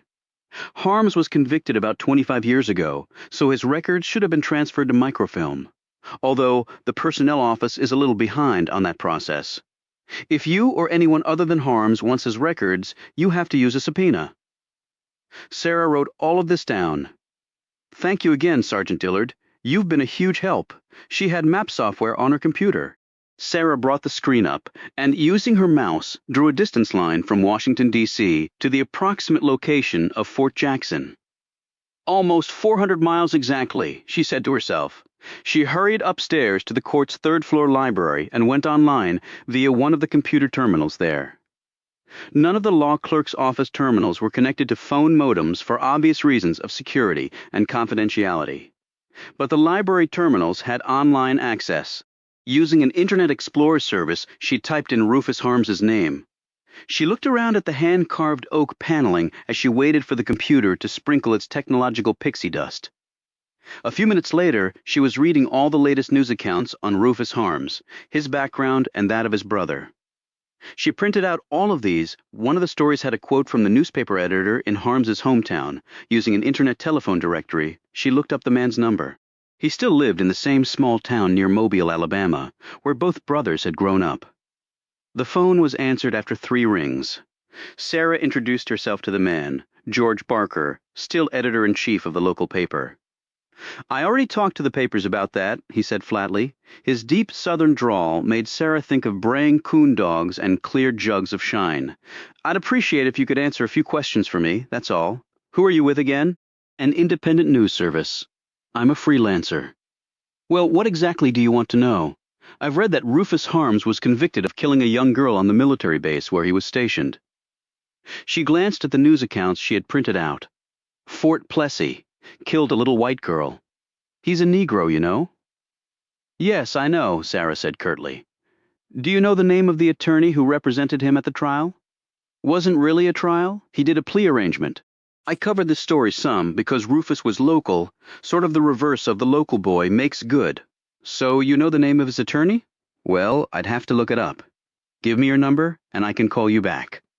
Evans gave him her home number. If I'm not there, just leave it on the answering machine. What else can you tell me about Rufus and his brother? Well, the most noticeable thing about Rufus was his size. He must have already been 6'3" by the time he was 14. And he wasn't skinny or lanky or anything. He already had a man's body. Good student? Bad? In trouble with the police? From what I recall, he wasn't a good student. He never graduated high school, although he was real good with his hands. He worked at a little printing press with his daddy growing up. His brother did too. Why? I remember one time the press at my newspaper broke down. They sent Rufus over to fix it. He couldn't have been much more than 16. I gave him the manual for the machinery, but he wouldn't take it. Words just mess me up, Mr. Barker, he said, or something to that effect. He went in there, and within 1 hour he had the whole damn thing up and running, good as new. That's pretty impressive. And he was never in trouble with the police. His mama wouldn't have let him. You got to understand, this is one small town. No more than 1,000 souls have ever lived here, even fewer today. I'm pushing 80, still run the newspaper. Nobody's been here longer than me. Now, the Harmses lived in the colored section of town, of course, but we still knew them. Now, I don't have colored folk over to my house, but they seemed like good people. She worked at the meat processing factory here just like most everybody else. Cleaning crew, not one of the good-paying jobs. But she took care of her boys. What happened to their father? He was a good man, not prone to drink or wild living like so many of their kind. He worked hard, too hard, because one day he just didn't wake up. Heart attack. You have a good memory. I wrote out his obituary. What about his brother? Now, Josh was a different story around here. He's what we call a bad black, hot-headed, arrogant, trying to be better than he was. Now, I'm not prejudiced or anything, and I don't tolerate the use of the N-word in my presence. But if I did use that particular word, I'd use it to describe Josh Harms. He rubbed a lot of people the wrong way. I read that he fought in Vietnam and was actually a war hero. Sure, that's right. Barker conceded quickly. He was the most decorated war hero to ever come out of this town by a long shot. People were damn surprised about that. Let me tell you. But he could fight. I'll give the man that. What else? Well, Josh actually graduated high school. Barker's voice changed. But where he really showed up, everybody was in sports. I'm a one-man shop here, and I cover all the news. Josh Harms was the greatest pure athlete I have ever had the privilege to see. White, black, green, or purple, that boy could run faster, jump higher, stronger, quicker than anybody else. Now, I know the coloreds can do all that really well anyway, but Josh was truly special. He lettered in just about every sport there was. Do you know he still holds about a half-dozen state athletic records? He added proudly. And you know, Alabama's got more than its share of great athletes. Sarah sighed. Did he play at the collegiate level? Well, he got a slew of scholarship offers for football and basketball. Bear Bryant even wanted him at Bama. That's how good he was. Probably would have been a star in the NBA or the NFL. But he got sidetracked. How so? Well, you know how so. His government asked him to defend his country in the war against communism. In other words, he got drafted and was shipped to Vietnam. That's right. Did he come back home afterward? Oh, sure. His mama was still alive, but not for long. See, right about that time was when Rufus got in all that trouble. I actually think Rufus volunteered for the army because of Josh. Maybe he wanted to be like his older brother, you know, a hero. Really? I think he just wanted something to go right with his life for a change. After his daddy died, there wasn't anything for him in this town. Of course, it ended up going about as wrong as it could. Anyway, Josh came to see me, to see if there was anything I could do. You know, the power of the press, but there wasn't anything I could do. Did Rufus killing the girl surprise you? I mean, had he ever been violent, that you knew? He never hurt anyone that I know of. A real gentle giant. When I heard about the little girl, I couldn't believe it. Now, if it had been Josh, I wouldn't have blinked twice, but not Rufus. But with all that, the evidence was clear as could be. Did Josh keep living there? Well, now you take me to a particularly troubling part of this town's history. What's that? I'd rather not say, Sarah thought quickly. What was the journalistic phrase? It can be off the record? Is that right? Barker sounded wary. Absolutely, it's off the record. I want you to know that I just recorded what you said. So if I read in some newspaper what I'm about to tell you, I'll sue you and your paper for every last cent you got. He said sternly, I'm a journalist. I know how these things work. Miss Barker, I promise that whatever you're about to tell me will not be used in any way for a story. All right, actually, I guess so much time has passed that it doesn't matter anymore legally anyway. But you can never be too careful in this old world. He cleared his throat. Well, the story of what Rufus had done got around town. No way it wouldn't. A bunch of boys started drinking, got together, and decided to do something. Now, they couldn't do anything to Rufus. He was in the custody of the United States Army. But they could do something about the other Harms living here. What did they do? Well, what they did was they burned Mrs. Harms's house to the ground. Good God, was she in it? She was until Josh pulled her out. And let me tell you what. Josh went after those boys. They went at it right up and down the town streets. I watched it from my office. You know, it must have been 10 against 1, but Josh put half of them boys in the hospital until the rest beat him up bad. Real bad. Never seen anything like it. Hope I never do again. It sounds almost like a riot. Didn't the police come? Barker coughed in an embarrassed fashion. Well, just so happens that it was rumored that a couple of the boys that were in on it, you know, who had burned the house down, were the police. Sarah finished the sentence for him. Barker didn't say anything. I hope Josh Harms sued for all the money the town had, she said. Well, actually, they sued him. I mean, the boys he put in the hospital did. Josh couldn't prove anything about the fire. I mean, I had my speculations, but that was all. And the police sort of put together this story about him resisting arrest and all. It was 10 people's word against one, and a colored's word at that. Well, the long and the short of it was he spent some time in jail, and they took everything he and his mama had, little enough that it was. She died soon thereafter. What happened to both her boys, I guess, was too much for her. It was all Sarah could do not to start screaming at the man. Mr. Barker, that is the most disgusting story I have ever heard, she said. I don't know much about your town, but I do know I would never want anyone I cared about to live there. It has its good points. Really, like welcoming home a war hero like that. I know. I thought about that too. You fight for your country, get shot up, and then come home to something like that. Probably makes you wonder what the hell you were fighting for. You sound like you knew the truth. Didn't you use the power of the press that time? Barker sighed deeply. This has always been my home, Miss Evans, and you can only offend the powers that be so many times, even if they deserve it. Now, I can't say that I'm any great friend of the blacks, because I'm not. And I wouldn't lie to you and say I championed Josh Harms's cause, because frankly, I didn't. Well, I guess that's partly what the courts are for, to keep people like those in your town from screwing people like Josh Harms. Please call me back with the name of Harms's lawyer. She hung up the phone. Her whole body was tingling with rage from what she had just heard. But then, how many blacks had she known growing up in Carolina? The generations of squatters down the road. Or during harvest time when her father would bring in the part-timers to help. She had watched these men from the porch, sweat soaking the thin fabric of their shirts, their skin growing ever darker under the bite of the sun. She and her mother would bring them lemonade, food. They would mumble their thanks, never making eye contact, eat their meal, and toil on into the darkness. Sarah's school had been all white, despite the string of Supreme Court cases demanding otherwise. These cases were the 20th century battlefields of racial equality, replacing the Antietam's, Gettysburg's, and Chickamaugas of the last century, and some would argue with equal futility. And here at the court there was one black justice who occupied the so-called Thurgood Marshall seat, and currently one black clerk out of 36. Many of the justices had never had a minority person clerk for them. What sort of message did that send? At the highest court of justice in the land. As she hurried down the hallway in search of Fisk, Sarah wondered if they would ever really find out the truth. If the army caught up to the Harms brothers before anyone else, the truth might very well die with them.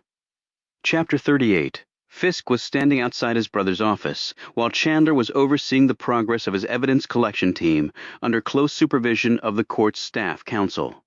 However, with now 2 dead clerks, concerns over confidentiality had taken a back seat to finding the killer or killers.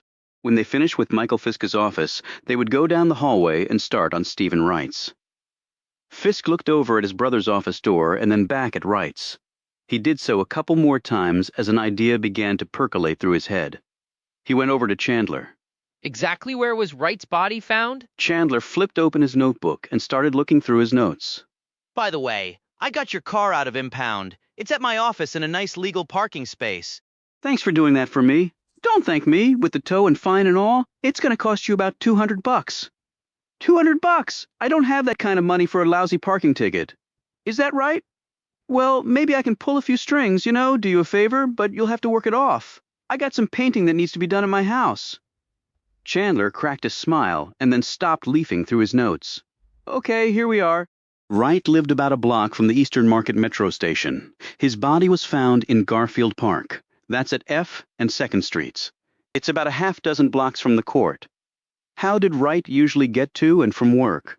According to several people here, he either walked, took a cab, or occasionally the metro. Was this Garfield Park on his way home? Chandler tilted his head as he studied his notes.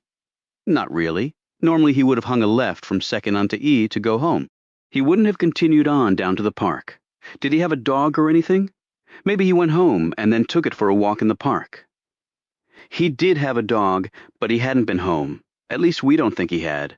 And if he was going to walk his dog, Marion Park is a lot closer to his home. That is strange. Chandler's eyes narrowed as he thought of something. But Marion Park has something that Garfield doesn't. What's that? A police substation right across the street. Whoever killed him might have known that. The substation's not exactly a big secret. We want our presence known there as a deterrent to crime. Does it look like he was killed at the park, or maybe somewhere else and dumped there? The grass had blood on it. No shell casings that we found yet, anyway. Shooter probably would have used a silencer unless it was some random robbery. A silencer on a revolver is too tricky. If he used a semi-automatic, then we should find a shell casing unless it was picked up. Bullet still in the body? Chandler nodded. Hope we lay our hands on a gun to match it against. Considering what happened at Mike's apartment, you should probably have someone posted at Wright's. Gee, now, why didn't I think of that? Sorry, any idea when Wright left the court last night? We're still checking on that. After regular hours, there's only one door open for entering and exiting. That door is constantly guarded, and it closes up at 2 a.m. After that, you need a guard to let you out. You can leave via the garage, too, but it's also secured. However, Wright didn't drive, so the garage is irrelevant. Then someone must have seen him leave. My people are checking with the guards on duty last night. Doesn't this place have surveillance cameras?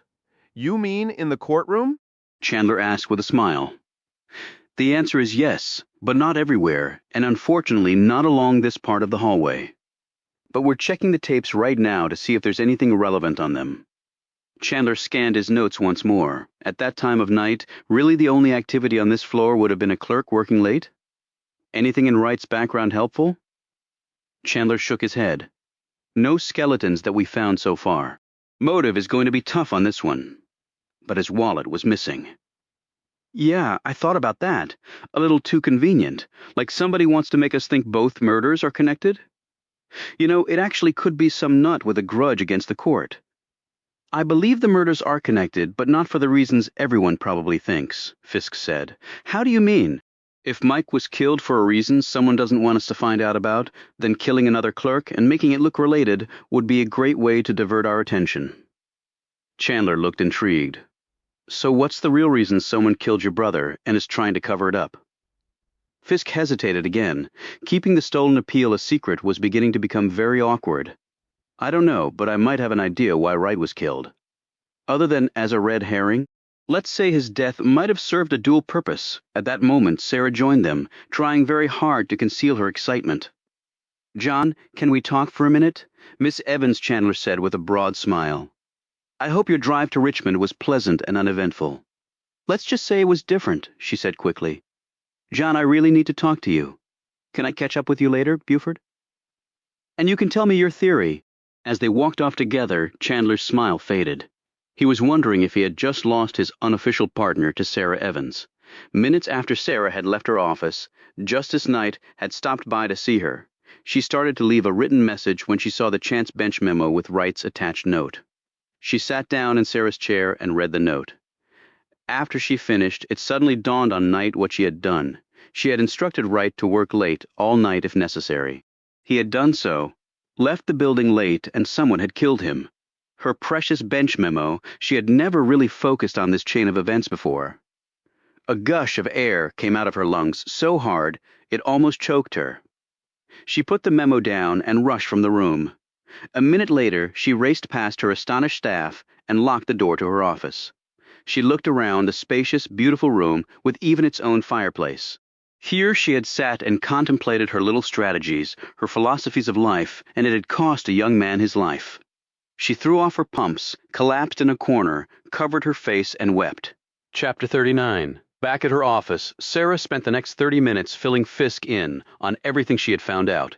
When Barker calls back with the attorney's name, we can talk to him and maybe really start getting somewhere. That would be nice. Do you believe Michael went to see Harms in prison? It really complicates matters that the guys escaped. Sarah had a sudden terrifying thought. You don't think Michael was somehow mixed up in that, do you? My brother would not be part of anything illegal. I didn't mean intentionally, according to the newspaper reports. Harms escaped from a hospital in Roanoke after Mike's body was found. But I'm not saying that the timing is just coincidental. Do you have any brilliant deductions?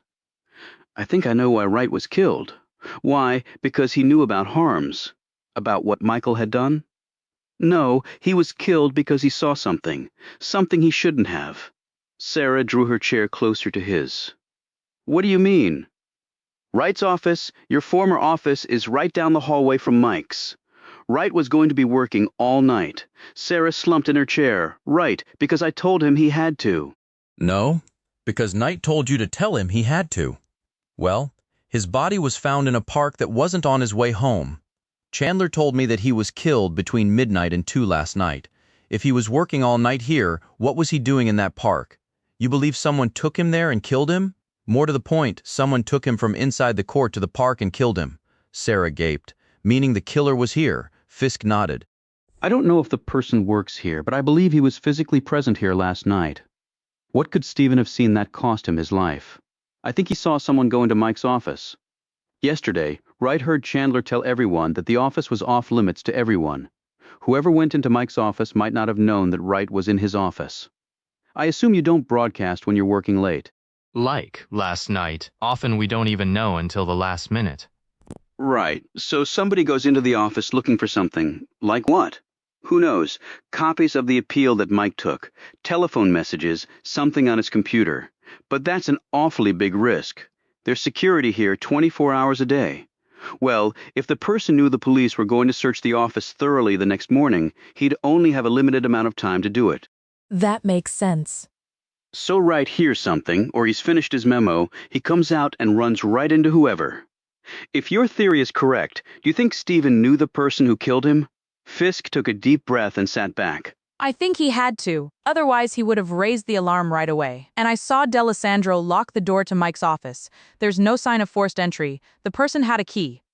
But someone must have seen something then. Not necessarily.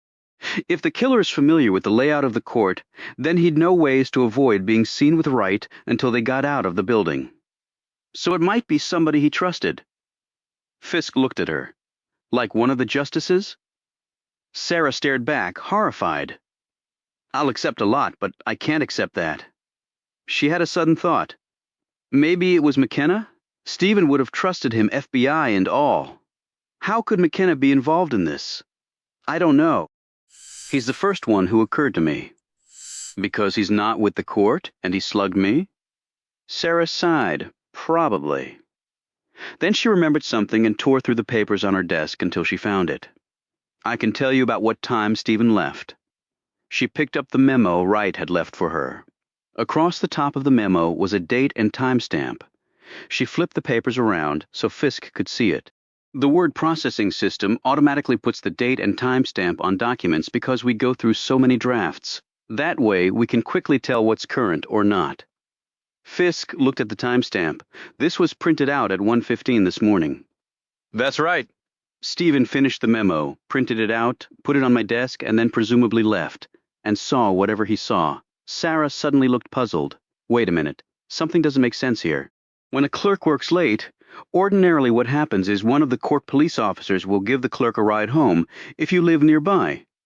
She looked at Fisk. The police here are really good to us. And at 1:15 the metro's not running, is it? No, besides that, Stephen lived barely a 5-minute car ride from here. He's gotten rides home before.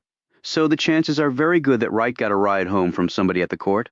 Leaving here at 1:15 in the morning, I'd say it was a really safe bet. How about a cab, though? Maybe at that hour there weren't enough guards to spare to take him home. Sarah looked doubtful. I guess it's possible. If a police officer did take him home, that should be easy enough to check. I'll tell Chandler. So where does that leave us? Fisk shrugged. We need to see Harms's military file. I've got an old friend with the Army JAG. I'm going to call and see if he can help expedite the process until we know who's involved in all this. I want as few people as possible to know we're looking around. Sarah shuddered and wrapped her arms around herself. You know what? She said. I'm starting to become terrified of what the truth might be. Chapter 40. While Sarah went back to work, Fisk telephoned his lawyer friend at the JAG office, Phil Jansen, and relayed his request. Among other things, he asked Jansen to obtain a list of the personnel stationed at Fort Plessy during the time Rufus Harms was there. When Fisk rejoined Chandler, he related his theory of why Wright had been killed. Chandler was impressed. We'll check the cab companies, too. We can only hope somebody saw or heard something. Chandler stared intently at the young man. So, did you find out anything interesting with Miss Evans during your time together last night? I think she's a good person. A little impulsive, but a good person. Very smart. Anything else at our initial meeting? Ramsey said that she and your brother were close. She have any reason why he might have been killed? You might want to ask her that. Well, I'm asking you, John. I thought we were a team. He moved closer to Fisk. I've got way too much I don't understand on the front end of this case without having to watch my backside. You were a police officer. You should understand about covering somebody's backside, Fisk said angrily. I never let a partner down. Good to hear. So tell me about last night. Fisk looked away, thinking how best to handle this. Withholding information was not the best course. So how could he do the right thing with Chandler and avoid destroying Sarah's life and his brother's reputation? Can we get some coffee around here? In the cafeteria. I'll even buy.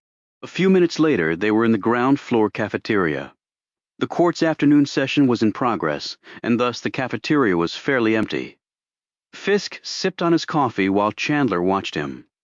John, it can't be that bad, unless you tell me you're the one running around popping people. Buford, if I tell you something, then you have very specific rules as to what you do with that information and who else learns that information. That's true. And those rules are what's stopping you from coming clean. What do you think? I think let's talk hypotheticals, okay? Now, my job is to collect the facts and to use those facts to ultimately arrest somebody for a crime.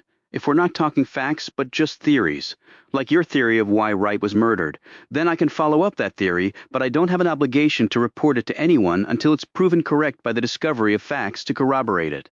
So we can talk, theoretically, and it'll just stay between you and me. Chandler shook his head. Can't promise it will stay between you and me. Not if it becomes a fact. Fisk looked down at his coffee cup, sensing he was losing him. Chandler tapped his spoon against Fisk's cup. John, the bottom line here is finding out who murdered your brother and Wright. I thought that's what you wanted. It is. That's all I want. Really? Chandler suddenly doubted that. Then what's the problem? The problem is, you can hurt people at the same time you're trying to help them. Just your brother? Or somebody else? Fisk knew he had already said too much. He decided to go on the offensive. Okay, Buford, let's discuss theories for a minute. Let's suppose that somebody at the court took an appeal before it was put into the court system. Why and how? Apparently, the how is easy. The why isn't. Okay, go on. Now let's suppose that somebody else at the court saw this appeal, discovered that it wasn't on the system, but didn't say anything about it. I take it the why on that is also complicated. Maybe not. Let's further assume that the person who took the appeal did so for a good reason. and that this person went somewhere to visit the person who had filed the appeal. The 800 miles on your brother's car? Fisk stonily eyed the detective. That's a fact, Buford. I'm not discussing facts. Chandler took a drink of coffee. Go on. And let's suppose that the person filing the appeal was a prisoner. Is that a fact or just speculation? I'm not prepared to say. Well, I'm prepared to ask, where is this prisoner? I don't know. What do you mean you don't know? If he's a prisoner, he has to be in some prison somewhere, doesn't he? Not necessarily. What the hell does that? Chandler abruptly closed his mouth and stared across the table. Are you saying this person escaped from prison? Fisk didn't answer. Please don't tell me that your brother got all suckered by some con's BS plea for help, went to the prison, helped bust him out, and then the guy killed him. Damn it, please do not tell me that. Chandler's voice rose in his agitation. I'm not telling you that. That's not what happened. Okay. This appeal? Do you know what it says? They had gone well beyond theories now. Fisk knew. He shook his head. I've never even seen it. So how do you know it exists? Buford, I'm not going to answer that question. John, I can make you answer that question. Then you're going to have to. You know you're taking a risk here. I do. Fisk finished his coffee and stood up. I'll grab a cab back to pick up my car. I'll drive you. I do have other cases I'm working, even if this is the only one the world cares about right now. I think it would be better for both of us if you didn't drive me. Chandler pursed his lips. Suit yourself. Your car's in the back lot. Keys are on the front seat. Thanks. Chandler watched Fisk leave the cafeteria. I hope she's worth it, John, the detective said quietly. Chandler had put some inquiries of his own into play, and when he returned to his office, he found a stack of paper on his desk. One standard line of investigation had been to obtain the phone records of Michael Fisk's office and home phones over the last month. The results were cataloged in the ream of paper. The phone call to his brother was on there. There were others to family, a dozen of them to a phone number that had been identified as Sarah Evans's. That was interesting, he thought. Had both Fisk brothers fallen for the same woman? When Chandler got near the end of the list, his pulse quickened. After all the years on the job, that rarely happened anymore. Michael Fisk had called Fort Jackson in southwest Virginia several times, the last only 3 days before his body had been discovered. Fort Jackson, Chandler knew, housed a military prison. And that wasn't all. Chandler scattered the piles on his desk until he found what he was looking for. The telex had been sent nationwide asking for assistance on apprehending the man. When he had seen it earlier, Chandler hadn't thought much about it.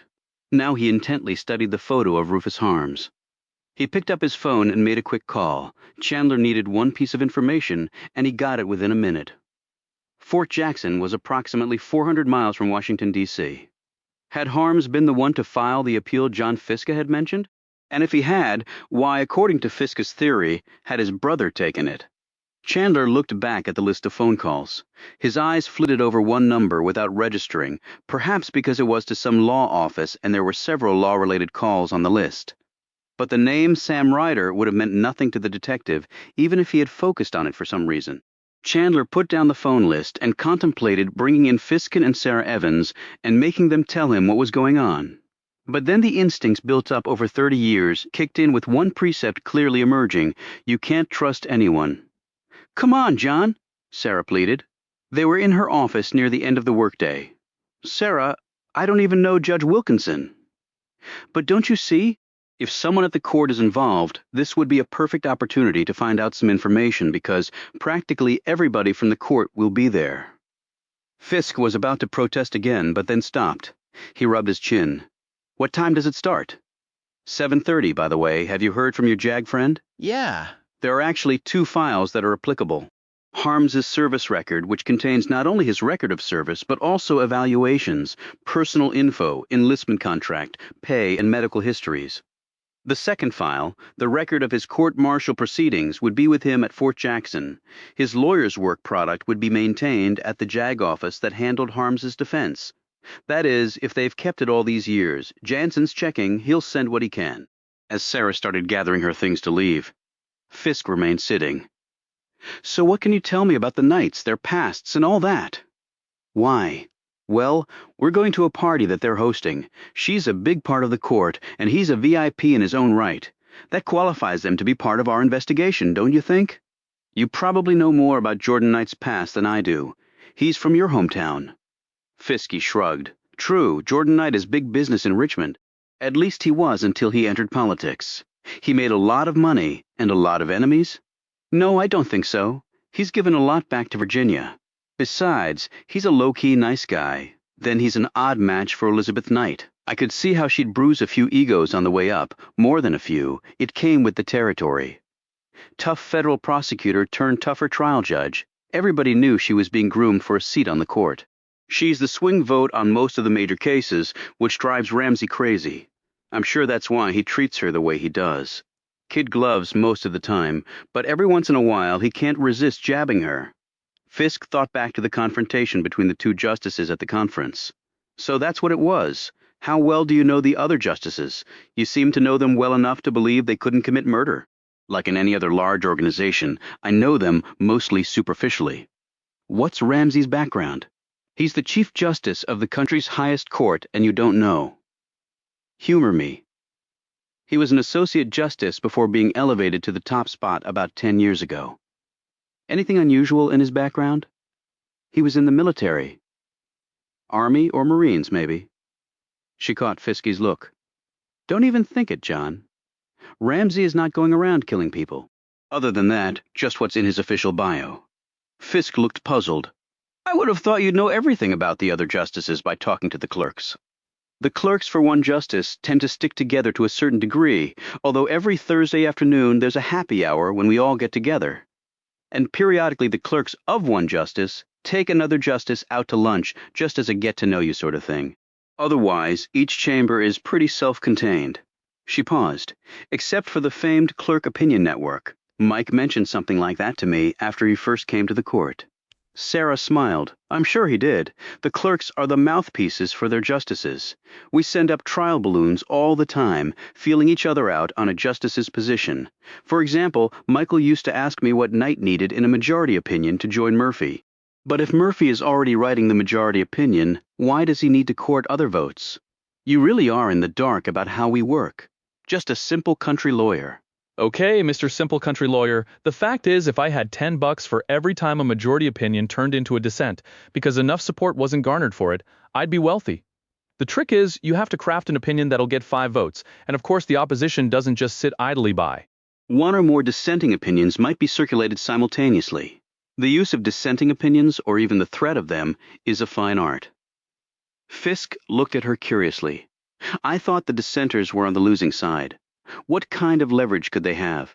Let's say a justice doesn't like how a majority opinion is shaping up. So the justice either circulates a draft of a scathing dissent that may make the whole court look bad if it's published, or that even undercuts the majority's opinion. Or better yet, and easier, the justice will let it be known that he intends to write such a dissent, unless the majority opinion is scaled back. They all do it, Ramsey, Knight, Murphy. They go at it, tooth and nail. Fiske shook his head.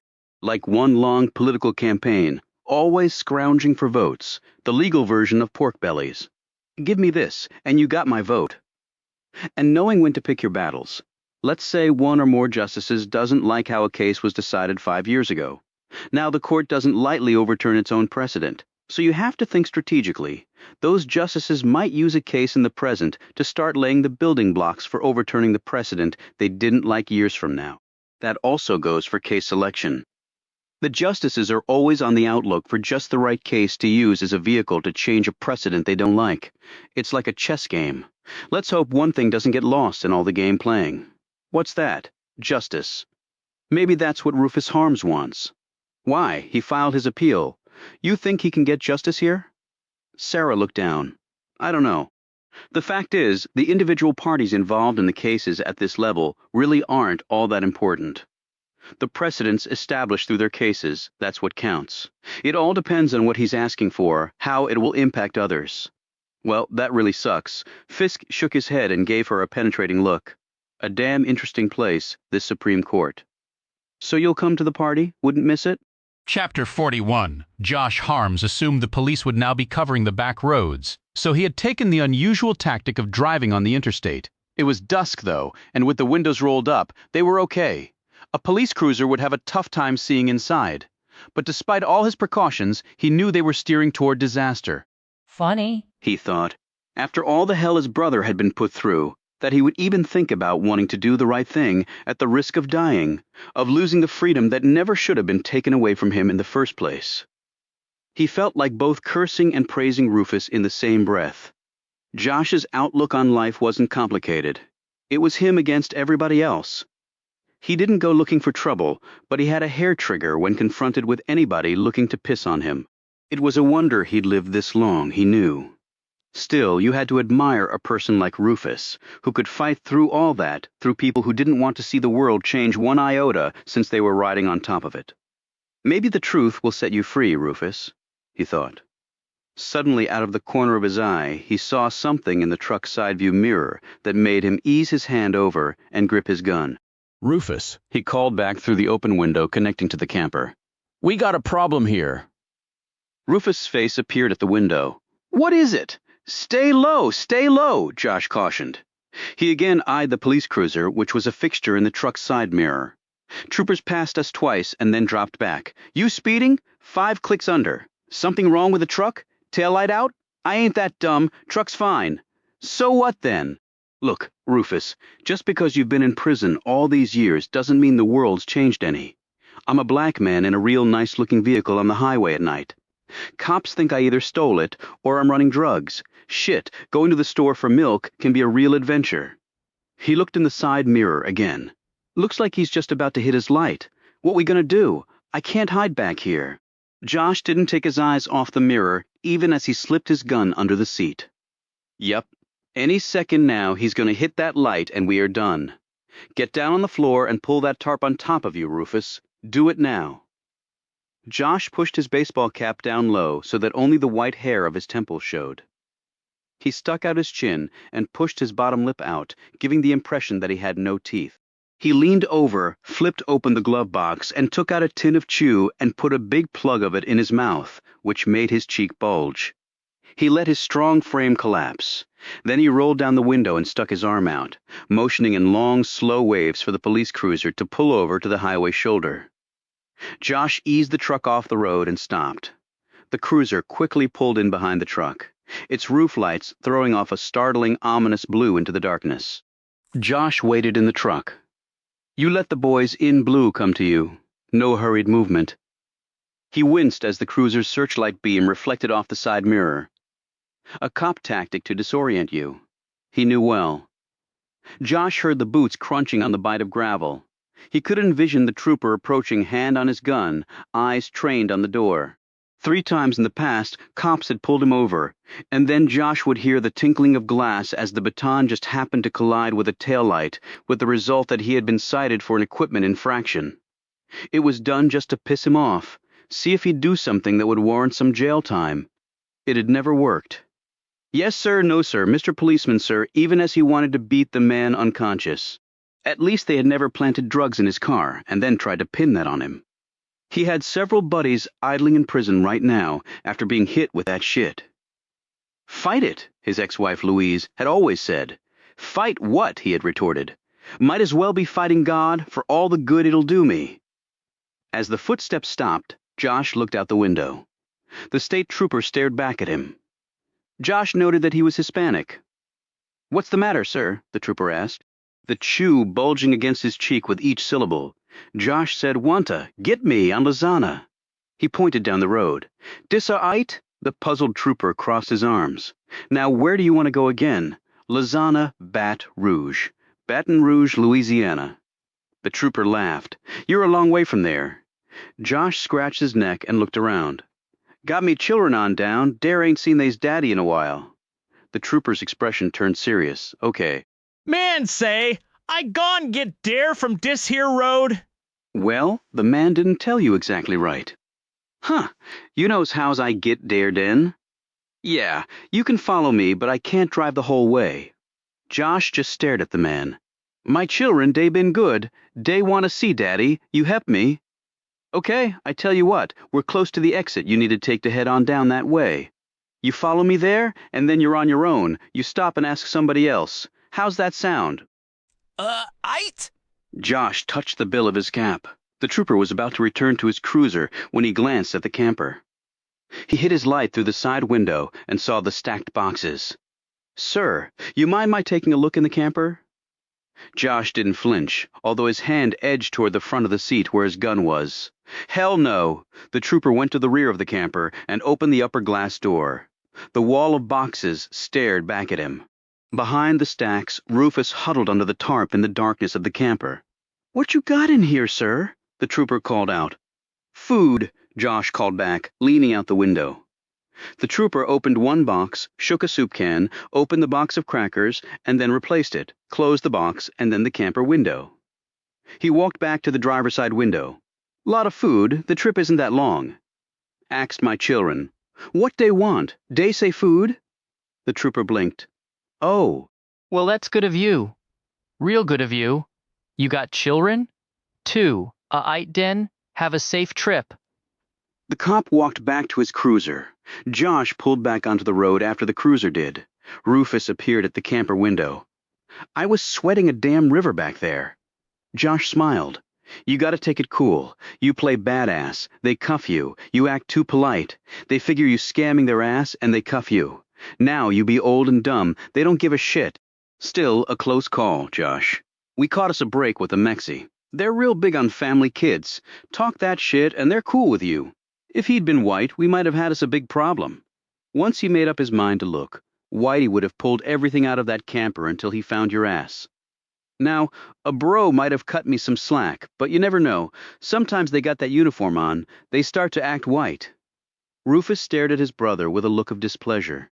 Now the Asians, they the worst, Josh continued. You can't say shit to them.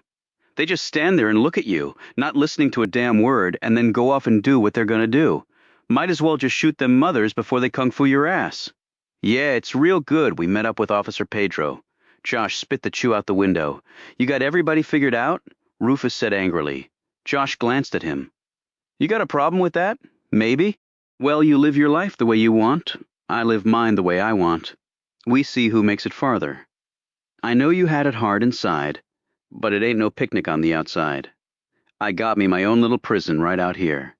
And nobody's convicted me of a damn thing. God made all of us, Josh. We all his children. Ain't no good trying to divide us all up. I seen plenty of white folk beaten up in prison. Evil comes in all forms, all colors. Bible says so. I ain't judging nobody except on themselves. Only way to do it, Josh snorted. Look at you saying that. After all Tremaine and them done to you, you telling me you don't hate them, want to kill them? No. If I felt that way, that'd mean Vic took the love from my heart. Took my Lord away from me. He does that. That means he's controlling me. Ain't nobody on this earth strong enough to take God from me. Not old Vic, you or anybody else. I'm not dumb, Josh. I know life ain't fair. I know black folk ain't riding on top of the world, but I ain't adding to the problem by hating people. Shit, you got the gold card from God to hate every white person ever born. You're wrong. I hate them. It's like hating myself. I went down that road when I first went to prison, hated everybody. The devil had me, but the Lord took me back. Can't do it, won't do it. Well, that's your problem. Sooner you get over that, the better. That was a big oversight on your part, Frank. You take out Ryder and his wife, but you didn't search his office? Rayfield's grip tightened around the phone. Well, tell me exactly when I was supposed to do that. If I had done it before we killed him, he would have gotten suspicious and maybe gotten away. If we had gotten caught going through it now, there would have been questions I don't have answers for. But you just told me they ruled it a murder-suicide. The cops aren't going to investigate that anymore. Probably true. So you can hit his office, like tonight? If the coast is clear, we'll do it. Have you found the letter Harms got from the Army? Not yet. He broke off as Tremaine burst into his office, waving a piece of paper. Hold on. Tremaine slid the paper in front of Rayfield, who went pale as he read it. He looked up at a grim Tremaine. Where'd you find it? That Sobe hollowed out one of the bed supports. Pretty slick. Tremaine grudgingly conceded. Rayfield spoke into the receiver. In terse sentences he conveyed the contents of the letter. Was this your doing, Frank? Look, if the guy had died in the stockade the way we planned, they would have done an autopsy, right? Well, this was the only way to cover that hole. We all agreed. But Christ Harms didn't die. Why didn't you have it expunged from the system later? I did. Don't you think if I hadn't, it would have come out during the investigation? Ryder wasn't stupid. He would have pounced on that as a defense. So, if you took it out of the record back then, why did the Army send him that letter all these years later? Who knows? Some dipshit clerk could have come across a piece of paper and put it back in, or these days entered it into a database. Once in the Army's official record, you never know if something's going to resurface no matter how hard you try to bury it. It's the biggest damn bureaucracy in the world. You can't account for everything, but it was your job to stay on top of it. Don't tell me what my job is. I tried to stay on top of it, but it's not like I could check on it every stinking day for the last quarter century. The voice sighed. So now we know what triggered Harms's memory. Any strategy comes with risks. Well, maybe Ryder had a copy of this letter. I don't see how Rufus Harms could have had access to a copier, and the letter wasn't part of what he filed with the court. We know that for a fact. But we can't be sure that he didn't. That's all the more reason for you to go over Ryder's office tonight. Rayfield looked up at Tremaine and then said into the phone, "All right, we'll hit it tonight, fast and hard." Chapter 42, Senator Knight warmly greeted Fisk and Sarah as they entered the foyer. Behind him, they could see the place was filled with the business and political elite of the nation's capital. "Glad you could come, John," Jordan Knight said, shaking his hand. "Sarah, you look radiant as always." He gave her a hug, and they exchanged pecks on the cheek. Fisk looked over at Sarah. She had changed out of her business attire and into a light summer dress of soft pastel colors that accented nicely her sun-tanned skin. The bun was gone, and her hair swept appealingly around her face. She caught Fisk staring at her, and he quickly looked away, embarrassed before accepting a drink from one of the waiters. Sarah and Jordan Knight did the same. Jordan looked around, seemingly a little embarrassed himself. "I know the timing on this damn thing is atrocious." He eyed Sarah closely when he said this. "I know Beth feels the same way, although she won't admit it. Sure she does," thought Fisk. Jordan pointed his drink toward an elderly man in a wheelchair and spoke softly. "Kenneth Wilkinson, unfortunately, isn't long for this world. He's a scrapper, though, and he might fool us all, but he's lived a long, inspiring life. My mentor and my friend, I'm a better man for having known him." "Didn't he introduce you and your wife?" Sarah asked. "That's another reason I owe him so much." Fisk watched Elizabeth Knight methodically work the room, as polished and poised as any experienced politico. Fisk scanned the room again, but didn't see any sign of Ramsey or Murphy. He wondered if they had boycotted the event. He did note several of the other justices looking nervous and uncomfortable. The fear that a madman wanted to mount your head in his trophy case could do that to you. His eyes passed over Richard Perkins hovering in the background. There were armed guards everywhere, and Fiske knew the hot topic of the evening was the two murdered clerks. Fiske's eyes narrowed as he spied Warren McKenna knifing through the crowd like a shark looking for flesh to devour. "You two make a great team," Sarah said. Jordan Knight touched his glass to hers. "I think so too." "Your wife ever think about running for political office?" Fiske asked. "John, she's a Supreme Court justice. It's a lifetime appointment," Sarah exclaimed. Fisk kept his eyes on Jordan. "Wouldn't be the first time someone left the court in pursuit of another job, would it?" Jordan looked at him keenly. "No, it wouldn't, John. As a matter of fact, over the years, Beth and I have talked about that. I'm not going to be in the Senate forever. I've got a 7,000-acre ranch out in New Mexico. I can easily see myself running that until the end of my days. And maybe your wife becomes the Virginia senator in the household? I never presume to know what Beth will do. It actually adds a level of excitement to our marriage that I think is incredibly healthy." He smiled at his remark, and Fiske felt himself smile in return. Sarah was raising her glass as a thought hit her. "Senator, can I use a phone?" "Use the one in my study, Sarah. It's more private." She glanced at Fisk, but said nothing. After she had gone, Jordan said, "She's quite a young woman." "I wouldn't disagree with that," Fisk said. "Since she's been clerking for Beth, I've come to know her quite well. I've been almost like a father figure, I guess you could say. She has a brilliant future ahead of her. Well, she's got a great role model in your wife." Fisk almost choked on his drink as he said this. The absolute best. Beth does nothing halfway. Fisk thought about this remark for a moment. I know your wife is a real go-getter, but she might want to cut back on her schedule until the case is solved. You don't want to give some maniac a free shot. Jordan studied Fisk over the rim of his glass for a moment. Do you really think the justices might be in danger? Fisk didn't really think so, but he wasn't about to say that to Jordan. If he and Sarah were wrong in their conclusions, he didn't want anyone letting down his guard. Let's put it this way, Senator. If anything happens to your wife, no one will care what I think. Jordan's face slowly went pale. I see your point. Fisk noticed a line forming to talk to the man. I won't take up any more of your time. Keep up the good work. Thank you, John, I intend to. Senator Knight started to receive the other guests. He needn't have bothered to work the room, Fisk thought. His wife had probably already hit all the important players. In Jordan Knight's study, Sarah dialed home for messages. She had forgotten to check earlier, and she was desperately hoping to hear back from George Barker, the newspaper editor from Rufus Harms's hometown. Her hopes were rewarded when she heard the old man's deep voice on her answering machine. He sounded a little contrite, she thought. She snatched a piece of paper from the notebook on the desk and wrote the name down, Samuel Ryder. George Barker had left only the man's name, apparently after 25 years. That was all the information his files had contained. She had to find out Ryder's office address and telephone number right away. As she looked up, she saw the way to do it.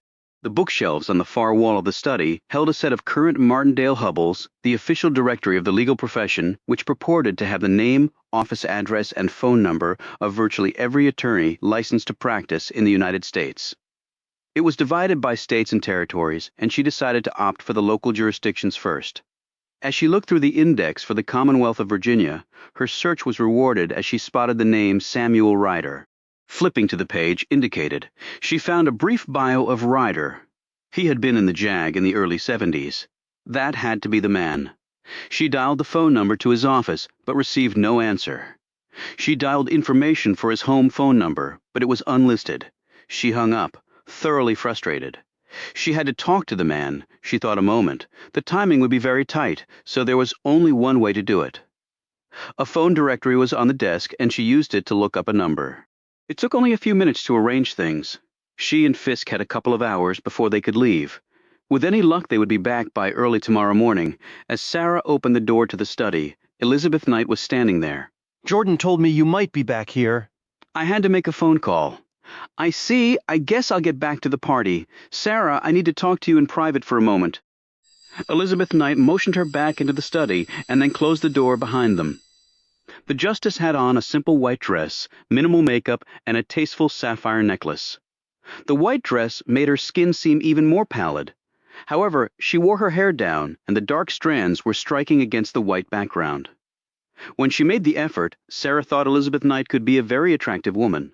She apparently picked those moments with great care. At this moment, Elizabeth Knight looked very uncomfortable. Is there something wrong? Sarah asked. I dislike delving into the personal lives of my clerks, Sarah. I really do, but when it reflects on the image of the court, then I feel that it is my duty to say something. I'm not sure I understand. Knight collected her thoughts for a moment. Ever since the realization that she had, however unwittingly, condemned Stephen Wright to death, her nerves had been in tatters. She felt like lashing out at someone, even if unfairly. It was not her habit to do such a thing, but the fact was she was upset with Sarah Evans. And she did care about her. Thus the young woman was going to feel the justice's wrath. You're a very smart woman, a very attractive and smart young woman. I'm afraid I still don't. Knight's tone changed. I'm talking about you and John Fisk. Richard Perkins reported that he saw you and Fisk leaving your home together this morning. Justice Knight, with all due respect, that is my personal business. It is certainly more than your personal business, Sarah, if it reflects negatively on the court. I don't see how that could possibly be the case. Let me see if I can make it clearer for you. Do you think it would sully the court's reputation if it became known that one of its clerks was sleeping with the brother of her slain colleague on the day after his murder was discovered?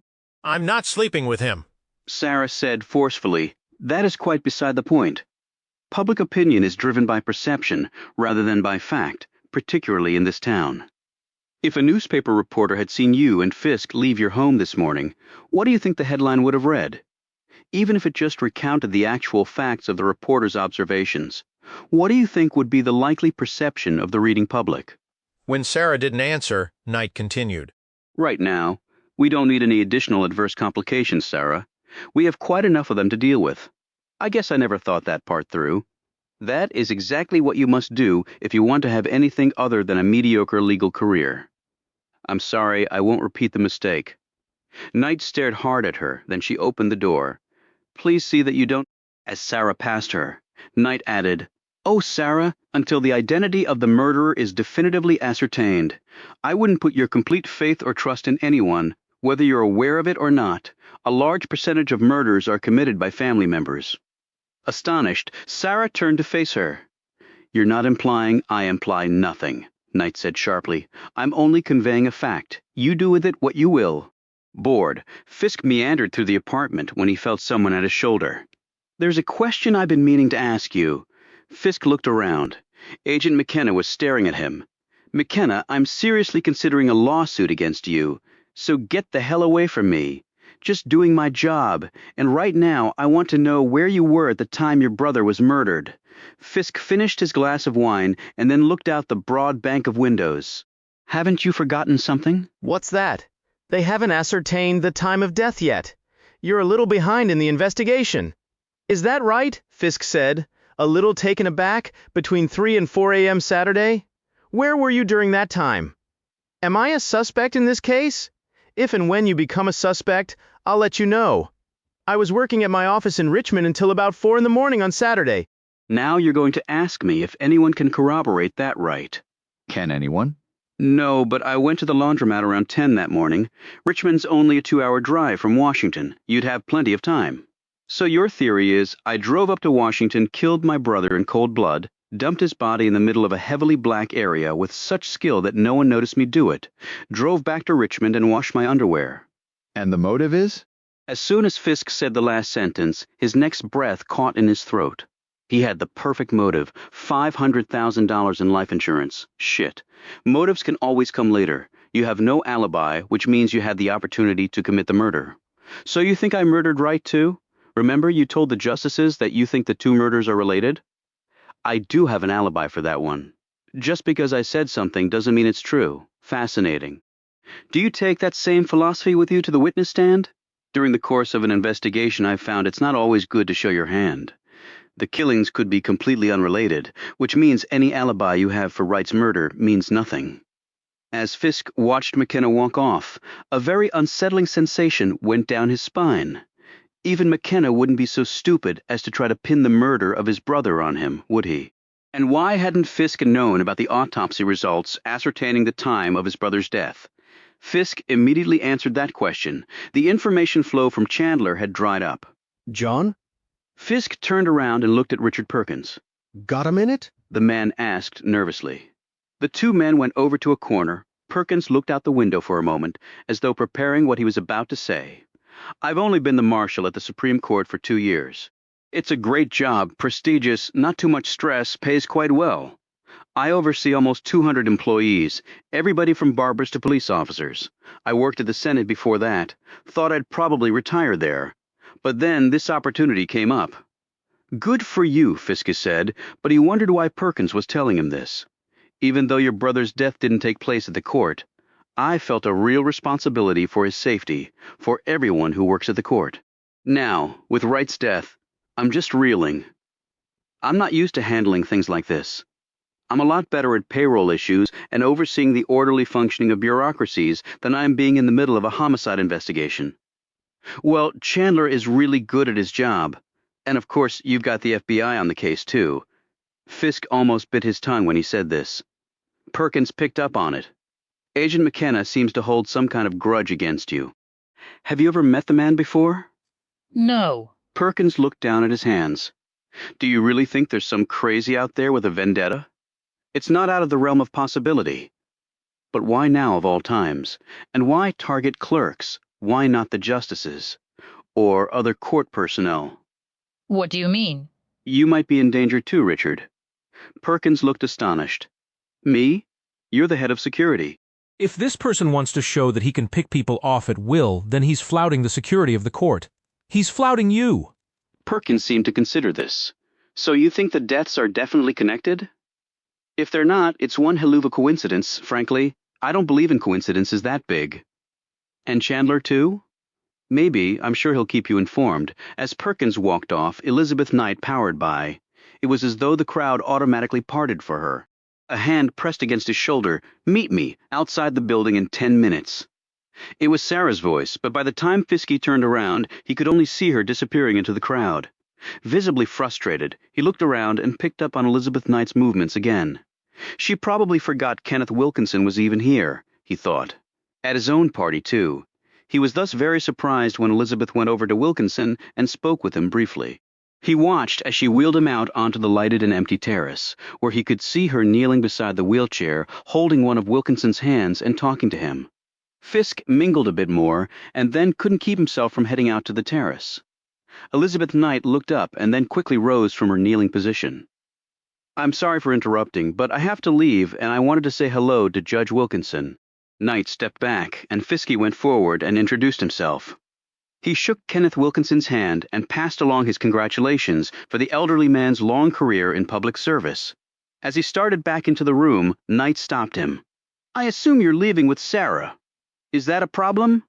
I guess that's up to you. What's that supposed to mean? Sarah has a wonderful future ahead of her. But little things can sometimes disrupt careers with great potential. You know, Justice Knight, I think you have a real problem with me, and I'm not sure why. I don't know you, Mr. Fisk. If you're anything like your brother, then maybe I don't have a big problem. I'm not like anybody else. I try not to compare people or make nice, neat assumptions. They seldom prove true. Knight appeared taken aback by this, but said, I actually agree with you. I'm glad we could agree on something. However, I do know Sarah, and I care about her very much. If certain actions you take reflect negatively on her, and thus on the court, then you're right. I do have a problem with that.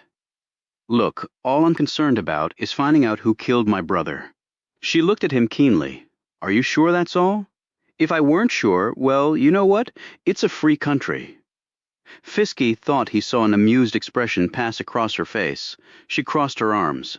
You don't seem the least bit intimidated by a Supreme Court justice, Mr. Fisk. If you knew something about me, you'd understand why. Perhaps I should make a point of finding out about you. Perhaps I already have. I guess that can be a two-way street. Knight's expression turned dark. Confidence is one thing, Mr. Fisk. Disrespect is quite another.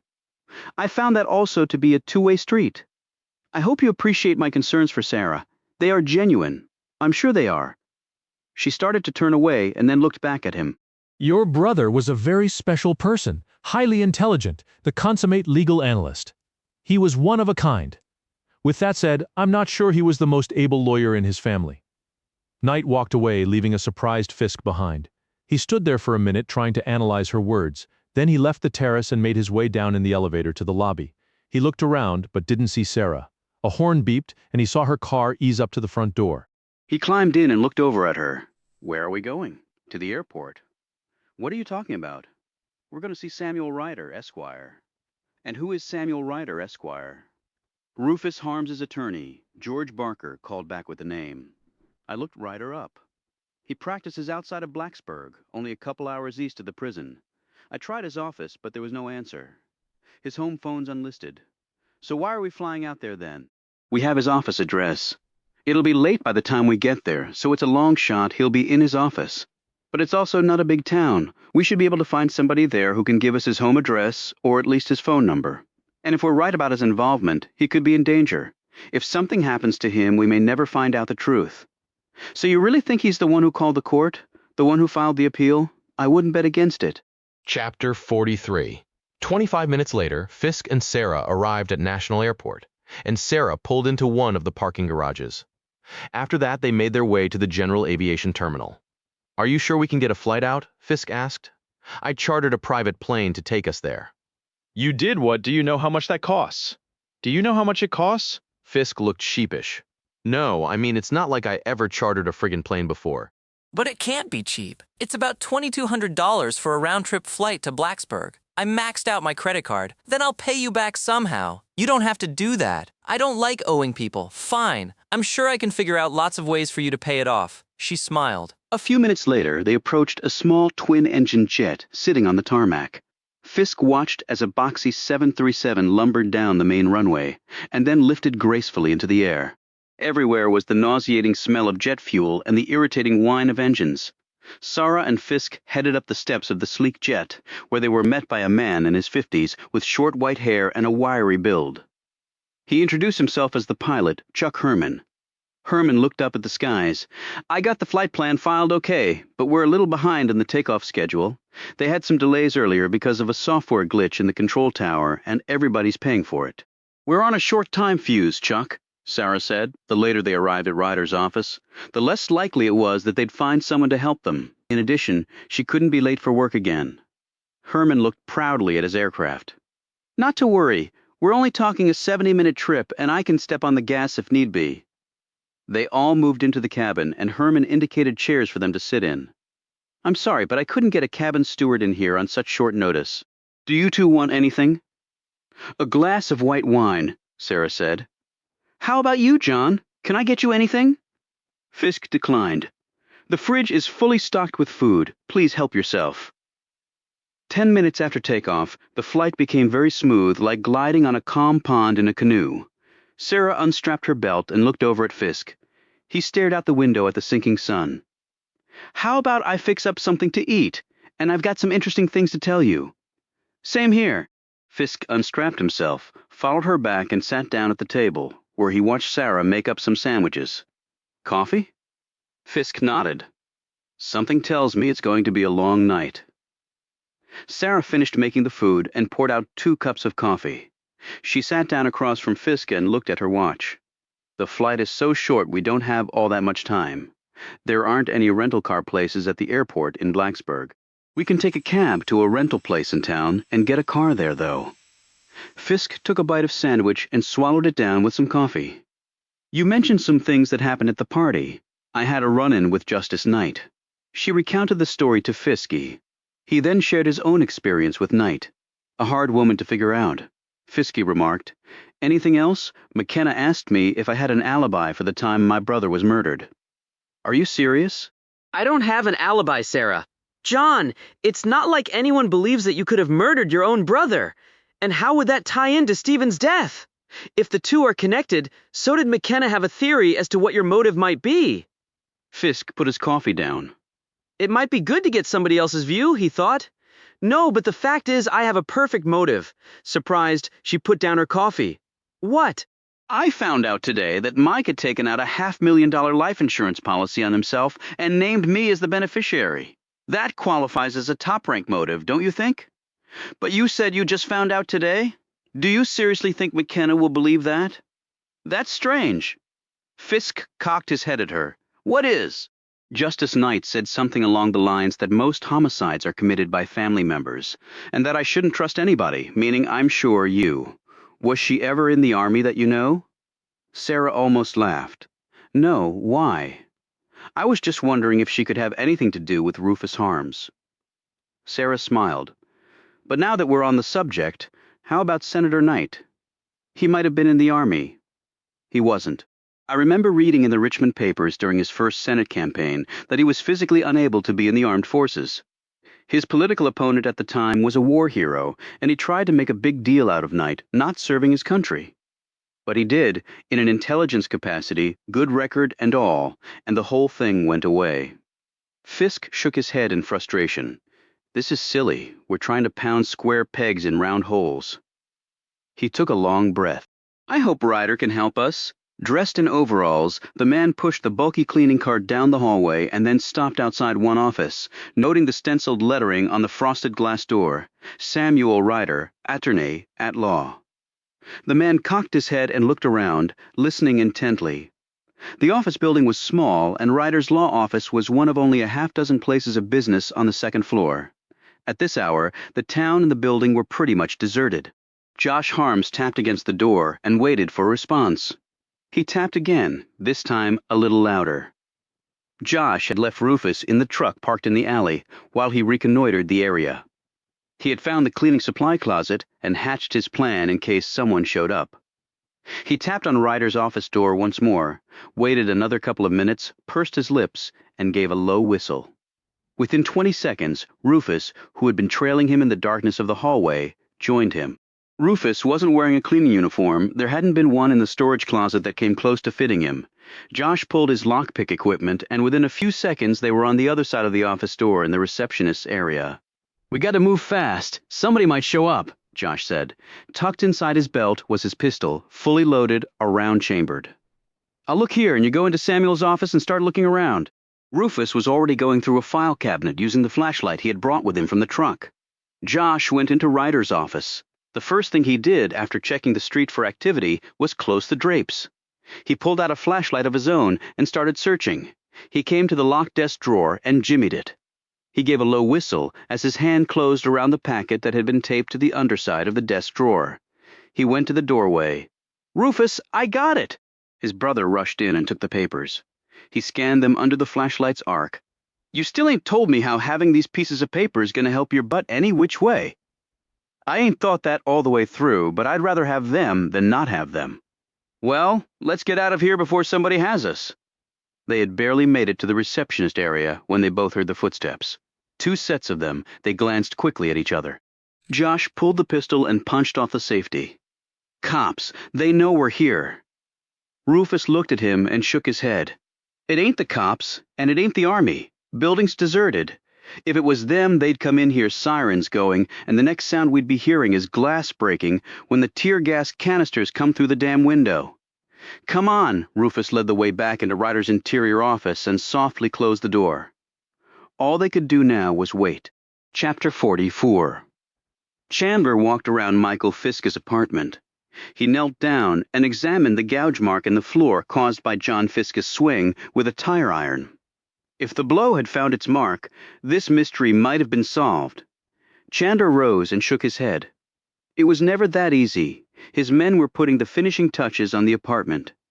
Black carbon dusting powder lay everywhere in piles like magic sprinkles, which in a way they were. They had taken Michael Fisk's prints for purposes of elimination. They would have to get his brother's as well.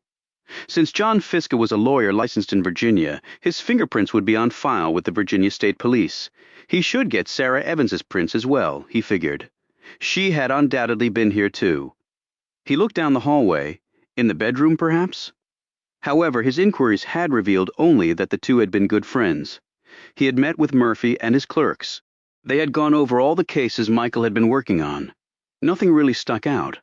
That line of investigation would simply take too long, and people were dying. John Fisk's unwillingness to confide in Chandler had cost him. As Fiske had earlier deduced, Chandler had cut off the flow of information to him. Chandler had played fair with the feds, though, and passed along what he had to McKenna, including his newfound information on Rufus Harms's escape from prison and Michael Fisk's earlier calls to the prison. He had also informed McKenna of the missing appeal Fiske had told him about. McKenna had thanked him, but had been unable to add any new information of his own. As if on cue, he heard a sound at the front door, and the FBI agent walked into the room. After showing his ID card to the uniform outside and being added to the crime scene list, Chandler assumed. Crime scene. Well, it was one of sorts, Chandler said to himself.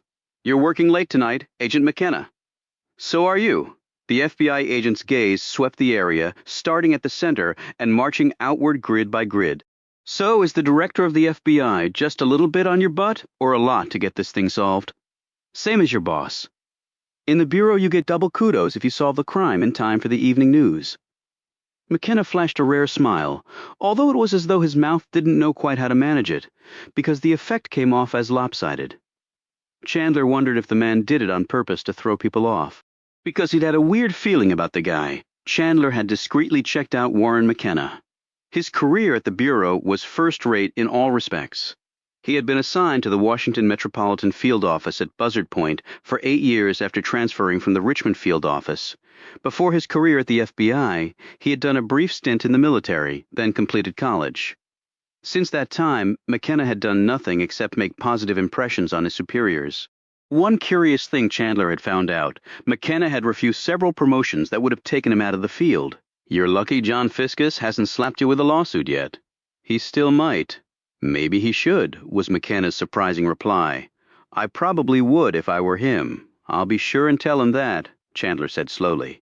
McKenna's gaze darted all over the place for a couple of minutes, seemingly absorbing every detail like a sheet of Polaroid. before he glanced back at Chandler.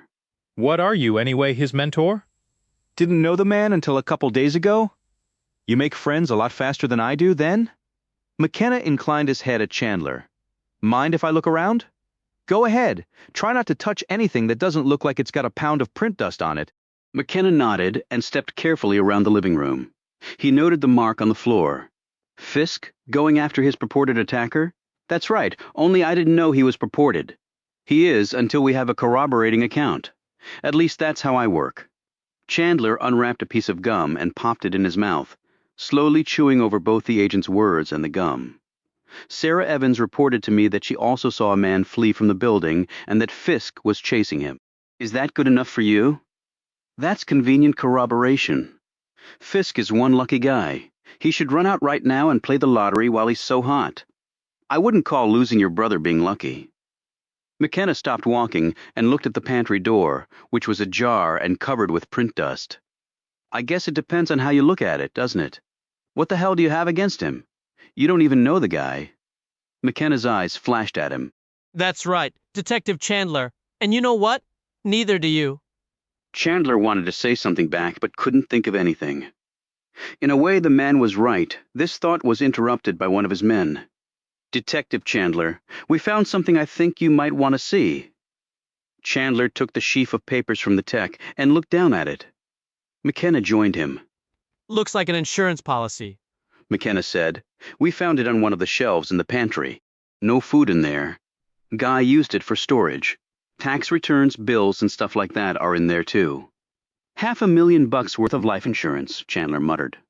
He flipped rapidly through the pages, passing by the legalese until he got to the end, where more specific information was set forth. Michael Fisk was the insured. McKenna's finger suddenly stabbed at the bottom of the page. Chandler paled a little as he read the line the man had so energetically indicated. And John is the primary beneficiary. The two men looked at each other. Would you like to take a walk and hear a theory of mine? McKenna asked. Chandler wasn't sure exactly what to do. It won't take long, McKenna added. In fact, some of it you're probably thinking right now, I would imagine. Chandler finally shrugged. You got 5 minutes. The two men walked out onto the sidewalk in front of the row house. McKenna took a moment to light up a cigarette and then offered one to Chandler. The detective held out his pack of gum. I can be overweight, or I can smoke. I like to eat, so there we are. They strolled along the dark street as McKenna began talking. I found out that Fisk doesn't have an alibi for the probable time his brother was murdered. Might be something in his favor. If he killed his brother, he would have worked hard to establish one. I disagree for a couple of reasons. First, he probably never thought he would become a suspect. With a $500,000 life insurance policy, he might have thought we wouldn't find out. We go down a different trail, and that's it.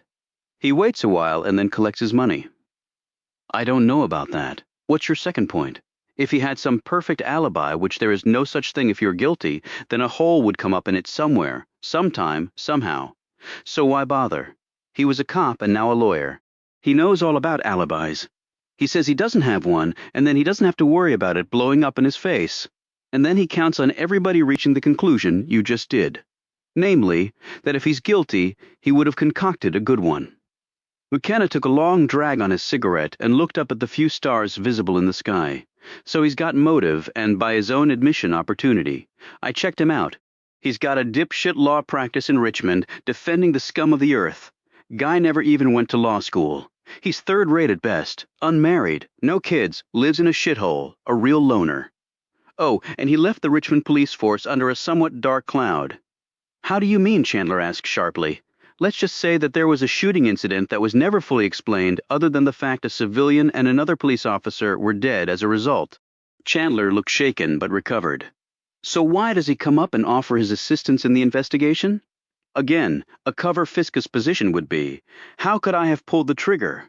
I'm up here working my butt off to find the person who murdered my brother. How does that explain Wright's death? Who says it has to? Like you said, the two murders could be unrelated. If they are, then if I were Fisk, I'd jump on it and argue that they are connected. See, he's got an alibi for Wright's murder. Evens again, Chandler thought. McKenna continued, so if we believe they're connected, he's home free. And Sarah Evans, remember? She said. She saw the guy running out of Michael Fisk's apartment building. You say she's lying too? McKenna stopped walking, and so did Chandler. McKenna took a last puff of his cigarette and then crushed it out on the sidewalk with several twists of his foot. Sarah Evans, too. McKenna repeated Chandler's words, eyeing the detective closely. Chandler shook his head. Come on, McKenna. I'm not saying she's in on the whole thing. I'm saying maybe she has a thing for Fisk, and she's doing what he tells her to. They just met. Is that right? You know that for sure? Actually, no. Okay, he convinces her he's done nothing wrong, but some people might try to frame him. Why do you have such a thing against Fisk? Now, McKenna erupted. He's got a smart mouth. He comes off as holier-than-thou, the defender of his brother's memory, only they seem to have no contact recently. He and Evans spent the night at her house doing who knows what the day after his brother's body is found. He's got a shotgun for some reason. He's nosed his way into the investigation, which means he knows just about everything we do. He's got no alibi for the night of the murder, and 5 minutes ago we found out he's $500,000 richer because his brother is dead. What the hell am I supposed to think? Are you saying your cop radar's not even tingling over this? Okay, you've made your point. Maybe I have been too lax with him. Rule number 1, don't trust anybody. Good rule to live by. McKenna paused and then added, or die by. He walked off, leaving a very shaken Chandler staring after him. Chapter 45. Fisk knocked on Ryder's office door. He squinted through the glass. Dark inside. He's probably at home. We need to find out where that is.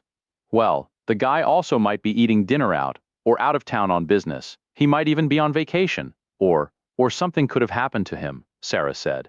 Don't get overly dramatic. Fisk clasped the doorknob and it turned easily. He and Sarah exchanged a significant glance. Fisk looked up and down the hallway. That's when he saw the cleaning cart and relaxed slightly. Cleaning crew? And they're cleaning in the pitch dark because Sarah responded. That's just what I was thinking. He pulled Sarah away from the door and over to the cart. He rummaged around before pulling out a pair of vice grips from a toolbox. Whispering, he said, Go down near the exit stairs. If you hear anything, run to the car and call the cops. She grabbed his arm and whispered back, I have a much better idea. Let's go call the police together right now and report a burglary. We don't know that it is a burglary. We don't know that it isn't either. If we leave, they could get away. And if you go in there and get killed, what exactly is that going to accomplish? You don't even have a gun. You have that thing, whatever the hell that is, vice grips. Great, they could have guns, and you have a tool. Maybe you're right. Lady is for sure right. Too bad you didn't listen. Fisk and Sarah whirled around. Josh Harms stood there, his pistol aimed at them. Walls mighty thin. Figured when we heard the door start to open, and then all that whispering, you two were going to go for the cops. Can't let you do that. Fisk studied him. He was big, but not bulky. Unless they had run into a routine burglary, this man had to be Josh Harms. He eyed the gun and then scrutinized Josh's features, trying to size up quickly whether he had it in him to pull the trigger. He had killed in Vietnam. Fisk knew that from reading the news reports, but killing them would have to be in cold blood, and Fisk just did not see that in Josh Harms's eyes. But that could always change mouth. Do your magic, he told himself. Hello, Josh. My name's John Fisk. This is Sarah Evans with the United States Supreme Court. Where's your brother? Behind him, from the open doorway leading into Ryder's office, appeared a man of such huge proportions that both Sarah and Fisk knew he could only be Rufus Harms. He had obviously heard Fisk's words. How you know all that? Rufus said while his brother kept his pistol tightly on the pair. I'd be glad to tell you, but why don't we talk inside the office? You have that APB out on you and everything? He motioned to Sarah. After you, Sarah. Out of the Harms brothers' line of sight, he gave her a reassuring wink. He only wished he could feel as confident on the inside. They were confronted with a convicted murderer who had been in a hellhole for 25 years, which had probably not made him any nicer, and a wily Vietnam vet whose trigger finger was looking itchier with every passing second. Sarah walked into the office with Fisky behind her. Josh and Rufus eyed each other quizzically. Then they followed the pair inside and shut the door behind them. The Jeep sailed through the back roads on the way to Samuel Ryder's office. Tremaine was driving. Rayfield sat beside him. The two-seater Jeep was Tremaine's private vehicle. They were both off duty now and had decided against checking out a military vehicle from the motor pool. In case anyone came upon them while they were searching Ryder's office, they had settled upon a cover story.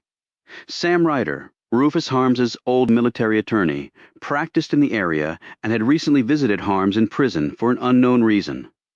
Ryder and his wife had been killed. Harms and his brother could have committed the murders. Perhaps Ryder had mentioned to Harms that he kept cash or other valuables at his home or office. Tremaine glanced over at Rayfield. "Something wrong?" Tremaine asked. Rayfield stared straight ahead.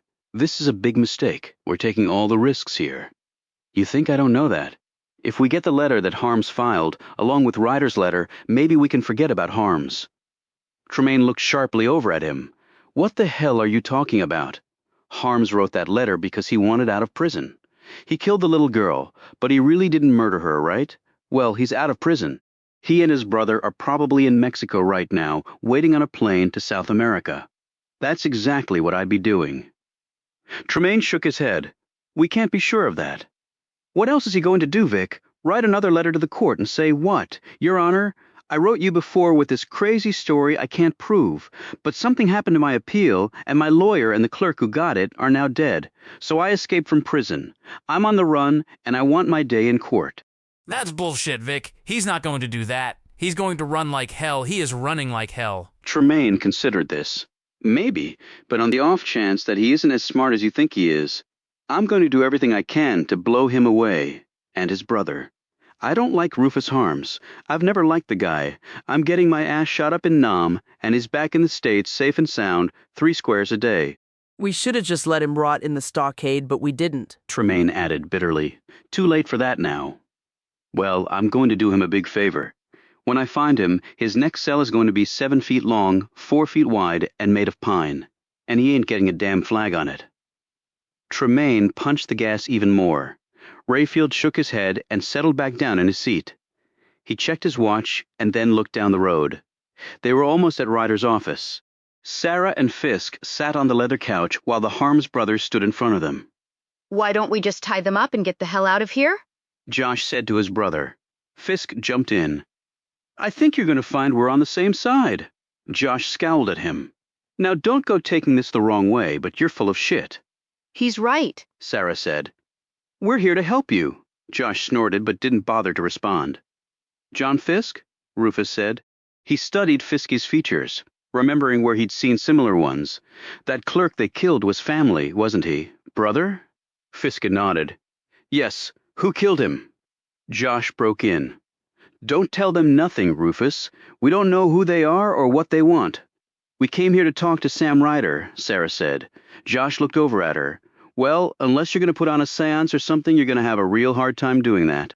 Fisk and Sarah looked at each other and then back at the brothers. "He's dead?" Sarah asked. Rufus nodded. He and his wife made it look like suicide. Fisk noted the file clutched in his hand. "Is that what you sent to the court?" "You mind if I ask the questions?" Rufus said. "I'm telling you, Rufus, we're your friends, sorry, but I don't make friends nowhere near that easy. What you want to talk to Samuel about?" "He filed that for you at the court, didn't he?" "I ain't answering no questions." "Okay, I'll just tell you what we know, and then you can take it from there." "How's that sound?" "I'm listening." "Ryder filed it. My brother got it and took it out of the court system. He came to the prison to see you. Then he ended up dead in an alley in Washington. They made it look like a robbery. Now you tell us Ryder is dead. Another clerk was killed too. I think it's connected to my brother's death, but I'm not sure why." Fisky stopped talking and studied the two men. "That's all we know now. I think you know a lot more, like why all this is happening. You know so much." "You with the cops?" Josh demanded. "I'm helping the detective in charge. See, Rufus, I told you, we got to get out of here. Cops probably on their way right now." "No, they're not," Sarah said. "I saw your name in the papers Michael had, Mr. Harms, but that's all I saw. I don't know why you filed it or what was in it." "Why does a prisoner file something with a court?" Rufus asked. "Because you want out," Fisk said. Rufus nodded. "But you have to have grounds to do that." "I got me the best grounds of all, the simple truth," Rufus said forcefully. "Tell me what it is," said Fisk. Josh edged toward the door. "Rufus, I got a bad feeling about all this. We stand here talking to them, and the cops are closing in. You've already said too much. They killed his brother, Josh. You don't know if he really is his brother." Fisk pulled out his wallet with his driver's license. This'll at least prove we have the same last name. Rufus waved it off. I don't need to see that. You got the same way about you too. Even if they ain't in on it, what the hell can they do to help? Josh asked. Rufus looked over at Fisk and Sarah. You both talk real good and quick? You got an answer to that one? I work at the Supreme Court, Mr. Harms, Sarah said. I know all the justices. If you have evidence that shows you're innocent, then I promise you it will be heard. If not by the Supreme Court, then by another court, believe me. Fisk added, the detective on the case knows something is fishy. If you tell us what's going on, we can go to him and get him to explore that angle. I know the truth, Rufus said again. That's great, Rufus, but the fact is, in a court of law, it's not the truth unless you can prove it, Fisk said. Sarah said. What was in your appeal then, Rufus? Don't you answer that, damn it? Josh yelled. Rufus ignored him. Something the army sent me. Did you kill the little girl, Rufus? Fisky asked. I did, he said, looking down. At least my hands did. The rest of me didn't know what the hell was going on, not after what they'd done to me. What do you mean by that? Who did what to you? Rufus, he's looking to trick you, Josh warned. Messed with my head. That's what? Rufus said. Fisk eyed Hivsk sharply. Are you pleading some sort of insanity? Because if you are, you don't have a chance in hell. He watched Rufus intently. But it's more than that, isn't it? Why you say that, Rufus said. Because my brother took whatever was in that appeal very seriously. Seriously enough that he broke the law by taking it and lost his life trying to help you. He wouldn't have done that for some 25-year-old insanity plea. Tell me what it was that cost my brother his life. Josh put one big hand on Fisky's chest and pushed him hard against the back of the couch. Look here, Mr. Smartass. Rufus here didn't ask your brother to do jack shit for him. Your brother was the one that blew this whole thing up, sky high. He had to come check Rufus out, 'cause he's some old colored man sitting in some old prison for some old crime. So don't sit there singing that song about your righteous brother. Fisk ripped the hand away. Why don't you go to hell, you son of a bitch? Josh moved the pistol closer to Fisk's face and said menacingly, Why don't I send you there first? I catch up with you later. How's that sound, white bread? Please don't, Sarah implored. Please, he's just trying to help. I don't need no damn help from the likes of you. We're only trying to get your brother justice in a court of law. Josh shook his head. I can get me justice in a court all by myself. We done overwhelmed your white asses. Prison's full of us, and you just too cheap to build more, so I can get me more'n justice in a court. Problem is I can't get me none on the outside, and damn if that ain't where I spend most of my time. This ain't the way to handle things, Rufus said. Oh, so now you know the way to handle everything all of a sudden? Said Josh. Fisk was growing more nervous. Josh Harms sounded like he was at the point where maybe even his brother would have no control over him. Should he make a jump for the gun? Josh was probably 15 years older than he, but the man looked as strong as an oak tree. If Fisk made a grab and got tossed on his head, he would probably be eating several rounds from the 9mm. The screeching of rubber against asphalt made them all look toward the window. Rufus hustled across and cautiously looked out. When he turned back from the window, they all could see the fear in his eyes. It's Vic Tremaine and Rayfield. Shit! Josh exclaimed. What they carrying? Rufus took one long breath. Vic's got a machine gun. Shit! Josh said again as they all listened to the heavy boots clattering into the building. In another couple of minutes, maybe less, they would be here. He suddenly glared at Fisky and Sarah. I told you, they set us up. We've been sitting here jawing with them while the army surrounds this place. In case you didn't notice, we're not in uniform, Fisk said. Maybe they followed you. We didn't come from the direction of the prison.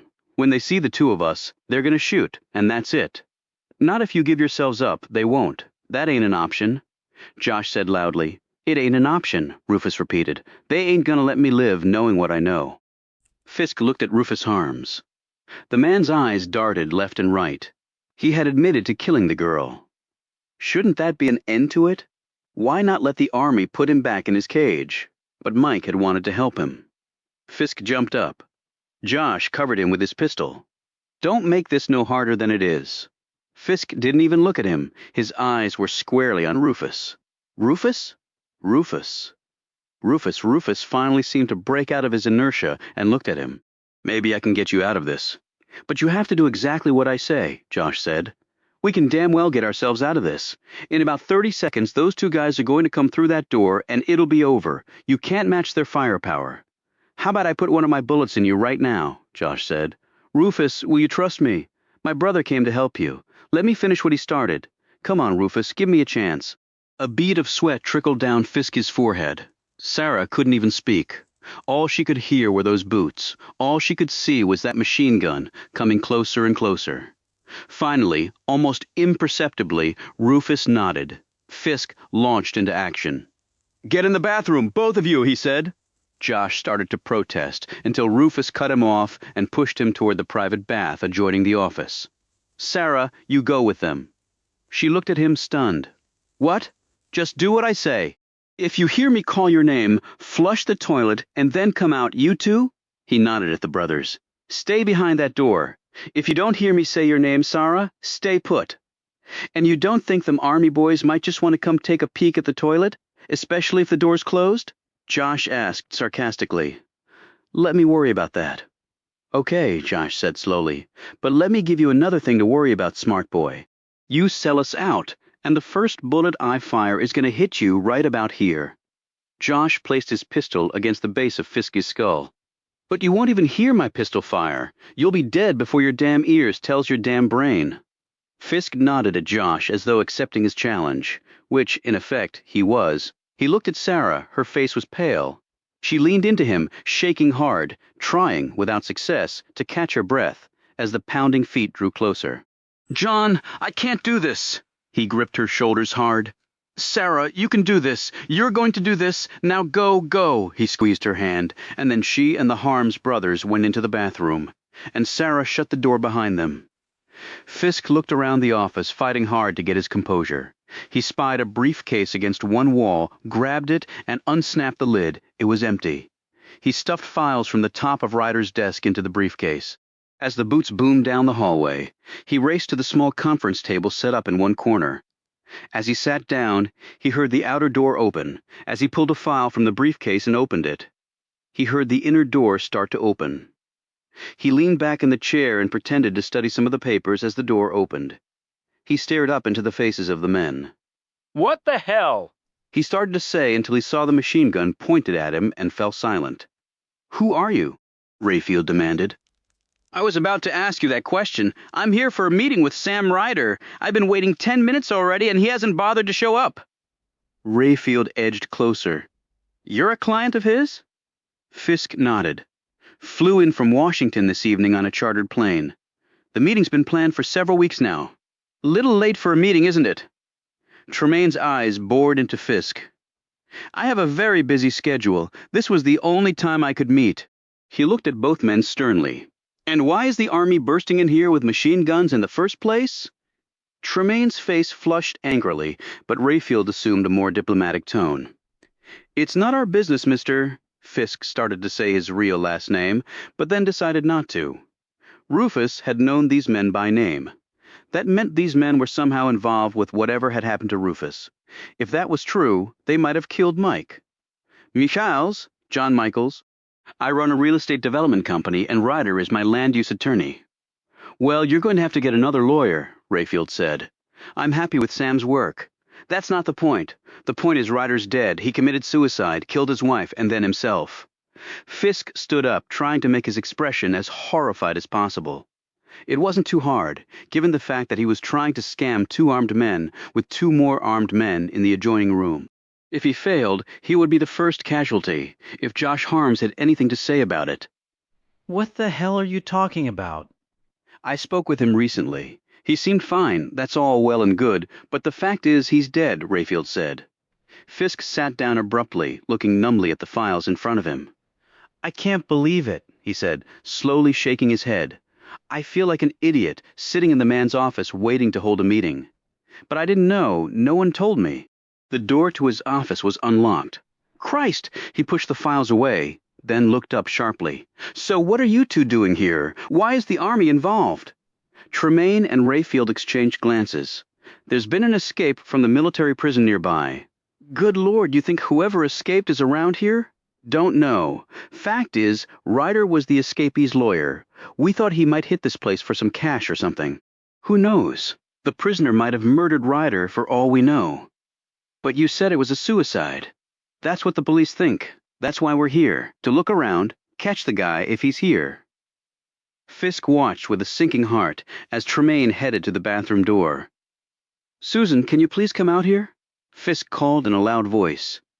Tremaine stared hard at Fisk as they all heard the toilet flush. And then the door opened partially, and Sarah came out, trying her best to look astonished. She did a pretty good job, Fisk thought, probably because she too was scared shitless. John, what's going on? I told these gentlemen about our meeting with Sam Ryder. You're not going to believe this, but he's dead. Oh my God! Susan is my assistant. She nodded at both men. I didn't get your names, Fisk said. That's right, Tremaine shot back. Fisky hurriedly continued. These men are from the army. They're looking for an escaped prisoner. They think the person might have had something to do with Sam's death. Oh my God, John, let's just get back on the plane and get out of here. That's not a bad idea, Tremaine said. We can search the place a lot faster with you two out of the way. He once again looked over at the bathroom door, holding his gun with one hand. He reached out to push the door all the way open. Well, I can tell you there's no one hiding in there, she said, with as straight a face as she could. If you don't mind, ma'am, I like to see these things for myself, Tremaine said curtly.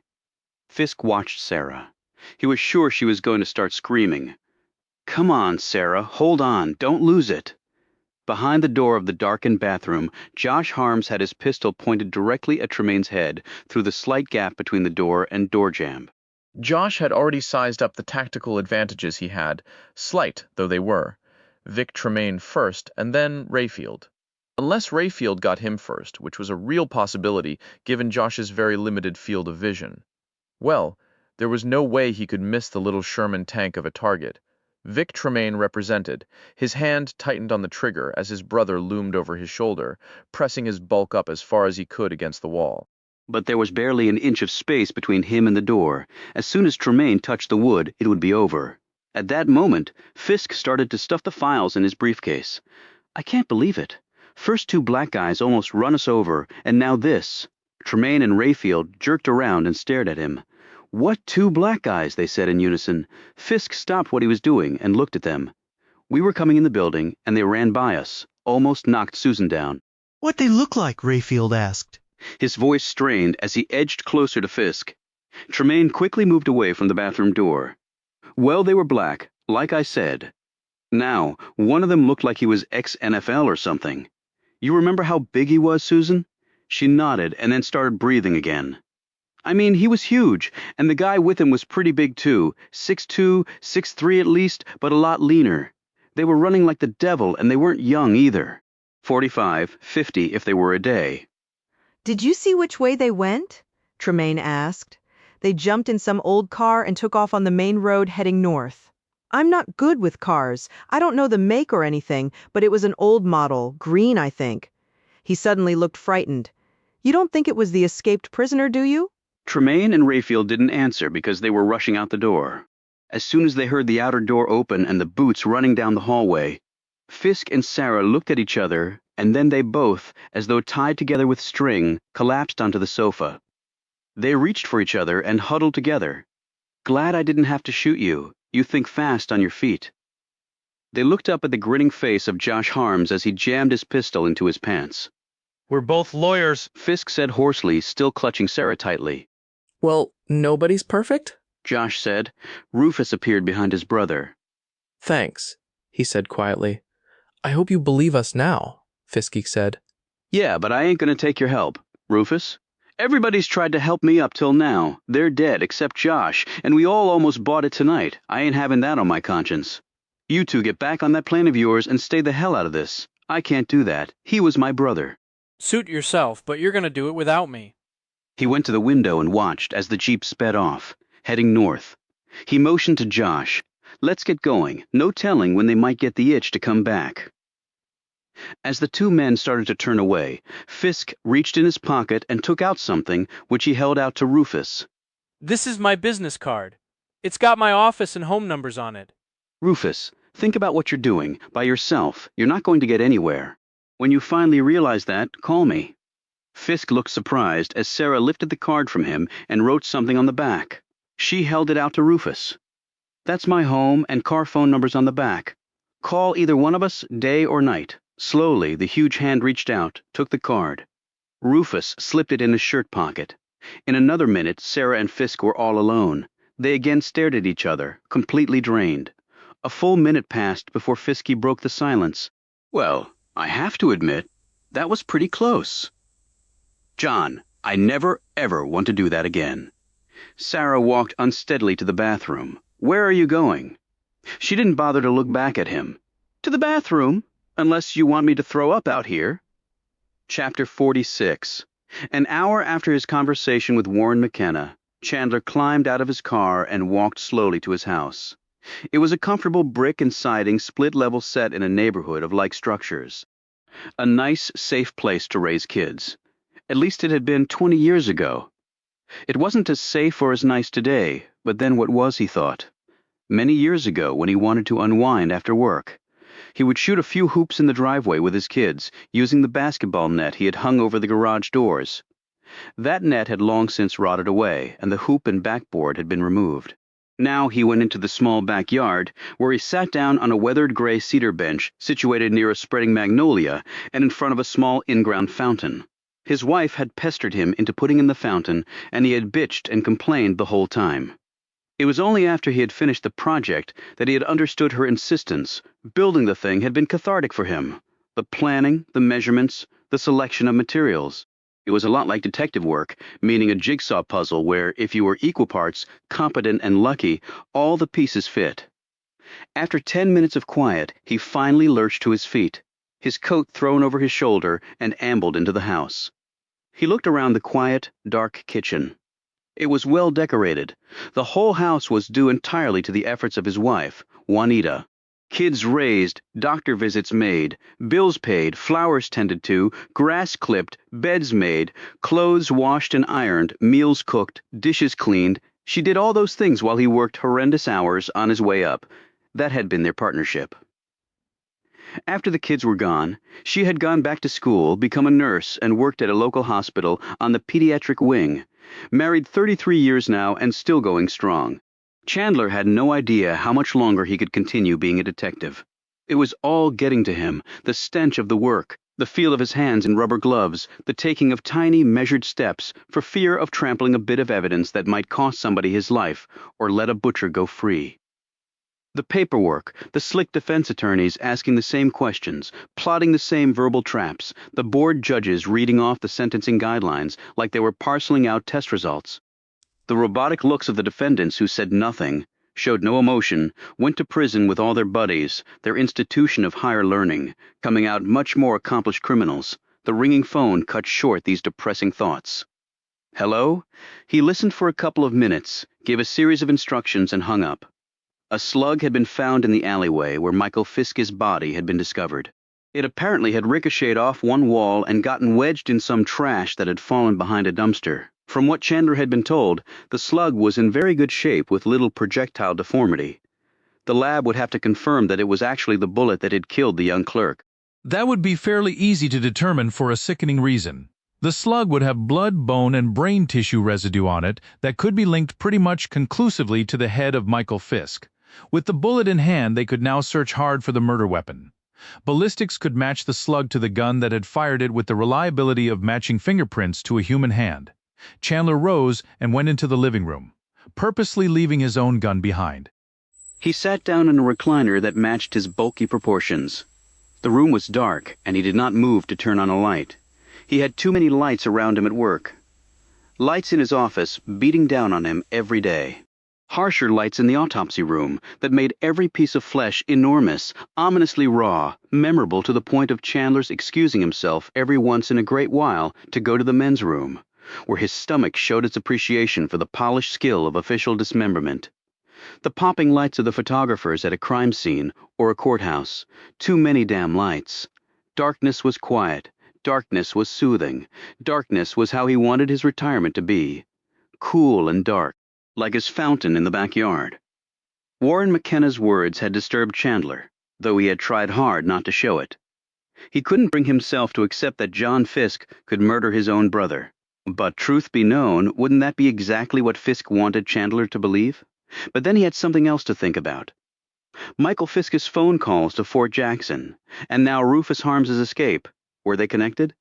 Fisk was covering for Sarah Evans, that was clear. Chandler shook his head.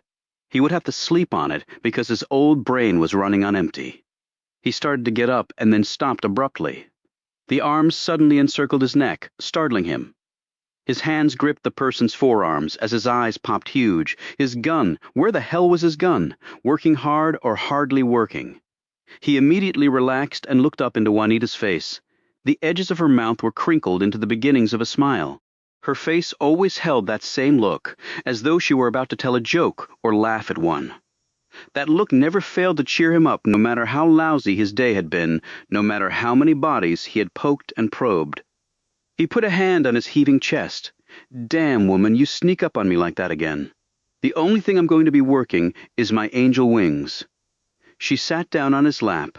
She was wearing a long white robe, bare feet showing. Come on now, a big, strong fella like yourself.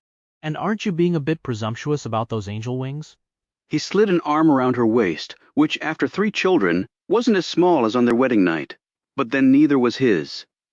They had grown together, he often liked to say. Balance was essential in life.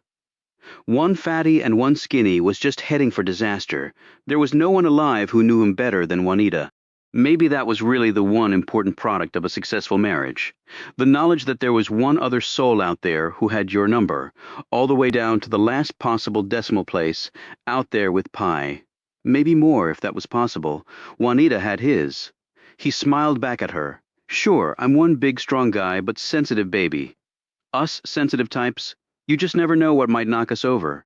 And after a life spent fighting crime, I thought the Lord would be up there right now sewing together a nice fancy pair of angel wings for me. Size extra large, of course. He's all-knowing, so he'll be aware of the fact that I've spread some in my old age. He gave her a kiss on the cheek, and they held hands. She swept her fingers through his disappearing hair. She could sense that his humor was forced. Buford, why don't you tell me what's bothering you so we can talk about it, and then you can come to bed? It's getting pretty late. Tomorrow's always another day. Chandler smiled at her remark. Hey, what happened to my poker face? As I look a culprit in the eye and wear him down without ever revealing what I'm really thinking. You stink at poker. So talk to me, baby. She rubbed at his kinked-up neck, and he reciprocated by massaging her long feet. You remember that young man I was telling you about? John Fisk? His brother was a clerk at the Supreme Court? I remember, and now another clerk dead too. Right. Well, I was over at his brother's apartment tonight going through it for evidence collection. McKenna, that agent from the FBI, showed up. The one you said was wound up like a grenade ready to blow? Couldn't figure him out? He's the one. Well, we found a life insurance policy that pays John Fisk $500,000 upon his brother's death. So they were family, weren't they? You have life insurance, don't you? I get rich if you die, right? She lightly smacked the top of his head. You better have, anyway, promising me all this nice stuff my whole life and never delivering. I better be rich when your sorry butt kicks off. They both laughed and exchanged lingering hugs. Fisk never told me about the insurance policy. I mean, come on. That's a classic motive for murder. Well, maybe he doesn't know about the policy. Maybe, Chandler conceded. Anyway, McKenna laid out this whole theory that has Fisk killing his brother for the money, getting another clerk at the court to help him because she's got a thing for him, and then throwing all this misdirection at us, offering to help with the investigation and whatnot. Even lying about an intruder at his brother's apartment. I have to admit, he put together a pretty convincing argument, at least on the surface. So John Fisk was at his brother's apartment? Yep. Claims some guy hit him there and took off. Maybe stole some stuff from the apartment, something that tied into the murder. Well, if John Fisk was at his brother's apartment and made up the story about this intruder person, and he knew about the life insurance policy, why didn't he search his brother's apartment for the policy? Why leave it for you to find and get suspicious? Chandler stared at her, wide-eyed. Buford, are you okay? Damn, sweetie. I thought I was the detective in the family. Now how the hell did I miss that one? Because you're overworked and underappreciated, that's why. She got up and extended her hand to his. But if you come upstairs right now, I will show you some extra special appreciation. Leave your sensitive side down here, though, baby, and just bring your other parts upstairs. She looked at him with heavy-lidded eyes that he knew did not indicate sleepiness. Chandler quickly rose, took her hand, and together they walked up the stairs. Chapter 47. As the Jeep raced down the road, Tremaine scrutinized the passengers of each car they passed. The damn luck, Rayfield moaned. We couldn't have missed them by more than a few minutes. Tremaine ignored him, focusing instead on the car in front of them. The dome light of the car came on as they passed, revealing the driver and passenger. The passenger was unfolding a map. As Tremaine stared at the car's interior, he hit the brakes, ripped the Jeep to the left, and went across the median. The vehicle bumped and jostled in the grassy ditch before the tires found asphalt again, and they were heading back toward Ryder's office. Rayfield grabbed Tremaine's shoulder. "What the hell are you doing? They suckered us. The guy and the gal. Their story was bullshit. How do you know that? The light in the bathroom. The light, what about it? It wasn't on. The bitch was in there in the dark. It hit me when I saw the dome light go on in the car back there." There was no light coming from under the bathroom door when she was in there. When she opened the door, she didn't hit the light switch because the bathroom was already dark. She wasn't using the can. She was standing in the bathroom in the pitch dark, and guess why? Rayfield's face went pale. Because Harms and his brother were in there too. While he looked at the road ahead, he had another thought. The guy said his name was John Michaels. Could it have been John Fisk? And the girl was Sarah Evans. "That's what I'm thinking. You better call and let the others know." Rayfield picked up the cell phone. "We'll never catch up to Harms now." "Yes, we will. How the hell can we?" Tremaine drew on 30 years of Army training, studying what the other side would do in a particular scenario. Fisk said he saw them get in a car. Opposite of a car is a truck. He said it was an old car. Opposite of that is a new truck. He said they were going north, so we go south. It's only been 5 minutes. We'll catch them. "I hope to God you're right. If they were at Ryder's office—" He broke off and looked anxiously out the window. Tremaine looked over at him. "Then that means the Harms brothers ain't running. That means they were looking for something Ryder had, and that sure as hell is not good news for us." He nodded at the phone. "Make that call. We'll take care of Harms and his brother." They'll have to deal with Fisk and the woman. Because of the high-profile nature of the case, the FBI had offered the use of its laboratory to perform the analysis on the slug found in the alley. After comparing tissue samples taken from Michael Fisk's remains, the slug was deemed to have been fired through his brain. The slug was a 9 millimeters of a type typically carried by law enforcement personnel. With that information, Agent McKenna sat down in front of a computer terminal at the Hoover Building and typed in a high-priority request to the Virginia State Police. Within a few minutes, he had his answer. John Fisk had a 9 millimeter Sig Sauer registered to his name, a carryover from his cop days. Within minutes, McKenna was in his car.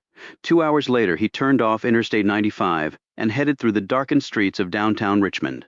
His car rumbled over the aged and uneven streets of Shockoe Slip. He parked in a secluded area near the old train station. 10 minutes later, he was standing in John Fisk's office, having picked the locks of the building and the lawyer's office with remarkable ease. He looked around the darkened space, using a small light. He had decided to search Fisk's office first rather than his apartment. It only took a couple of minutes until he found it. The 9 millimeter pistol was relatively light and compact. Wearing gloves, McKenna palmed it for a moment and then put it in his pocket. He shone his light around the rest of the office. The beam caught on something and he went over to the bookcase. He picked up the framed picture. The flashlight kicked up too much glare on the glass covering the photo, so McKenna took it over to the window and looked at it under the moonlight. The Fisk brothers looked like any others standing side by side. Michael Fisk was taller and better looking than his older brother. But the fire in John Fisk's eyes burned with a greater intensity. John had on his police uniform, so this had been taken a while back. McKenna knew the older brother had seen much of life wearing that uniform, just as McKenna had in his career at the FBI. Sometimes those experiences gave you that fire, or else harshly took it away. He put the photo back and left the office. In another 5 minutes, the FBI agent's car was heading north once again. 2 hours later, back at his home in a well-to-do Northern Virginia suburb, McKenna sat in his small study and alternated sipping on a beer and pursing his lips around a cigarette. He held the pistol he had taken from Fisk's office. It was nicely maintained. A solid piece of work. Fisk had made a good choice in ordnance. As a cop, he would have relied on this weapon to survive. Years ago, policemen rarely had to pull their sidearm. That had changed. Fisk had killed a man with this gun. McKenna knew. Fired the shot that had taken another's life. McKenna understood the complexities of that journey. A journey that was typically compressed within the span of a few seconds. The heat of the metal, the nauseating smell of exploded powder. Unlike in the movies, a bullet didn't blow a man backwards several feet. A man fell where you shot him, made him crap and pee in his pants, plunged him to the dirt without a word. McKenna had killed a man too. It was quick, reflexive. He had seen the eyes bulge out, the body twist. Then McKenna had gone back to the spot where he had fired from and noted the 2 bullet holes on the wall on either side of where he had stood. The dead man had gotten off his own shots. They had miraculously passed on either side of the FBI agent. McKenna would later learn that the dead man had an eye disability that threw off his depth perception. McKenna had gone on, lived to see his wife and kids, because the dead man had a wobbly pupil. On the drive home, McKenna had soiled his pants. He put the pistol down and cast his thoughts forward now. His snitch in the clerk's office had paid off. Tomorrow, both Fiske and Evans would face some tough questioning. He would get hold of Chandler first thing, lay the facts before him, and let the pugnacious homicide detective do his duty. McKenna got up and walked around the room. On the walls were framed photos of him with a number of important people. Carefully arranged on a side table were the numerous awards and commendations Warren McKenna had earned with his wits and his courage as an FBI agent. He had led a long, productive career on the side of law enforcement, but that had not made up for one event that had caused him great shame ever since. It had happened so many years ago, and yet was still one of the clearest memories he possessed. What he had done back then was, today, compelling him to frame John Fisk for a crime. He put out the cigarette and moved silently through the house. His wife had long since gone to bed. His 2 children were grown and on their own. He had done all right financially, although FBI agents never earned the big dollars unless they gave up the badge.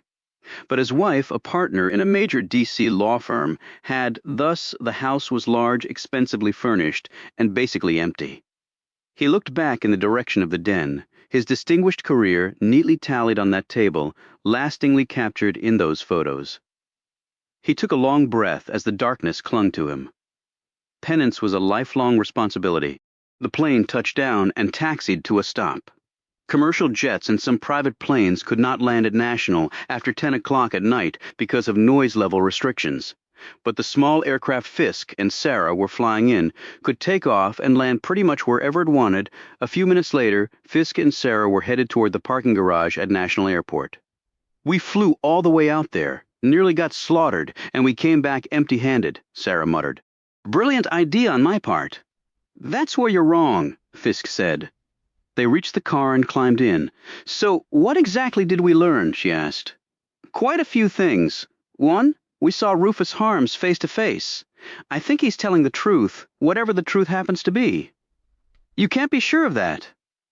He came to Ryder's office, Sarah, when he should be doing his best to get out of the country.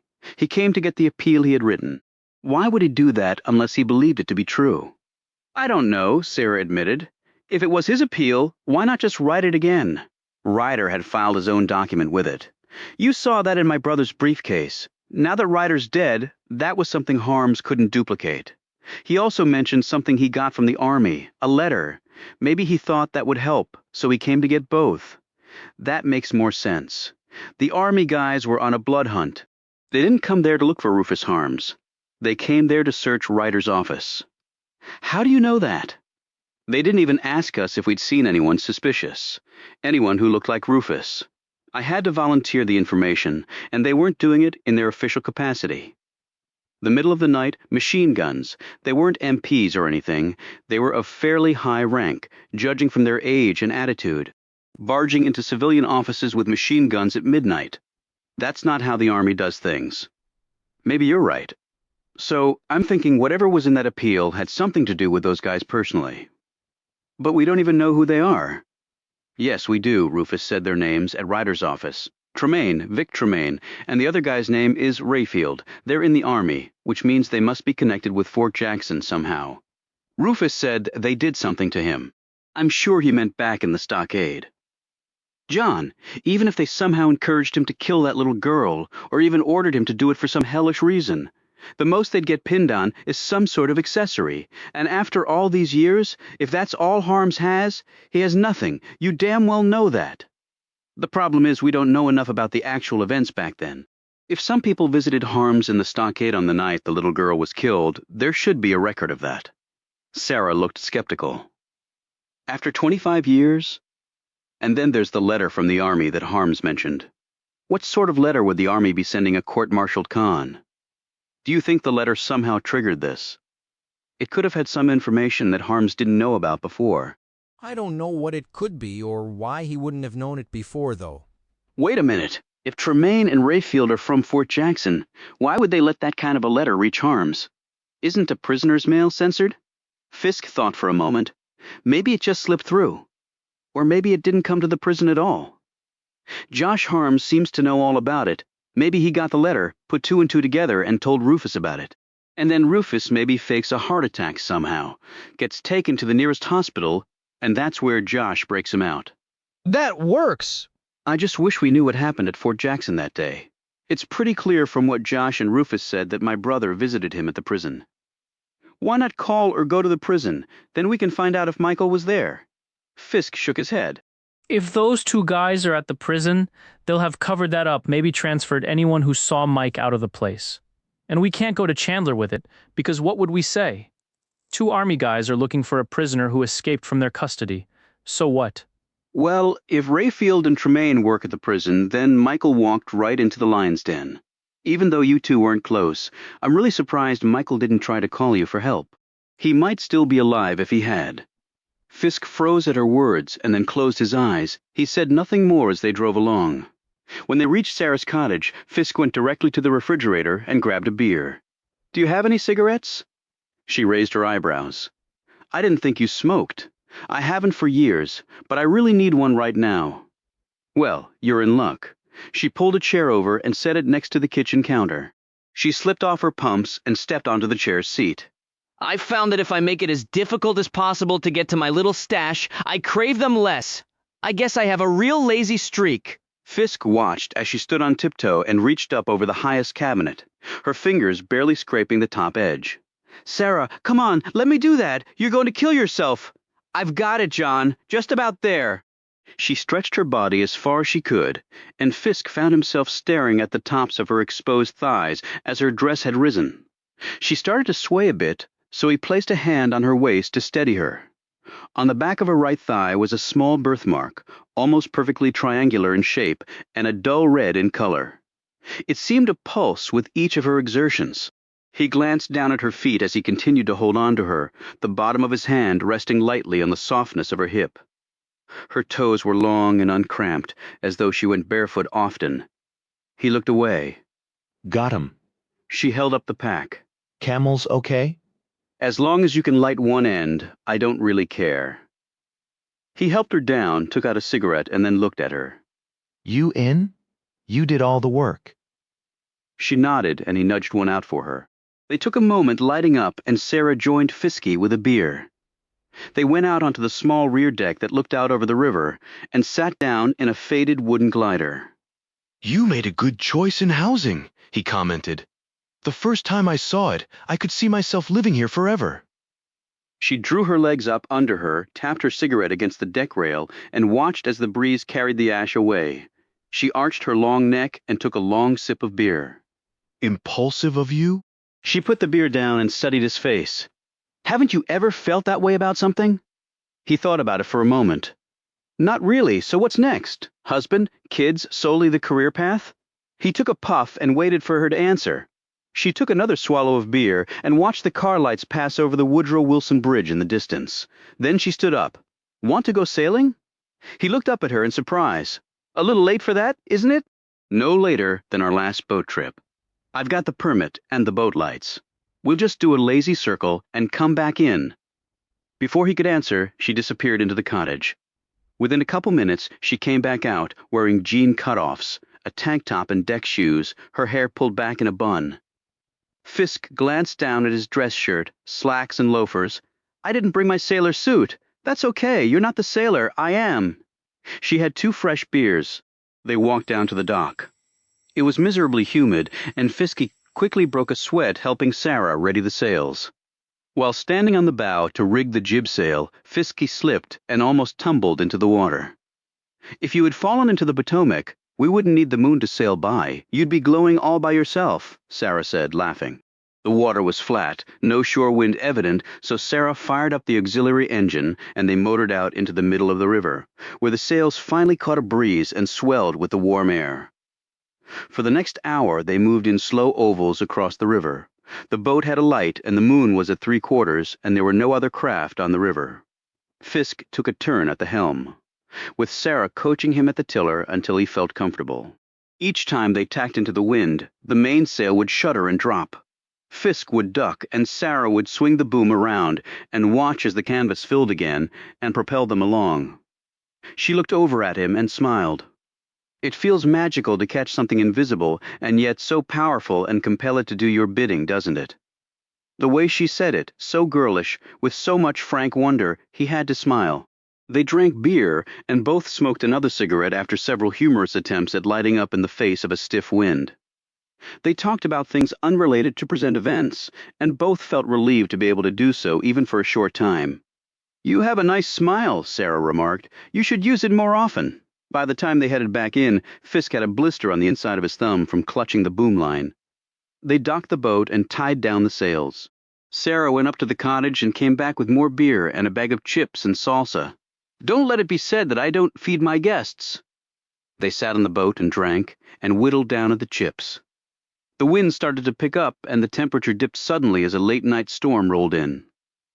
They watched as the clouds turned black-edged, and pops of lightning appeared on the horizon. In her tank-top shirt, Sarah shivered a little, and Fisky put his arm around her. She leaned into him. Then a few drops of rain hit, and Sarah jumped up. With Fisky's help, she pulled out the vinyl covers and snapped them into place across the open compartments of the boat. "We better head in," she said. They walked up to the cottage, running the last few feet as it started to pour. "Long day tomorrow," Sarah said, looking at the kitchen clock while patting her wet hair with a paper towel.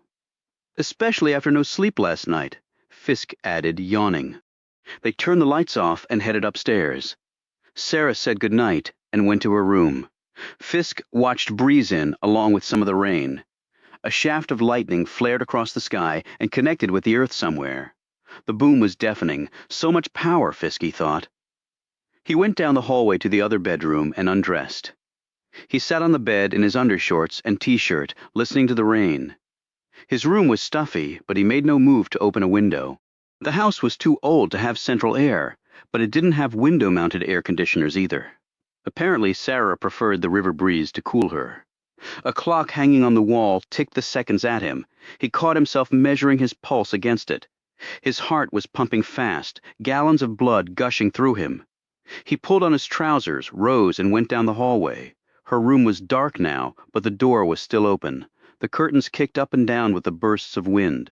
He stood in the doorway and watched her as she lay in bed, only a sheet over her. She was watching him, watching her. Was she waiting for him, letting him come to her this time? He moved into the room hesitantly, as though this was the first time he had entered a woman's bedroom. She didn't move or speak, neither encouraging nor discouraging. He lay down next to her, and she immediately moved next to him, as though refusing to give him the opportunity to rethink his decision to flee from her.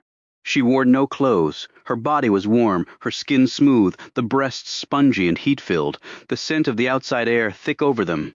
Sarah's hair was tangled and falling in her face, her lips clenched and then opened, her fingers stroked him gently everywhere. Together they worked his pants off and let them fall to the floor. They kissed, lightly at first, and then with greater depth. She moved to raise his t-shirt, to rub his chest, his belly against hers. He moved her hand away and pulled his shirt back down as the rain hit the roof and glanced off the windows. Fisk slid off his undershorts, lifted his body up, and eased himself down on top of her. Sarah awoke early, the first shafts of sunlight just dropping over the windowsill. Behind the storm had come waves of deliciously chilly air and a sky that would transform fully from pink and gray to a deep blue in another hour. She put out her arm to touch him and felt the empty space next to her. She quickly sat up and looked around. Wrapping the sheet around her, she rushed down the hallway and checked the guest room. Empty. So was the bathroom. In a panic, she reached the top of the stairs and stopped, a smile edging across her face. She watched Fisk as he poured a cup of coffee and then returned to cracking eggs in a bowl, to which he then added grated cheddar cheese. Sarah stood there, the smell of simmering onion reaching her nostrils. Fisk was fully dressed, his hair damp from the shower. As he turned to pull open the refrigerator door, he saw her. Sarah clutched the sheet a little tighter around her. "I thought you might have left.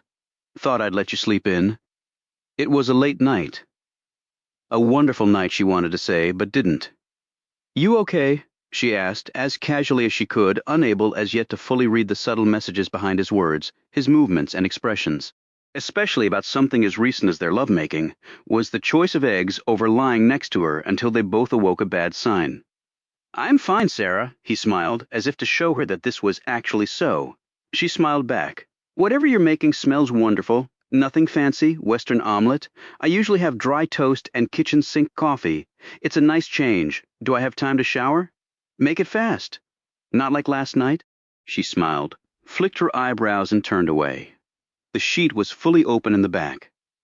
Fisk watched her go, aroused again at the sight of her naked body, the delicate, sensual tensing of her back, legs, and buttocks. He sat down at the kitchen table and looked around the cozy space. He had stood on the rear deck for a while and watched the sun slowly rise over him. Dawn always seemed so much purer over water, as though these two essential elements of life, heat and water, produced a near-spiritual performance. He glanced back at the stairs as the sound of the shower started. He had watched Sarah after she had fallen asleep. In the darkness of the night, there mingled sense a second skin. It had seemed as though he belonged next to her and she to him, but then the blunt clarity of morning had come. Fisk lifted the coffee cup to his lips, but then quickly put it back down. If he had called his brother back right away, Mike would be alive right now. Fisk could never dodge that truth. He would, in fact, have to live with it forever. Chapter 14. When Rufus Harms appeared in the doorway of the visitor's room, he looked confused as his gaze settled on the young man. He shuffled forward, Michael rose to greet him, and was met with a bark by the guard behind Rufus. "Sit down." Michael did so immediately. The guard watched closely until Rufus took a seat across from Michael and turned to the lawyer. "You were previously instructed as to the rules of conduct during visitation. In case you forgot any of them, they're posted clearly right over there." He pointed to a large sign on the wall. "No physical contact is permitted at any time, and you are to remain seated at all times. Do you understand?" "Yes. Do you have to stay in the room?" "There is such a thing as attorney-client confidentiality. Also, does he have to be chained like that?" Michael asked. "You wouldn't ask that if you'd seen what he did to a bunch of guys inside this place. Even all chained up, he could snap your skinny little neck in half in 2 seconds. The guard moved closer to Michael. "Maybe at other prisons you get some more privacy, but this isn't like other prisons. We only got the biggest and the baddest here, and we have our own set of rules to operate by. This is an unscheduled visit, so you got 20 minutes before the big bad wolf here has to go to work cleaning toilets, and we got some real messy ones today." "Then I'd appreciate your letting us get started," said Michael. The guard said nothing else and moved over to his post against the door. When Michael looked at Rufus, he found the big man's gaze squarely on him. "Good afternoon, Mr. Harms. My name is Michael Fisk. That name don't mean nothing to me." "I know, but I'm here to ask you some questions," they said. "You are my lawyer." "You're not my lawyer." "I didn't say I was. They just assumed that. I'm not associated with Mr. Ryder." Rufus's eyes narrowed. "How do you know about Samuel?" "That's really not relevant. I'm here to ask you questions, because I received your writ for certiorari." "You did what?" "Your appeal." Michael lowered his voice. "I work at the United States Supreme Court." Rufus's mouth fell open. "Then what the hell are you doing here?" Michael nervously cleared his throat. "I know this isn't actually orthodox, but I read your appeal, and I wanted to ask you some questions about it. It makes a number of very damaging allegations against some very prominent people." As he looked into Rufus's astonished eyes, Michael suddenly regretted ever coming here. I looked into the background of your case, and some things don't make sense to me. I wanted to ask you some questions, and then, if things check out, we can get your appeal going. Why isn't it going already? It got to the damned court, didn't it? Yes, but it also had a number of technical deficiencies that would have caused it to be denied processing. I can try to help you with those, but what I want to avoid is a scandal. You have to understand, Mr. Harms, that the court receives bags of appeals from prisoners every year that have no merit. Rufus's eyes narrowed. Are you saying I'm lying? Is that what you're saying? Why don't you spend 25 years in this place for something that wasn't your fault and then come here and tell me that? I'm not saying you're lying. I actually think there's something to all of this, or, believe me, I wouldn't have come here. He looked around the grim room. He had never been near a place like this, sitting across from a man like Rufus. He suddenly felt like a first grader getting off the bus and realizing he was somehow in high school. Believe me, he said again, I just need to talk to you. You got some ID shows you are who you say you are? I ain't been in a real trusting mood for the last 30 years. Supreme Court clerks were not issued ID badges. The security personnel at the court were required to learn to recognize them by sight. However, the court did publish an official directory with the clerks' names and photos. That was one way to help the guards get to know their faces. Michael pulled this from his pocket and showed it to Rufus. Rufus studied it intently, looked over at the guard, then turned back to Michael. You got a radio in your briefcase? A radio! Michael shook his head. Rufus lowered his voice even more, then started humming. What? Michael said, bewildered. I can't really. I'm not really musical. Rufus shook his head impatiently. Then you got a pen? Michael nodded dumbly, then pulled it out and started tapping on the table. They've probably heard all they need to hear by now anyway, but we'll leave them a few surprises. When Michael started to say something, Rufus interrupted. No words, just tap and listen. Michael began to tap the table with his pen. The guard glanced over, but said nothing. Rufus spoke so softly that Michael had to strain to hear him. You shouldn't have come here at all. You don't know the chance I took to get that piece of paper out of this place. If you read it, you know why. Killing some old black con who strangled a little white girl, people wouldn't give a damn. Don't think they would. Michael stopped tapping. That was all a long time ago. Things have changed. Rufus let out a grunt. Is that right? Why don't you go knock on Medgar Evers's or Martin Luther King's coffin and tell him that? Things have changed. Yes, sir. Everything be all right now. Praise the Lord. That's not what I meant. If the people I talked about in that letter were black and I was white, and I didn't call this place home, would you be here right now checking up on my story? Michael looked down. When he looked back up, his expression was pained. Maybe not. Sure as hell not. Start tapping and don't stop. Michael did so. Believe it or not, I want to help you. If the things you described in your letter did happen, then I want to see justice served. Why the hell you care about somebody like me? Because I care about the truth, Michael said simply. If you're telling the truth, then I will do everything in my power to get you out of this place. That's sure easy enough to say, ain't it, mister? Harms. I like to use my brains, my skills to help people less fortunate than I am. I feel it's my duty. Well, that's real nice of you, son, but don't go patting me on the head. I might bite your hand off. Michael blinked in confusion, and then it registered. I'm sorry, I didn't mean to be condescending. Look, if you've been wrongly imprisoned, then I want to help you get your freedom, that's all. Rufus didn't say anything for a minute, as though attempting to gauge the sincerity of the young man's words. When he finally leaned forward again, his features were softer, but his manner remained guarded. It ain't safe to talk about this stuff here. Where else can we talk? No place that I know of. They don't let people like me out for vacation, but everything I said is true. You made reference to a let. Shut up, Rufus said. He looked around again, his eyes locking for a moment on the large mirror. Wasn't it with what was filed? No. All right. You know my attorney? You said his name before. Michael nodded. Samuel Ryder. I tried to call him, but he didn't call me back. Tap louder. Michael picked up the beat. Rufus glanced around and then began speaking. I'll tell him to talk to you. Whatever you need to know, he'll tell you. Mr. Harms, why did you file your appeal with the Supreme Court? Ain't no higher one, is there? No, didn't think so. We get newspapers in here. Some TV, radio. I've been watching them people over the years. In here you think a lot about courts and such. Faces change. But them judges can do anything they want to. I seen it, whole country's seen it. But from a purely legal technical point of view, there are other avenues you really have to pursue in the lower courts before your appeal can be heard there. You don't even have a lower court ruling from which you're appealing, for instance. In sum, your appeal has numerous flaws. Rufus shook his head wearily. I've been in this place half my life. I ain't got all that much time left. I ain't never been married. I ain't never gonna have no kids. The last thing I'm gonna do is spend years messing around with lawyers and courts and such. I want out of here, and I want out of here just as fast as I can. I want to be free. Them big judges, they can get me out of here if they believe in doing the right thing. That's the right thing. You go back and tell them that. They call them justices. Well, that's justice. Michael looked at him curiously. Are you sure there's not another reason you filed it with the Supreme Court? Rufus looked blankly at him. Like what? Michael let out a breath he hadn't realized he was holding. It was certainly possible that Rufus wouldn't know the positions now held by some of the men named in his appeal. Never mind.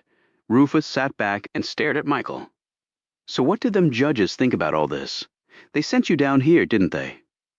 Michael stopped tapping and said nervously, Actually, they don't know I'm here. What? I haven't actually shown anyone your appeal, Mr. Harms. I wanted to be sure you know that it was all above board. You're the only one that's seen it. For now. But like I said, Rufus looked at Michael's briefcase. You didn't bring my letter with you, did you? Michael followed his gaze to the briefcase. Well, I wanted to ask you some questions about it, you see. Lord help us, Rufus said so violently that the guard braced himself to pounce. Did they take your briefcase when you come in? Because 2 of the men I wrote about are at this prison. One of them is in charge of the whole damn place. They're here? Michael went pale. He had confirmed that the men named in the appeal were in the Army back in the 70s. He knew the current whereabouts of 2 of them, but he hadn't bothered to locate the others. He froze, suddenly realizing that he had just made a potentially fatal mistake. Did they take your damn briefcase? Michael stammered, just for a couple of minutes. But I put the documents in a sealed envelope, and it's still sealed. You done! Killed us both! Rufus screamed. Like a hot geyser, he exploded upward, flipping the heavy table over as though it were made of balsa wood. Michael leaped out of the way and slid across the floor. The guard blew his whistle and grabbed Rufus from behind in a chokehold. Michael watched as the giant prisoner, shackled as he was, flipped the 200-pound guard off like a bothersome gnat. A half-dozen other guards poured into the room and went at the man, swinging their batons. Rufus kept tossing them off like a moose against a pack of wolves for a good 5 minutes until he finally went down. They dragged him from the room, first screaming and then gagging as a baton was wedged against his throat. Right before Rufus disappeared, he stared at Michael, horror and betrayal in his eyes. After an exhausting struggle that had continued all the way down the hallway, the guards managed to strap Rufus to a gurney. Get him to the infirmary, somebody screamed. I think he's going into convulsions. Even with the shackles and thick leather restraints on, Rufus wildly gyrated, the gurney rocking back and forth. He kept screaming until someone stuffed a cloth into his mouth. Hurry up, damn it, the same man said. The group burst through the double doors and into the infirmary. Good God! The physician on duty pointed to a clear space. Over here, men. They swung the gurney around and slid it into the empty spot. As the doctor approached, one of Rufus's thrashing feet almost clipped him in the gut. Take that out of his mouth, the doctor said, pointing at the handkerchief balled up in Rufus's mouth. The prisoner's face was turning a deep purple. One of the guards looked at him warily. You better take care, Doc, he's gone nuts. If he can reach you, he'll hurt you. He already took out 3 of my men. Crazy, sob. The guard looked menacingly at Rufus. As soon as the cloth was pulled from his mouth, Rufus's screams filled the room. Get a monitor on him, the doctor said to one of the attending nurses. Seconds after they managed to attach the sensors to Rufus, the doctor was closely watching the erratic rise and fall of Rufus's blood pressure and pulse. He looked at one of the nurses. Get an IV over here. To another nurse, he said. An amp of lidocaine stat before he goes into cardiac arrest or has a stroke. Both guards and medical personnel crowded around the gurney. Can't your men get out of here? The doctor yelled into the ear of one of the guards. The man shook his head. He's strong enough to maybe break those restraints, and if he does and we're not here, then he could kill everybody in this room within a minute. Believe me, he could. The doctor eyed the portable IV stand as it was placed next to the gurney. The other nurse raced up with the amp of lidocaine. The doctor nodded at the guards. We're going to need your help to hold him down. We need a good vein to get the IV started, and from the looks of things, we're only going to get one shot at it. The men gathered around Rufus, holding him down. Even with their combined weight, it was barely enough. Rufus looked back at them, so enraged, so terrified, he could barely keep his senses. Just like the night when Ruth Ann Mosley had perished. They ripped his shirt sleeve up, exposing his sinewy forearm, the veins strong and pronounced. He shut his eyes and then opened them again as he saw the shiny needle coming his way. He shut his eyes one more time. When he opened them, he was no longer in the infirmary at Fort Jackson. He was in the stockade in South Carolina a quarter of a century ago. The door burst open and a group of men walked in like they owned the place, like they owned him. There was only one he didn't know by sight. He had expected to see the batons come out, to feel the sharp thrusts into his ribs against his buttocks and forearms.